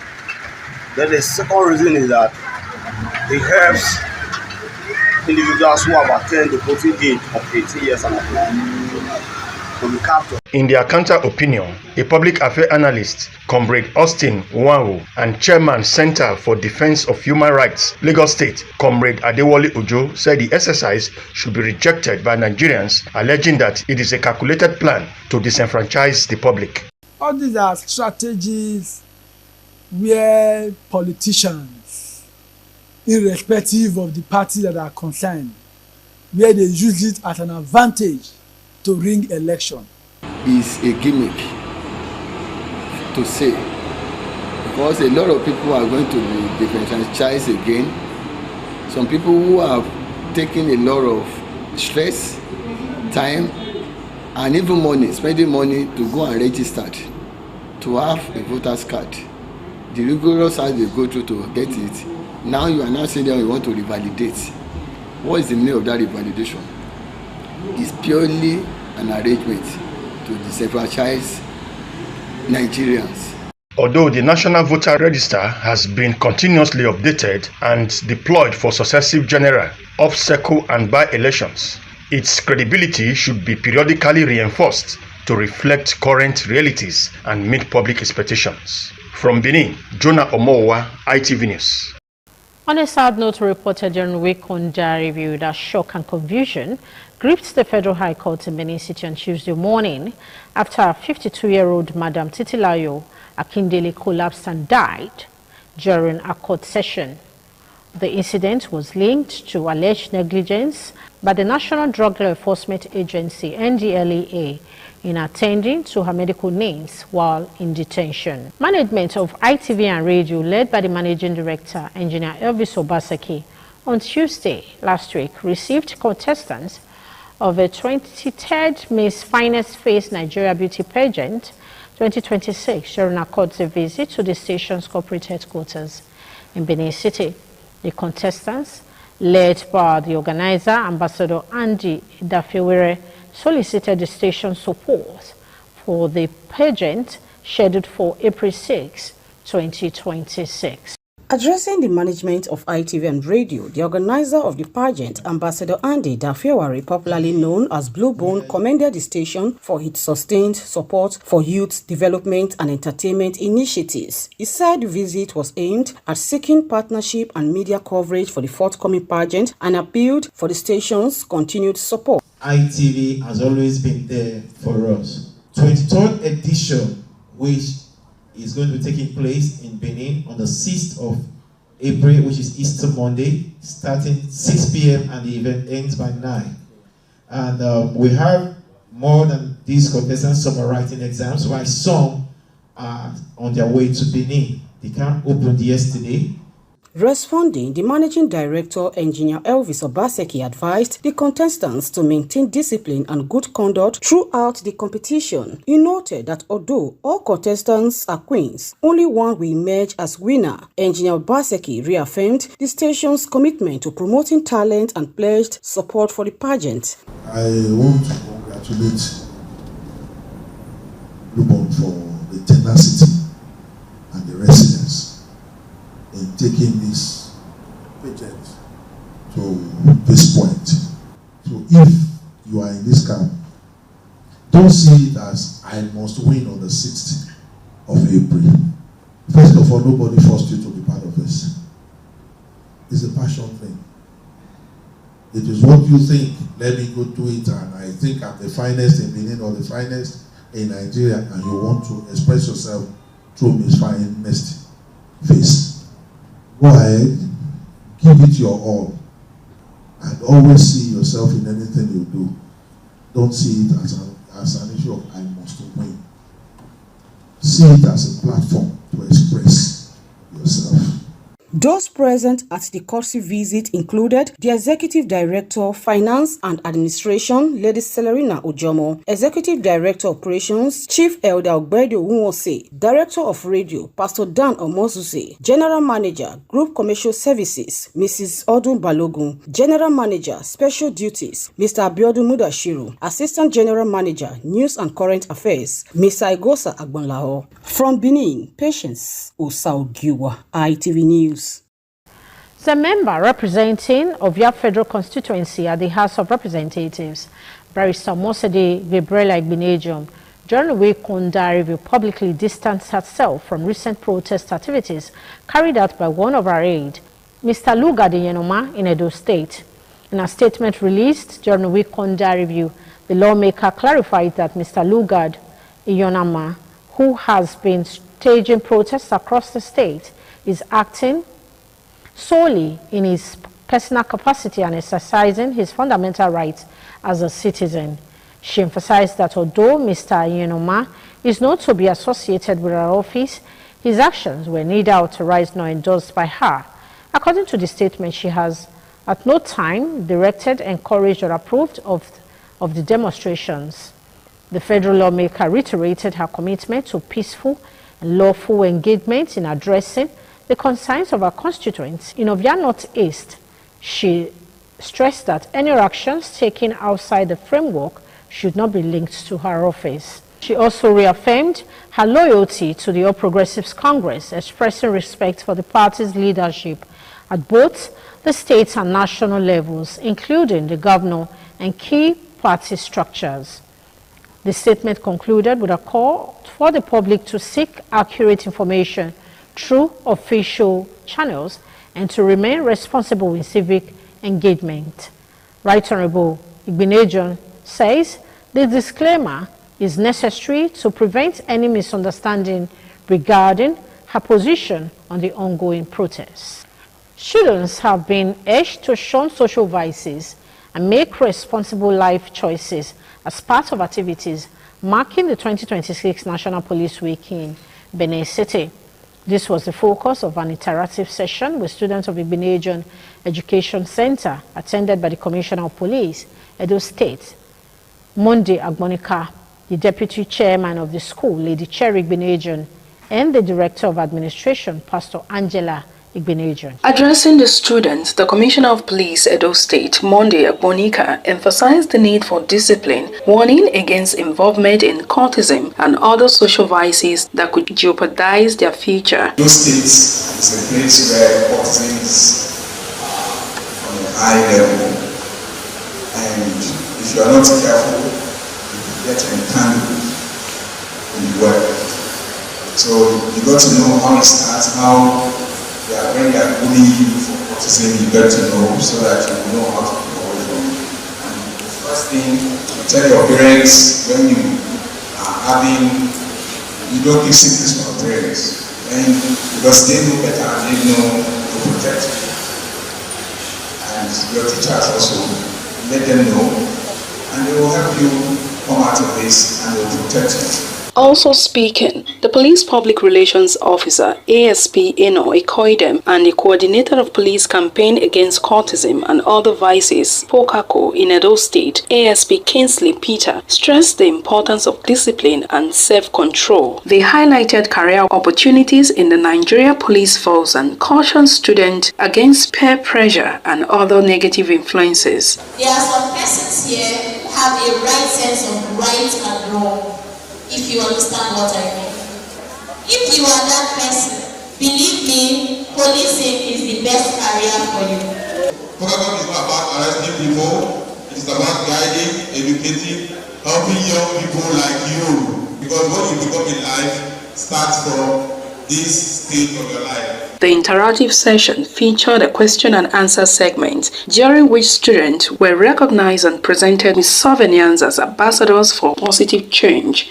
In a vote of thanks, the principal of Senior Secondary School, Igbenedion Education Center, Mr. Celestine Itekbu, appreciated the Edo State Police Command for the initiative and its positive impact on the students. On behalf of the school, the student staff and management and God say thank you very much for this focused speech and seminar. I want to thank all the speakers that have lectured our students, all the students, for us to learn from it. Dignitaries at the event included the Deputy Chairman of the Center, Lady Cherry Igbenedion, and the Director of Administration, Pastor Angela Igbenedion, among others. From Benin, Ofuri and Netta, ITV News. Now moving on. It was an inspiring moment for students and pupils of the Igbenedion Education Center, Benin City, as they watched the movie Mother's Love, alongside its producer, Nollywood actress Omotola Jalade Kehinde. The special screening also had in attendance the Deputy Chairman of the institution, Lady Cherry Igbenedion, top management staff, teachers and parents. The event featured memorable moments for the students. A resounding ovation greeted the arrival of renowned Nollywood star Omotola Jalade Kehinde at Igbenedion Education Center for the premiere of her movie Mother's Love. The atmosphere was filled with excitement as students eagerly anticipated the screening of the emotionally driven film. In her remarks, the Deputy Chairman, Lady Cherry Igbenedion, welcomed the actress and commended her for promoting moral values through fame. She described the visit as an opportunity for students to learn important life lessons beyond the classroom. It's a very impromptu opportunity that was given to us to be able to see this movie today, Mother's Love, and also to have your favorite Omotola actually here live at Igbenedion Education Center. Please let us thank your parents for their patience and understanding. You all are preparing for Easter and I use this opportunity to wish you a blessed Easter holiday. Speaking at the event, the producer Omotola Jalade Akinde expressed delight at being hosted by the institution. She said Mother's Love is a thought-provoking film aimed at strengthening the bond between mothers and their children while encouraging positive behavior among young people. She urged students to emulate the character Obaro, who remained focused on his education and goals despite societal pressures. He was very decent, he was very moral, he took good decisions, he did not allow himself to get unfocused, even though he had opportunities in front of him. Earlier in her remarks, the Director of Administration, Pastor Angela Benedion, said the school has earned enviable record of academic excellence and also ensuring discipline and high moral values. Through the movie, they've been able to, receive more understanding concerning the love that mothers have for their children. It's a great encouragement for the children. Some students also expressed excitement after watching the movie, describing it as educative and inspiring. It's so interesting and also give lessons. The movie teaches us about discipline and respect. You shouldn't let people control you. You have independence is something that's very great. So I know that this movie increases understanding of life. From Igbinedo Education Center, I am Patience Osaogiwa, ITV News. Do have a lovely week ahead. Bye for now.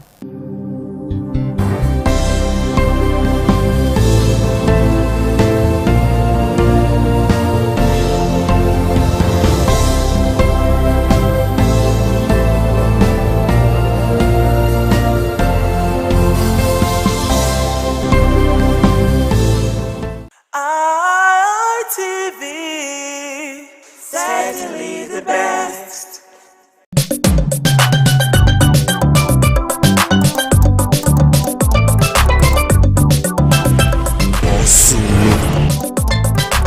Waiting they have.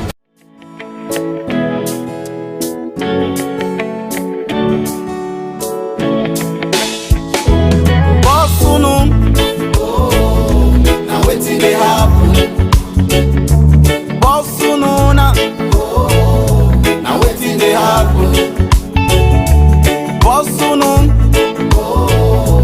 Wetin dey happen? Na wetin dey happen? Boss na wetin dey happen? Boss na wetin dey happen? Boss na wetin dey happen? This one done too bad oh. Oh, this one gone too bad oh.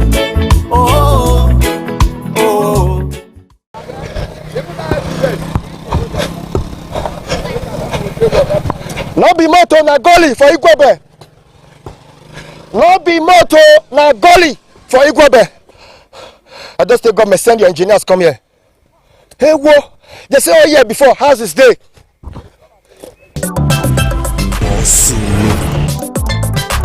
Waiting they happen.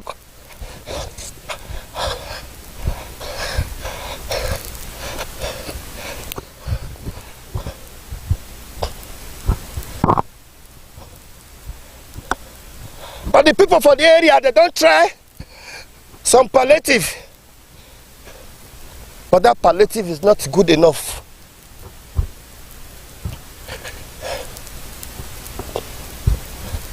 Not be motor though. Growing gully. As I dey waka dey go now, I dey go Igwebe roundabout. Down. I pledge to Nigeria, my country, to be faithful, loyal, and honest, and to serve Nigeria with all my strength. That's so it's supposed to be. However, citizens of the Federal Republic of Nigeria, anywhere on a day they watch us, online for Facebook, for YouTube, for TikTok, for ITV, and then for Igwebe, local government Igwebe. And I did for Zebu quarters. As I go so, you go see where I want to go appear. They say if Edo State government, Ministry of Works, if they not send their engineers come here, landlord and landladies, wait there for this quarter. See us so. Waiting they happen.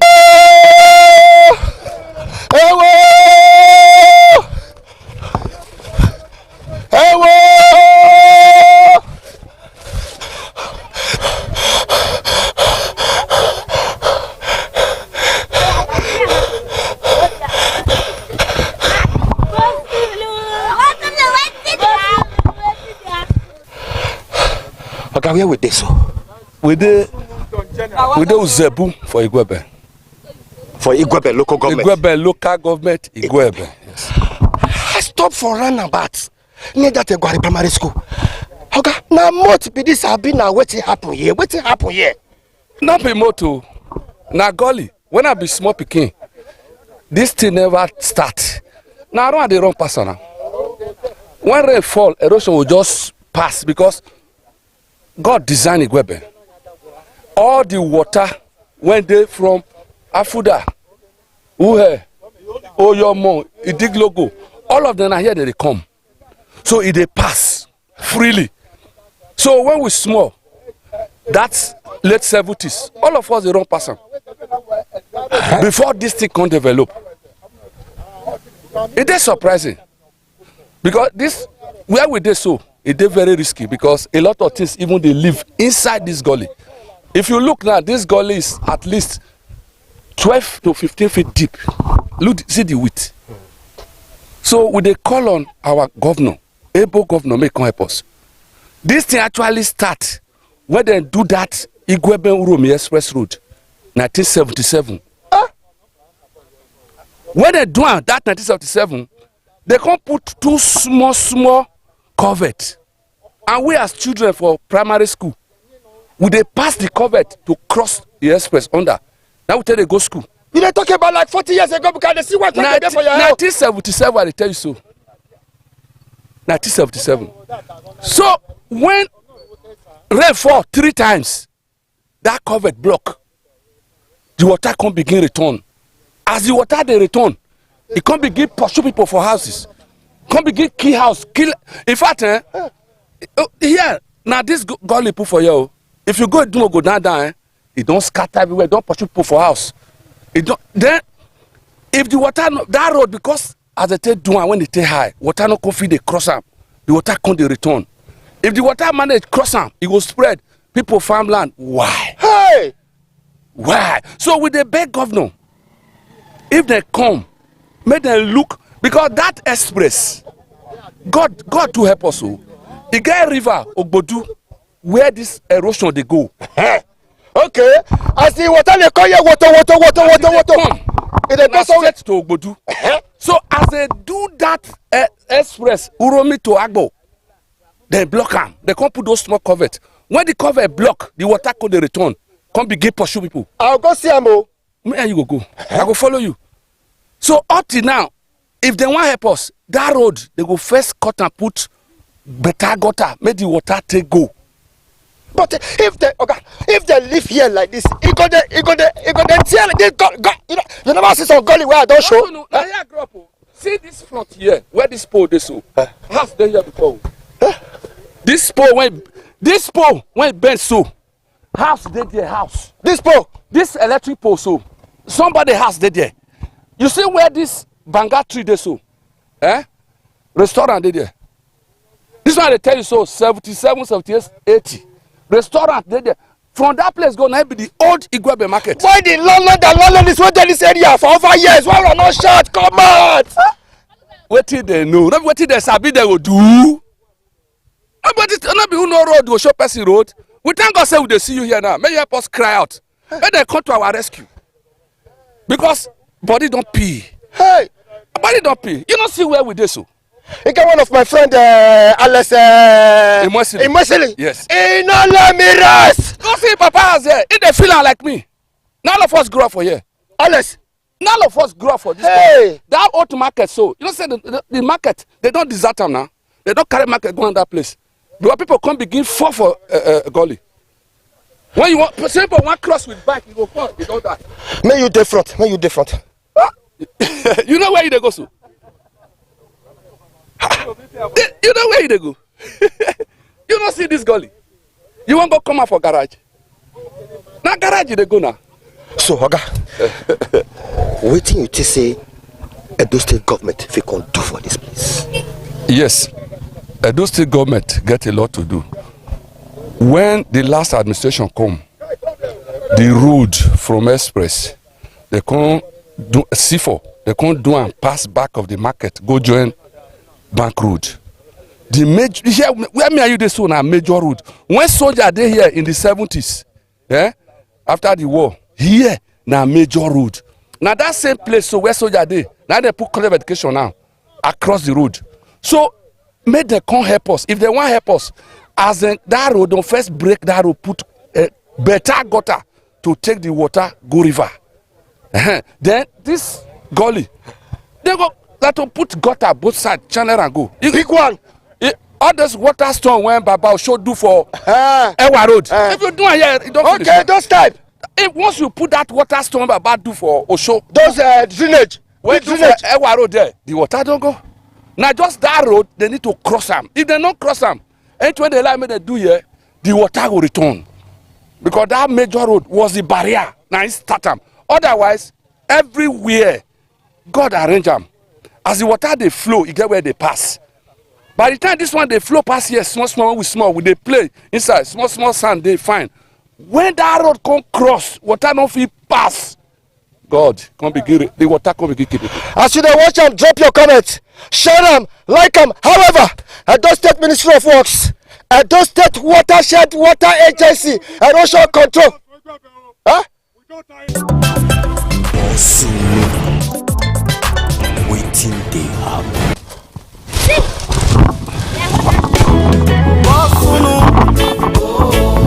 Now waiting they happen. No fear, drop your comments. I did for Igwebe, Gully. Now waiting they happen. Now waiting they happen.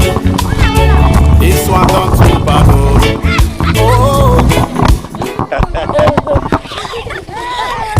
I don't suffer, not be small. If they fall for this area, I be. Very bad. Yes, very bad.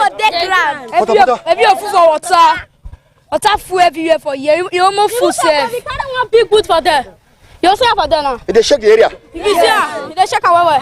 They shake away. Yeah, they hot. You go sit down and not be fast. If they fall, now they fear. So now what make Governor Kodwa? Yes. When I leader, when I beggar, say whoa. Akakomisa whoa. Akakomisa whoa. Okpawolo whoa. Monday whoa. His Excellency, they say me you come Igwebe. Now waiting they happen. Now waiting they happen. Now waiting they happen. Waiting they happen. See, this house belonged to my mother. There was a restaurant. This house? Yes. This is where I was born and grew up. This very house. Are you born you? Yes. And you are more than 50 years now? Yes, I'm 55 years old. That was a restaurant here owned by my mother. 2 buildings. This is a market square. People do buy and sell. My brother here operates this store. I was a beer parlor here. Drinks, beer meat. This was an industrial place. There's another house here by the pole here, owned by my uncle. All this line, you see those repairer, the barber were occupying all these places, down to garage. And at the extreme end over there was a big hall there. It was a market shop for the Gari women. They buy us to the north. A very big store where major people sell and buy. This was the major market we have in Igwebe. You trade here, you trade in Palace here. This was the highest market. A day to market, today's a market day. Like yesterday, You see a lot of people coming from Onitsha, Agbo and Omunede. For this place, so? Yeah, they will sleep overnight against today to buy food stuff and return them back. But today, as you can see, what's be your name? I'm Mr. Augustine Esangbedo. Esangbedo? Yeah. When they born you and when you they grow up, this one not there yet now. I never see anything like this. What it happen? Nah, this gully, as my uncle was telling, you understand? There was not anything here. This was a major express, direct. People buy and sell here. It was because of this gully that this market definitely closed down. So now all the waterways say they come from everywhere. Dumbeka, Uhe, Dilogo, Oyomo, all are coming down to this very place. There about 2-3 years ago, if I'm not missing words, there was some 3 years, the scout company came, said they want to dualize the place. You got me? This is my mother. So, as I've set up though, we were all happy, praying that the government should come to our aid and rescue us from this. Because you go to the Dumogo side now, more than about 15 buildings there have been condemned by this place. For that side? If you go to the end, you will see today, people are not living in that place again because of this golden erosion. Where you are standing now, there's a buildings here. We're all living where we stand, so how's that? Yes, that's the. We interact together. When it was not costing a lot of havoc, my uncle now brought this thing just for the other neighboring community to cross over here. This is a chassis of lorry. Okay, wait. This is a chassis. Okay, lorry chassis. Okay, that was the okay chassis for trailer. Yes. Now put it here. So I will take on construct here. There were two. After getting expansion here, one fell into this very place. That was how we lost. If you watch now, this is a chassis. People they pass here. We risk it. May you fair risk up. Wait. This is a chassis now. See, this is a vehicle, a big vehicle. You see to it. This is that's a chassis. You see to it. I cross here every day. I play over here. There was nothing like this here. Which quarter be that side? This is Idumomo. This is Zebu community. Okay, it's Zebu community. Yes. For Benin, we still get to Zebu community. This is my community, Zebu. Where only I came from, Igwebe. This is only as compound, where there's a big mango now. After the king of Igwebe, you see this second community here. This is only as compound, where you see a big mango. You mean say some people are Benin people, they be one? Okpamakin. Who they call me? Who they call me? So, please, the governor, Excellency, Senator Modokwe should come to our aid. People have lost their building, homeless, because of this. So I beg in the name of God, they should come to our aid and help us out. Where your mommy where they see us now? She died. Went inside again now. We are dying here. A lot of buildings have destroyed here. Cameraman, come. Here is direct to garage now. Okay, wait first, make it. Come, no fear. Cameraman, come. My cameraman name na Ehoe. Come, no fear. I don't hear. I'm going to show you a pump there, federal government pump.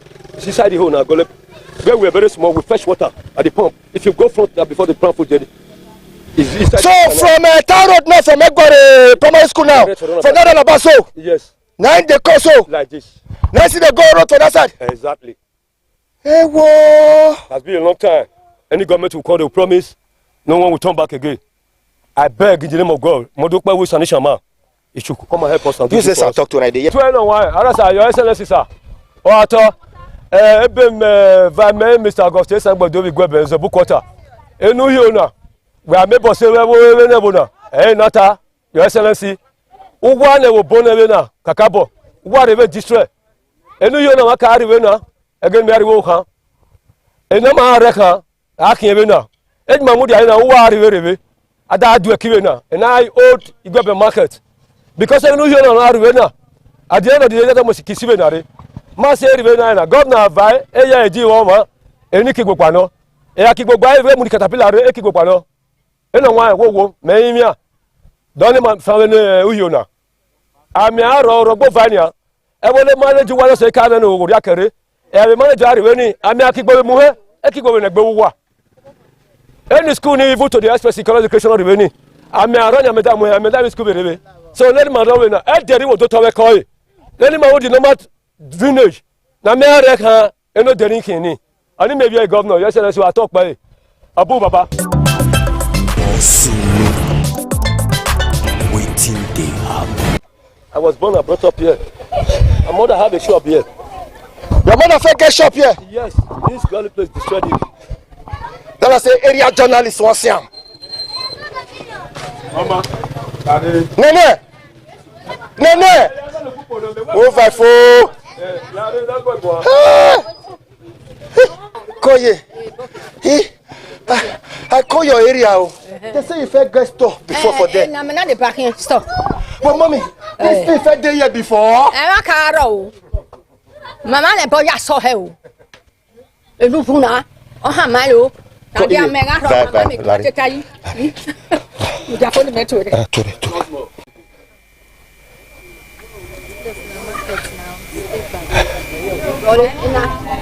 Two-room store, maybe you.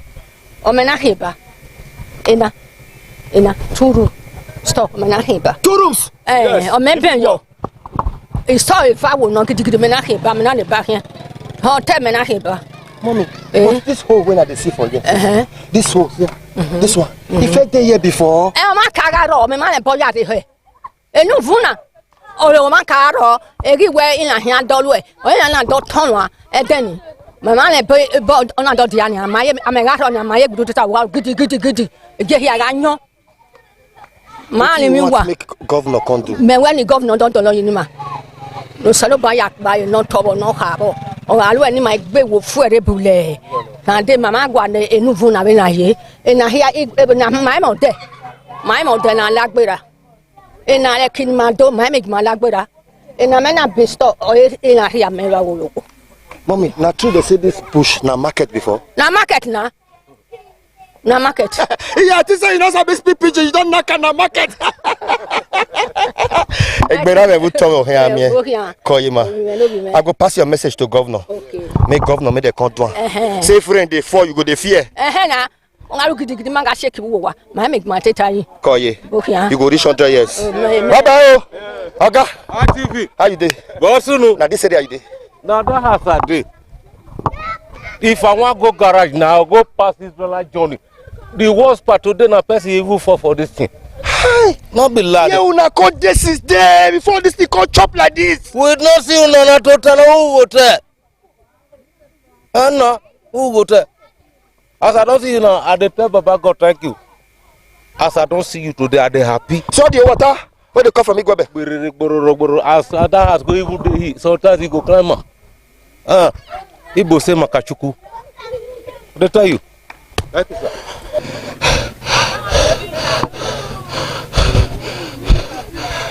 Edo State Erosion Control, Edo State Ministry of Works, Edo State Government, I did for Igwebe local government.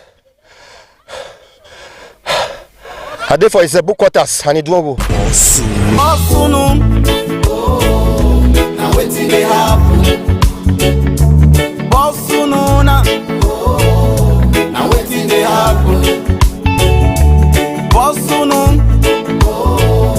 Now wetin dey happen? Wetin dey happen? However, the son I wrote before. Some people don't stay in this area for like many years. The thing shocked them. So they follow me, they waka, they come. My brother, how you doing? Fine, oh, well done. I did for Igwebe. Yes, so. Where are they so? You there in Zebu community, Igwebe, and Idumogo. From roundabout near Gware Primary School. To this place.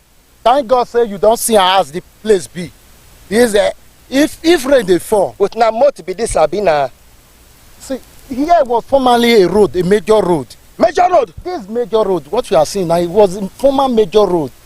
Gradually, it get to this stage. Nobody. So we are appeal to Governor Monday Okpebo.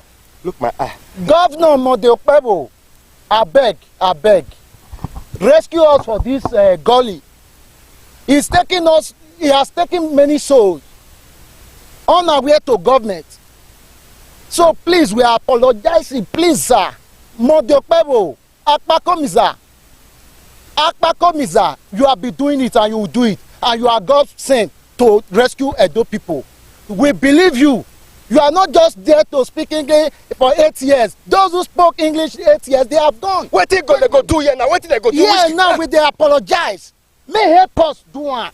Like people they fall. See, it rain fall now like this. All the erosion where they go bang. Now here. all the whole erosion when they go na here. Even they fall, everybody they fear. If you see now, say some people say for them to cross this place, you see some bridge, they're not born their way. There is when governor said engineers coming Gwebe now. Hey, it may say now, I beg, I don't need that. I beg Governor Monday Okpebo. I beg one work.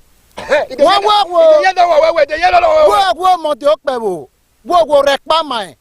Ma via bi Gwebe. Oyama le ramudeni got no with Gwebe na. People don't come up for house. They don't abandon their houses. For this side now, people don't roof. They don't abandon house. Erosion don't cover their houses.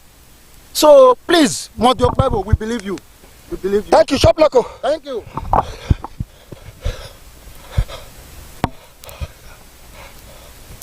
Hey, whoa. No fear, share out, drop your comments. And therefore, Igwebe, local government, Igwebe. The only local government, wait there for inside the local government. But therefore, Uzebu quarters, it won't go. You know, so if you come in land, you will see different quarters.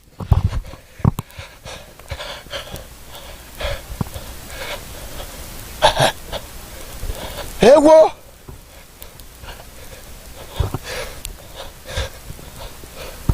What else, sir? I got this community today. And they come in Kako.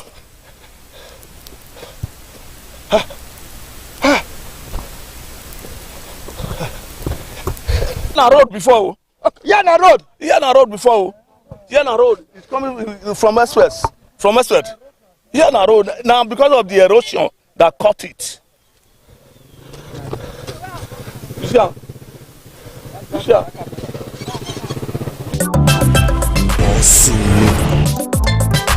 Waiting they happen. ITV, certainly the best.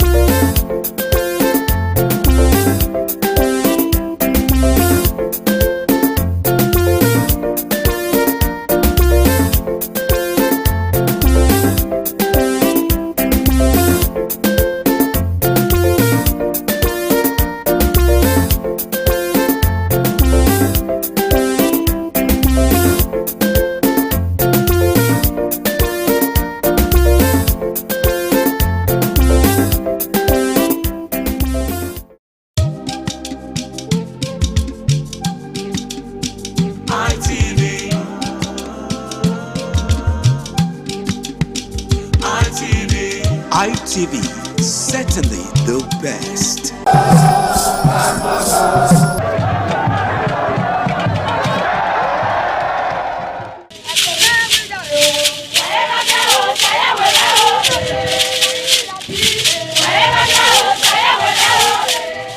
Benin Cultural Dance, a unique dance and quality dance steps of the Benin people. This dance is a vibrant mix of traditions, arts and beliefs, deeply rooted in the country's diverse ethnic groups and their rich history. The dance has artistic expressions depicting the people's history. Benin people have been famous for bronze and brass work, some of which is said to date back from the 13th century, especially ivory and wood carving. In Benin, the people dance to show respect, honor, dignity, which they honor. They dance to show royalty, as natives are seen in their numbers around their body depicting the symbol of kingship.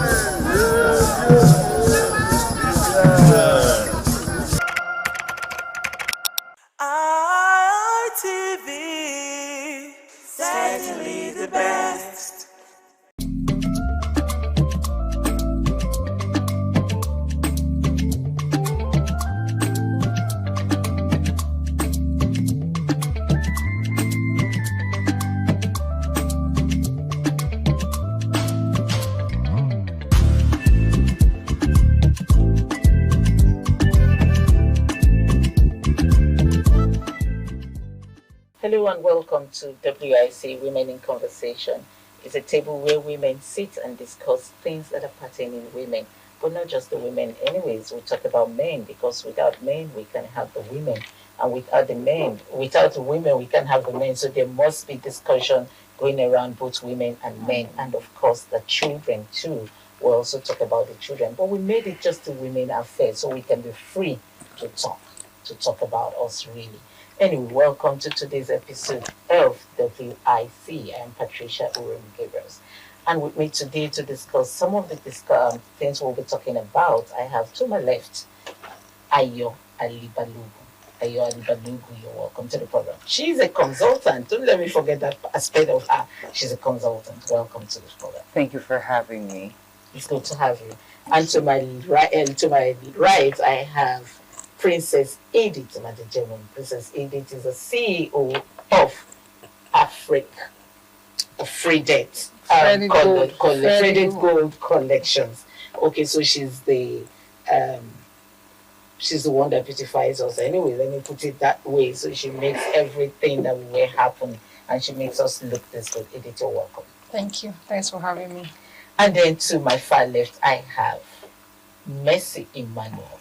Mercy Emmanuel is a nurse, and a senior nurse at that. Mercy here has been the one telling us what to eat and what not to eat, what to drink and what not to drink. We remember the Christmas episode where she was telling us we shouldn't take a lot of soda and all that. Carbonated drinks. And she told us to stick on water, which wasn't really nice for me. Mercy, you're welcome to the Thank you. Okay, so let's start off with what we're going to be talking on today. We're going to be talking on Mother's Day. Mother's Day was celebrated just last week. It was a few days ago. Yes, a few days ago. Yes, maybe I should say it out here. I got a bouquet of money from my daughter. Wow. And of course the men were so angry in the house. They were like, what's going on? Every day people are celebrating Mother's Day. That's why we want to talk about it today. Let me start with you, Ayo. A lot of people say we're always celebrating Mother's Day. In fact, some men say Mother's Day, are they the only ones in the world? They are celebrating them every time because we just did the International Women's Day in March 8th. Yes. And then a few days after is Mother's Day. March 15th. Yes, I remember that March 8th, my son also woke up and said, Mommy, what do you want? I want to order for you. It's International Women's Day. And I was like, thank you. And he did order me something. And then a few days after, I'm being celebrated again. So the men are not upset. They're not angry, but they're asking questions. Why is it that the women are more celebrated than the men? Well, it's a function of perception as far as I see it. Let's just say that the month of March is a month dedicated to celebrating women largely. And not just women. Now let's narrow it down to Mother's Day. There could be a man who doubles as a father and a mother, who nurtures the son, the daughter. Such men too are recognized on Mother's Day. Sure. As a single mother, my daughter makes it a point of duty to celebrate me on Father's Day. Wow. Wow. Oh, yes. Oh, yes. And celebrate every man who has contributed positively to her life and made an impact to her life. Yeah. So I also take out time to celebrate the men who also pull that by virtue of maybe being divorced and they're taking care of their children or they're widowed. So mothering is just another word for nurturing. It is not a clash or the fight of the sexes, to be honest. Gender. So when some men, trivialize it, every day should be used to celebrate the people you love. That's my point. That's your point. Okay, for Edith, men also have Father's Day. Yeah. Okay. But they are still insisting that the Father's Day is not worldly recognized the way Mother's Day is being recognized, and they don't celebrate them the way mothers are being celebrated. What's your take on that? As far as thank you for that. As far as I'm concerned, I think I know there is they set aside for International Father's Day, just as we have International Mother's Day. But fortunately for women, we have the next week, which is 15th of the same March, is the Mother's Day. So it's like a double celebration for women. Why she said the month of March is set aside to celebrate the womanhood, the mothers. Okay, now, why are men not comfortable with just one celebration in a month? You understand? In a year. It's you give woman one egg, she will triple it. Whatever you give to the woman, she will multiply it times 10. So you give us International Women's Day, you give us Mother's Day, we elaborate it. They can't elaborate theirs. It's not our fault. Oh my God, Princess. That's getting that. It's not our fault. We elaborate it. You know, we celebrate ourselves. Even if we don't have anybody to celebrate us, I trust my women.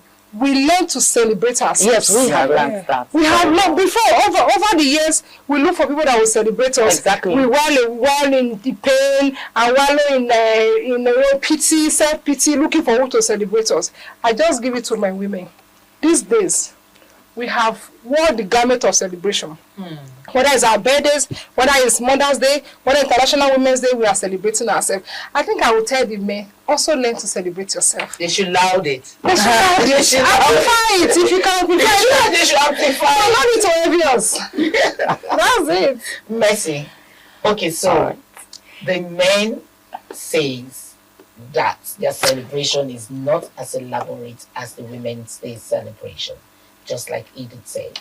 They complained also that even though they have their own special day, the children don't celebrate them the way they celebrate their moms. I don't agree. But that's what they're complaining Now, about. the truth is, it's only the myopic-minded that will say that when it comes to the men. Every man that realizes the importance of a woman would not say that. A woman, just as Edith said, a woman is a procreator. Whatever you give to a woman, the man only goes out there, I want to get the money, take care of the home. They think that whatever it is they've gone out to fetch is enough to sort out everything. But no. You know, I used to get angry with this man that sang this, to be a man is not a day's job. I'm like, what do you guys bring to the table? You know, when a woman is asked that question and you don't know what to answer, it's because you do not know who you are. Do you understand? A woman should be celebrated every second because a woman is seated here. She's washing, she's cooking, she's thinking of the next thing to do. I mean, in few seconds, a woman is a multitasker. So you think the men don't multitask? No, they don't. No. Really? That is the way we are wired. Just a few. And if you watch some skit makers, you'll see them when a woman just decides, okay, let me go out, you take care of the home, clean the house, take care of the kids and all that. You see that by the time the child cries once, Daddy, I'm hungry, the other one comes, Daddy, I want to cook, the other one comes, Daddy, I want to do this, Daddy, like, hey, let your mother come and take care. So why a child or people around understand the importance of women or mothers? Because we put in a lot. They put in little, whether we like it or not, they put in little and expect so much. But we, funny enough, we put in a lot. And funny enough, we also get it clear. Because Ayo said something about some people could be widows, some men could have been divorced. Very few and of they them take care of the children like the women do. So people. what extra do you think the women put? Wow. Okay. Now, there are many women that are not just full housewives. I give it to those that are full housewives because the tax in the house is overwhelming. Because the men go out and when they are back, I posted something some days back on my WhatsApp status and a woman that was breastfeeding and sleeping. Now she is sleeping and the child is just not comfortable. Probably this woman is probably a full housewife, let us assume. She cleans the house, she takes care of the kids. Probably she took the kids to school. She takes care of that man that just wakes up in the morning, takes his bath and just runs off to work. and she stays back in the house to care for the kids when they are back and to also care for the family. So the woman puts a whole lot. This man just goes out, gets to work, and he's back. But they tell you they bring the money. No, it's just so the women also bring the money. You know, for me, to be honest, I don't like to do the war of the sexes. I don't. I like fairness and balance. All right. But life is not like that generally. Sure. So in each household, you determine how you want to structure or how you move. You know, so when you have the woman, she's doing house chores and everything, nothing stops the man from helping out. The money wouldn't. Now, I am the head.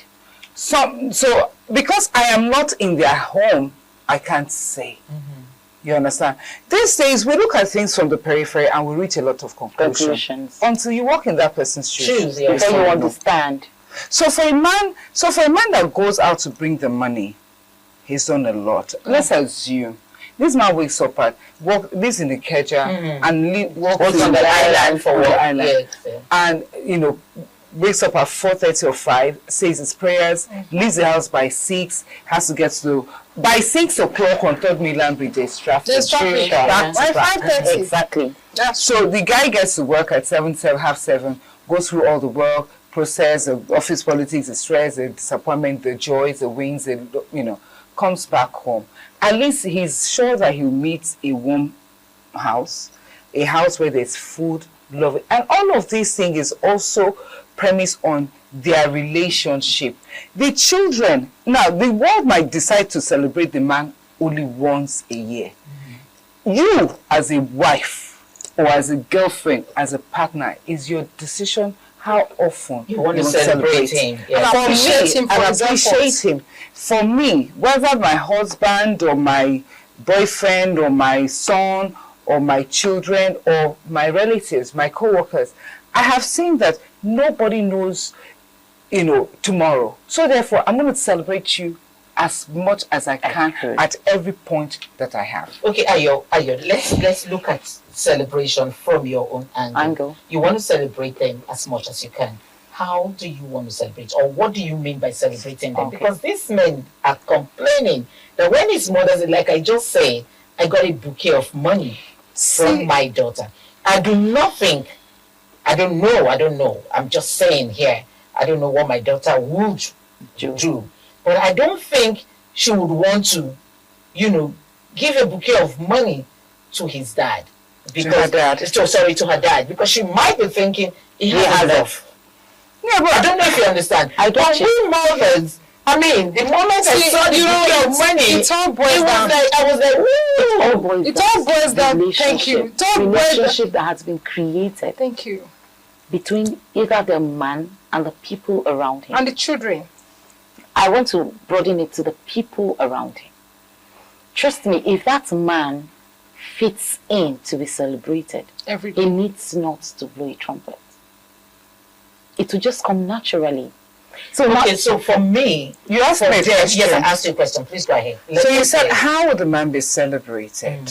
Okay. So a lot of time we're expecting grandiose gesture. Well, so let's assume I live with this awesome man and he comes. He's not even my brother. He's not even my boyfriend or something. Well, let's say we're just co-tenants in the house. You give him a warm meal. The way the utensils with which you present it, you're not doing the regular. So today, you understand? You do after setting the table. You now put his face. What's this one? I'm celebrating you now. In an unusual way. In an unusual, something creative, innovative. Your brother, your husband, your father gets back from work. Let's say, Dad, bring your feet. Let me massage you. You're a king. When you do that too, we begin to look at you with the bombastic side eyes. Having in mind that there is something behind this. Because men already have this mindset that for you to give me a special treat. Mercy, you use the term myopic. Yes. I love that. And that seals it for me. So even if you're dealing with a myopic man, you did it the first day, second day, third day, not day, but first time, second time, without asking anything. the person gets to understand. And then you also teach the person. If the person is myopic, not to think that replicates it. Oga, when I celebrate, you might go. See, you guys are not seeing it from my own perspective. Okay, please, what's your perspective? Yeah, you know you're always on the war zone. Our perspectives are usually different. So let's hear from So the thing is this. We celebrate the present fathers every time, just as we celebrate the present mothers. What of the absentee fathers? Are they also expected to be celebrated?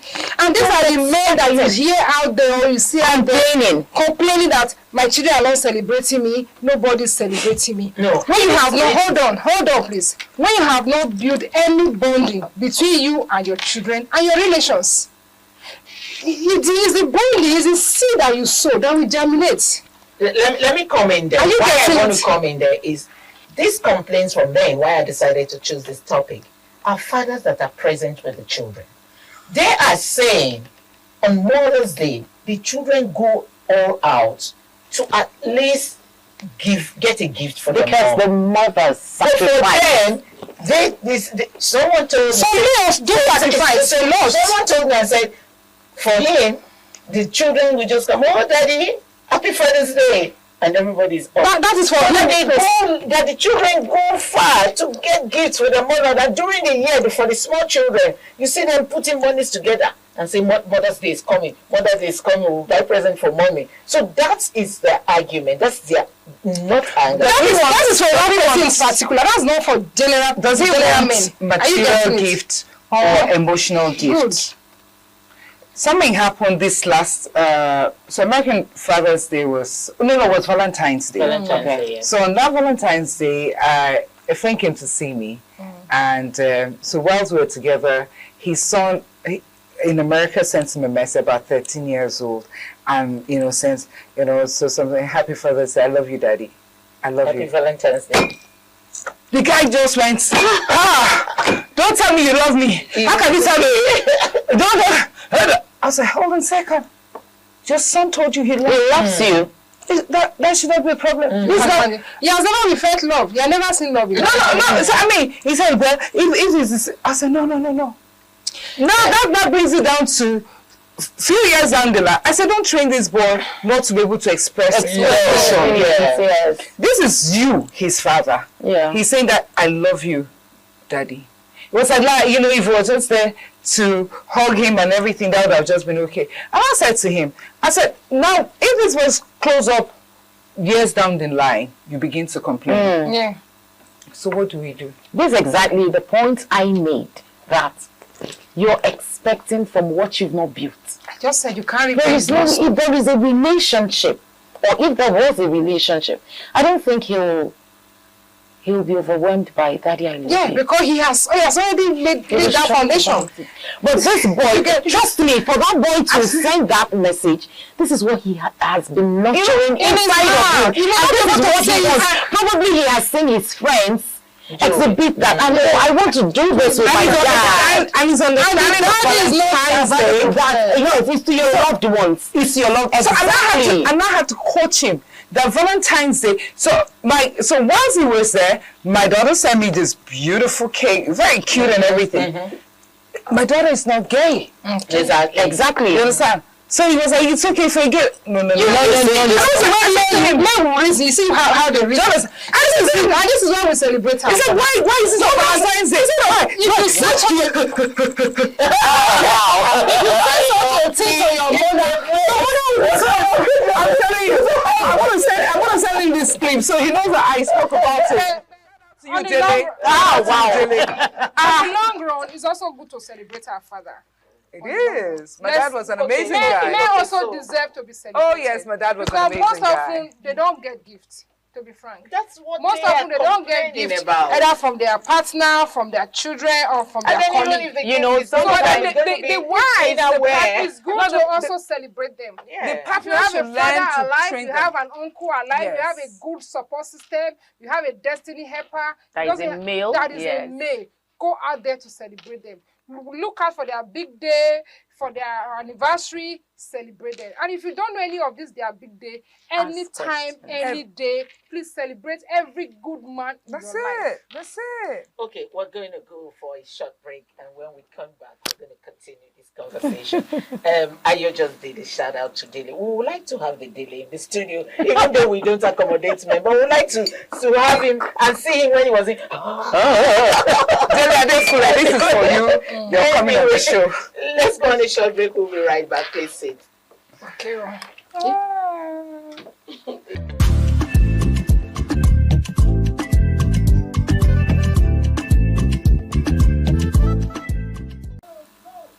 Okay, welcome back. It's still Women in Conversation, WIC in short. We were talking about Mother's Day, and the continuation of the Mother's Day conversation has just begun. So Edith was saying something about celebrating men at all times. So I was going to come into talking about you celebrate the real men, not just the men that fathered a child. You know, you mean sperm donor? Exactly. Thank you. Let's say the way Let's look at Tonto Dike. Okay. As a case study here today. All right. Tonto calls herself King Tonto. Yes. Yes. And why did she do that? Because she said, okay, she stepped into the shoes of the father and the mother. Do you think it was right for her to have done that? I don't think Churchill decided not to take care of her son. It was her decision as at the time of breakup to take the child. Can I come in? Yes, there? please come in. She has the right to be addressed whichever way she chooses to be addressed. She gave herself the name, and we don't have any reason not to accept it. We all have a way of celebrating ourselves. There are some things you are very good at in doing, and you have a way of, praising yourself. That is the way she feels like she should praise herself in that position that she has assumed as a father and a mother. You understand? She was doing a lot at a time. I understand you said it's not that the father of the child didn't as at the time, to step in as a father to play his role. She blocked that angle. And she owned up to it. She has her reason, and she's entitled to her reasons. So if she decides to be called a King Toto, I think that's her decision. It fits her, it suits her, she likes it. We don't have any reason to query her. Why do you want to be called King Toto? That is who she chooses to be. And every other woman out there, we have some super single mothers. They also have a way of, celebrating themselves or praising themselves. You can see here a woman that will say, 3-in-1, I'm a superwoman. Are you getting it? Superwoman. How do Yoruba say it? Obirimeta. Yeah, that's some super women that also is that how you say it? Yeah, that's what they call it. That's some women that has also stepped in as a father and a mother at the same time. You have some single women that are she just trained one, but she's training one child. There are some single parents, single mothers that are training 3 children, 4. I know a single mother that single-handedly raised 3 grown-up graduates. What do you call that lady? If she choose to say, today I'm King Deborah, what will you call her? You say or decides to call herself Odogu. Odogu. And not Odogures. Yeah, Odogu. Okay. There must have been a reason. Thank you. If she choose to say, okay, today I'm the Odogures or I'm the Odogu, I'm Odogu Deborah, you say I'm not fit to be called Odogu Princess. I am Odogu Princess. Okay. Because I've been through some rough part and I survived it. Odogu Princess. It's nice to have you on set today. Let's hear from you on Tonto Dike's issues. All right. The thing is, due to what I have been through in life, I am not quick to judging people. Thank you. Truth be told, if we look deep, there must have been a reason why she gave herself that title. Honestly, let's be blunt. Some people call me a feminist, but I just like being honest. No woman will tell you, don't partake in the upbringing of your child. It's a heavy load. I'm talking from experience. No woman will do that. If you want to, as a man, you know your responsibility as a man or as a father, not as a donor. I don't want to go raw, just as you said. Not as a donor. You know, this is my father role in the life of this child or these children. You shouldn't be begged to do your fatherly role. And when it comes to a point where a woman tells the world she is the king, she took over everything, there must have been a smoke. There's a fire under. Click it. Sweetie, what's your take on I don't What's your take on Tonto Dike? I don't know much about her story. Yeah. I don't like to judge what I don't know. Thank you. So, if she chooses to be king, is it because she's nurturing her child that makes her a king? It could be she's trying to say she's a boss lady in the Nollywood industry as well. So it might not just be in reference to her bringing up her child. Well, that's what she said. That's what it's she in said. reference of bringing up a child Right, by so- herself. Yeah. So bringing up a child. At some point, she started wearing male clothes. Yes. When she's going, when the There child was is one going of the into Father's Day. She came as When the child has entire sports, anything to do in school, they need parents, she would dress with as a man. Yeah, dashiki, she would go. And Father's Day, she would celebrate herself. You see it boils down to how we celebrate ourselves. She celebrates herself on Mother's Day. She celebrates herself on Father's Day. And this boy is still a little, he just clocked 10. So she does the celebration herself. How many men will come out to celebrate themselves? Alright, so I like the fact that she's doing all of that, wearing the pants and everything. Yeah, some of us can be a bit dramatic. Yeah, and that's then it. some of She us is. are really like, you know what? I roll my sleeves, hands on deck, boom. For the records, I had my child at 18 and a half. Single mother. My daughter today is 32 years old in June. And I give all praises to God Almighty, because she went to some of the best schools, from Vivian Fowler to studying abroad, Bristol University, Loughborough University, MBA certification, and all by myself. Now, should I now start wearing, blazers and everything too? No. But because that child from babyhood has seen the father and all of that, I said to you before now that my daughter would celebrate me on Father's Day. Are you going to fault her for that? She choose to. Because you deserve it. Yeah, so I don't think that women should be overtly dramatic about certain things. In Yoruba, we say this: what you can change, you accept. What you can change. If that is the reality on ground for you, am I going to love myself less? I moved on. But the day I had my child, I made up my mind, and I looked at my child and I said, this is meant to be a mess. But you know what? She is going to be a message. Yeah, I like that. And my daughter has turned out to be a message. I think you should celebrate the people around you. What you give, you get. Love goes around. Only really be celebrated. You have to create that relationship. Learn to celebrate the people around you. Learn to celebrate your wife. And learn to celebrate every of your little ones. And so, my pretty women here have just left a message for the men. If you want to be celebrated, learn how to celebrate the people around you and celebrate yourself. You get what you give. I'm Patricia Uremu Gabriels.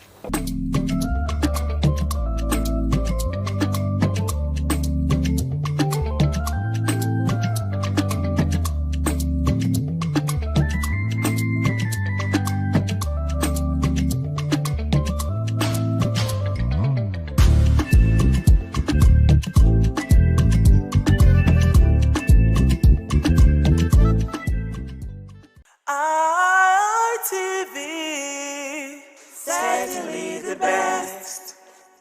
Hi, we expect that our vast viewership may have need for varying fitness concern, and in respect to these, we have made provisions for personal training sessions available for everyone, for we are poised to giving you a satisfactory one-on-one training. So, hire our service today and get a visible but lasting result. I am your host, Higato Destiny. You can call me the Man of Steel.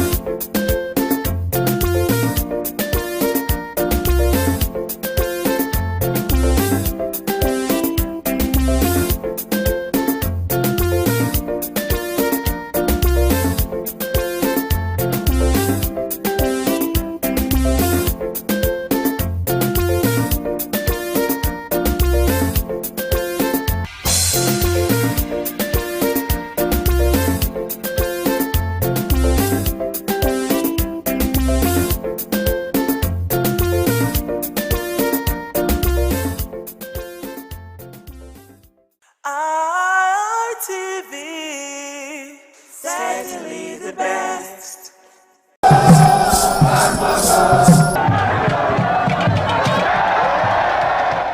Onwa is rich in culture and traditions. The people are a mixture of traditional worshippers, Muslims and Christians. Onwa is located at the northern part of Edo State. It consists of 2 local government areas, that is Onwa West and Onwa East.